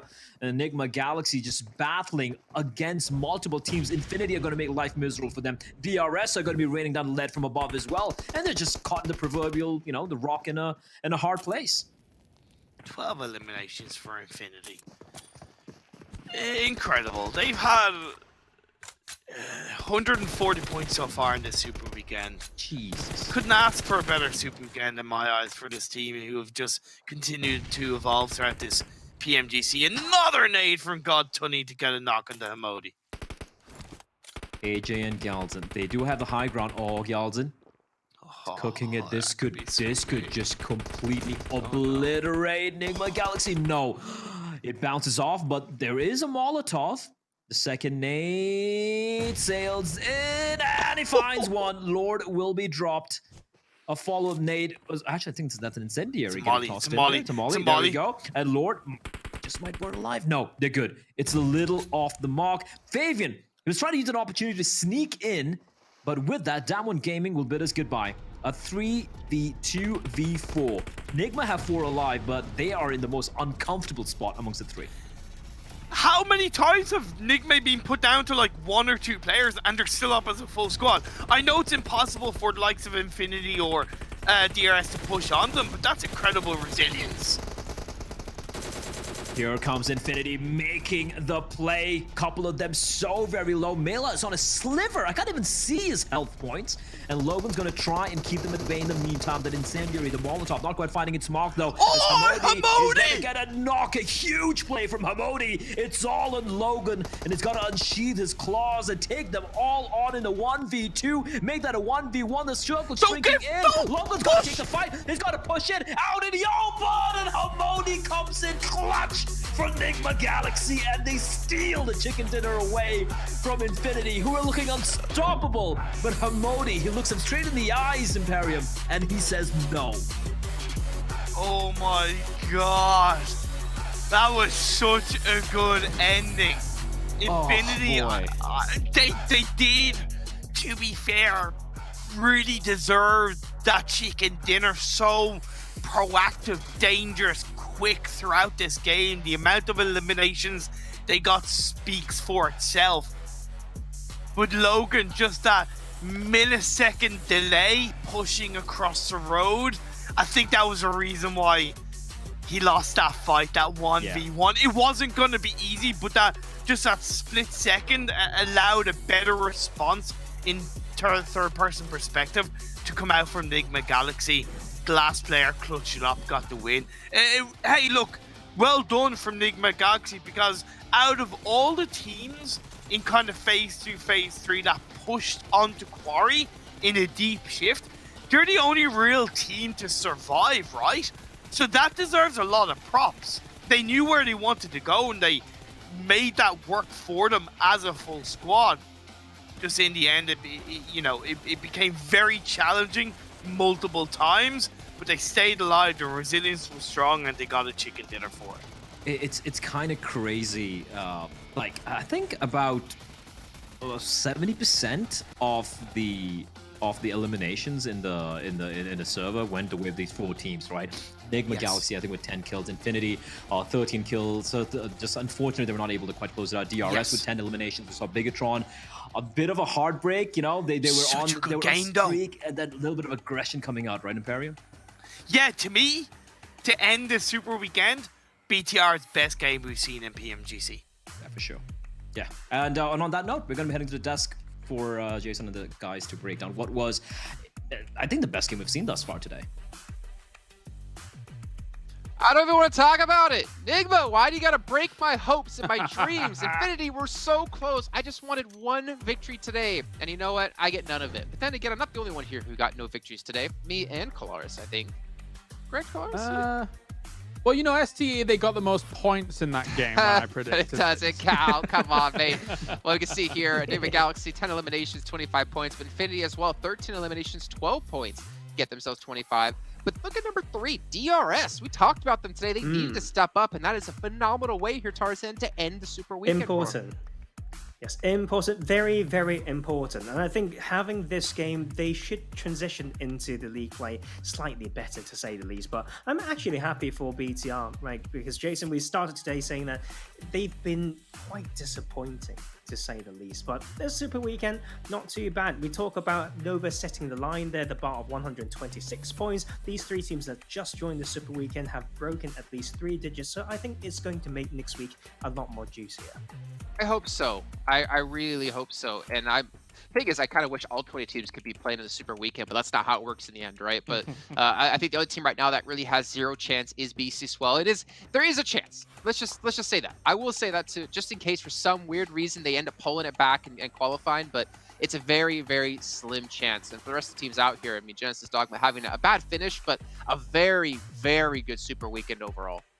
Yeah, absolutely. I mean, even though Nigma will be getting a huge amount of points, they're pushing them up the rankings, they still will not take over Genesis Dogma up towards the top here. And who can blame it? I mean, the wins that they got with big kill counts that they were able to convert, Daybot as well as Satar looking absolutely fantastic throughout all of this. So yeah, you got to give them big props. Wait, hook us up. 1,000? What?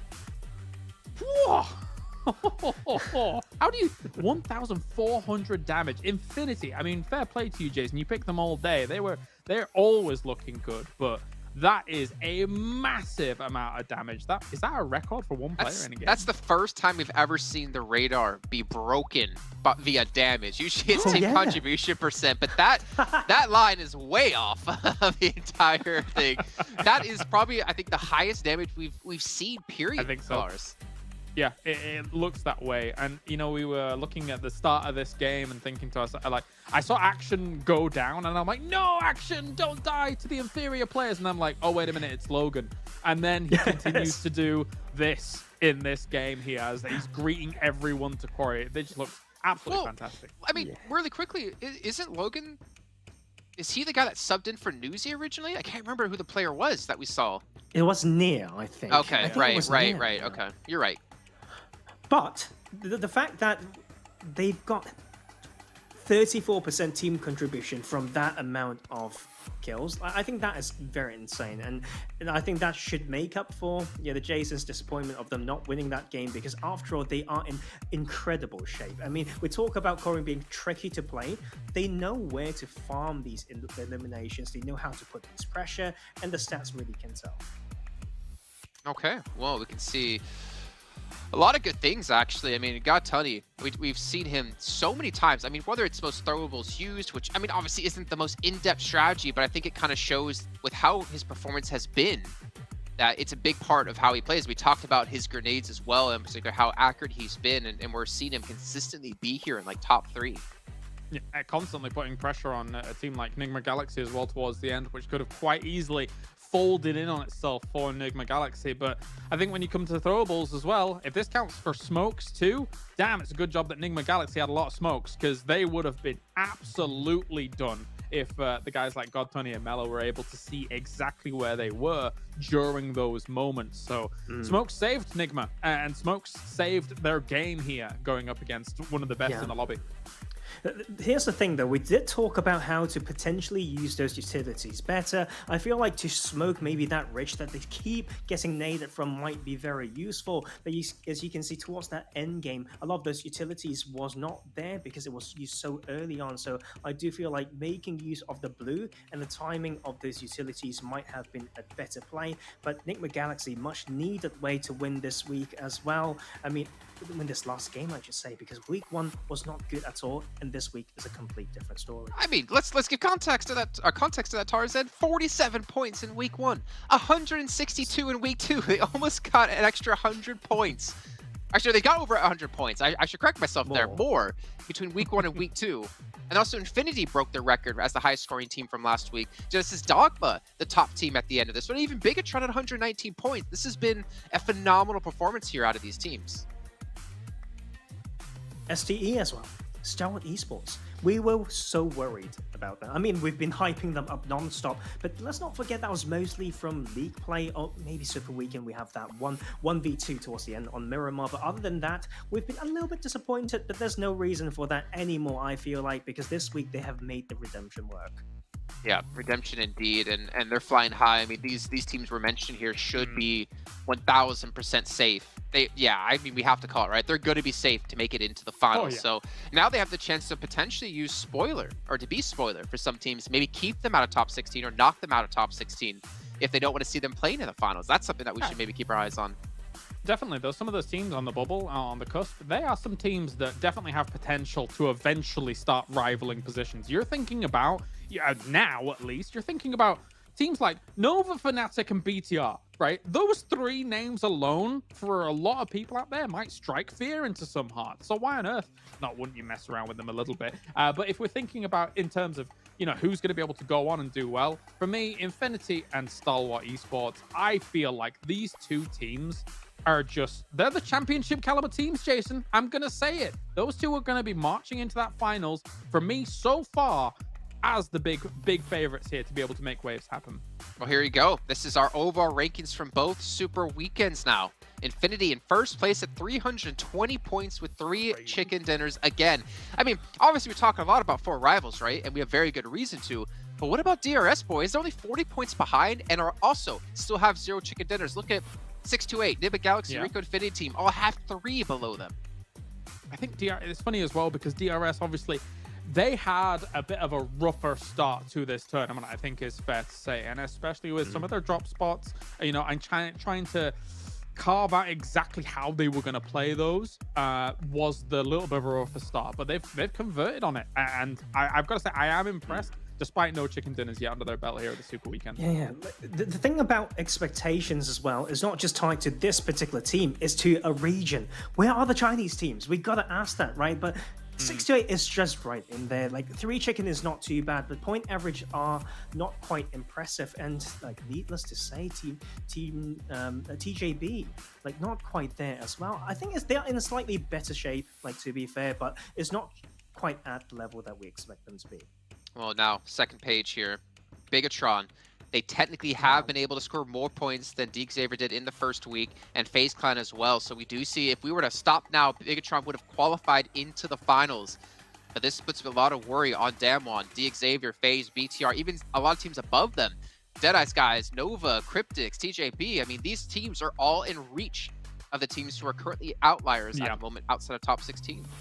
Yeah, definitely. I think one thing to take away of the fact is I think there's only 4 teams that haven't won a chicken dinner here across Super Weekends. I guess you could say crazy. 3 teams because 3. BCS hasn't been there. But I think as well, if you look at that, the lobby is closer than I thought it was ever going to be as a whole because so many teams are able to convert and get themselves wins on the board. But also, honestly, as you mentioned, for some of these big names that are on the cusp right now, genuinely for those top teams, put the boot in. Try and cause them problems because they do have the potential to go far in the grand finals. So why not give them a harder time? I mean, it comes down to league play then, right? It comes down to, are we going to see teams drop? I think 628, as Maxman pointed out, say they want to stop Reject from qualifying. Hey, drop them on league play, knock them out. Don't let them get into Super Weekend 3. There's a chance that could exactly happen. But one thing we have to touch on here is what you're seeing on your screens. Daybot, 49 eliminations across all Super Weekends. Satar at 46 and Godtani at 42. Massive play. I mean, just between these two players, that's 95 points. Just between those two alone, that's almost more points than Bigatron has total. Yes. Just from eliminations. Just from two players.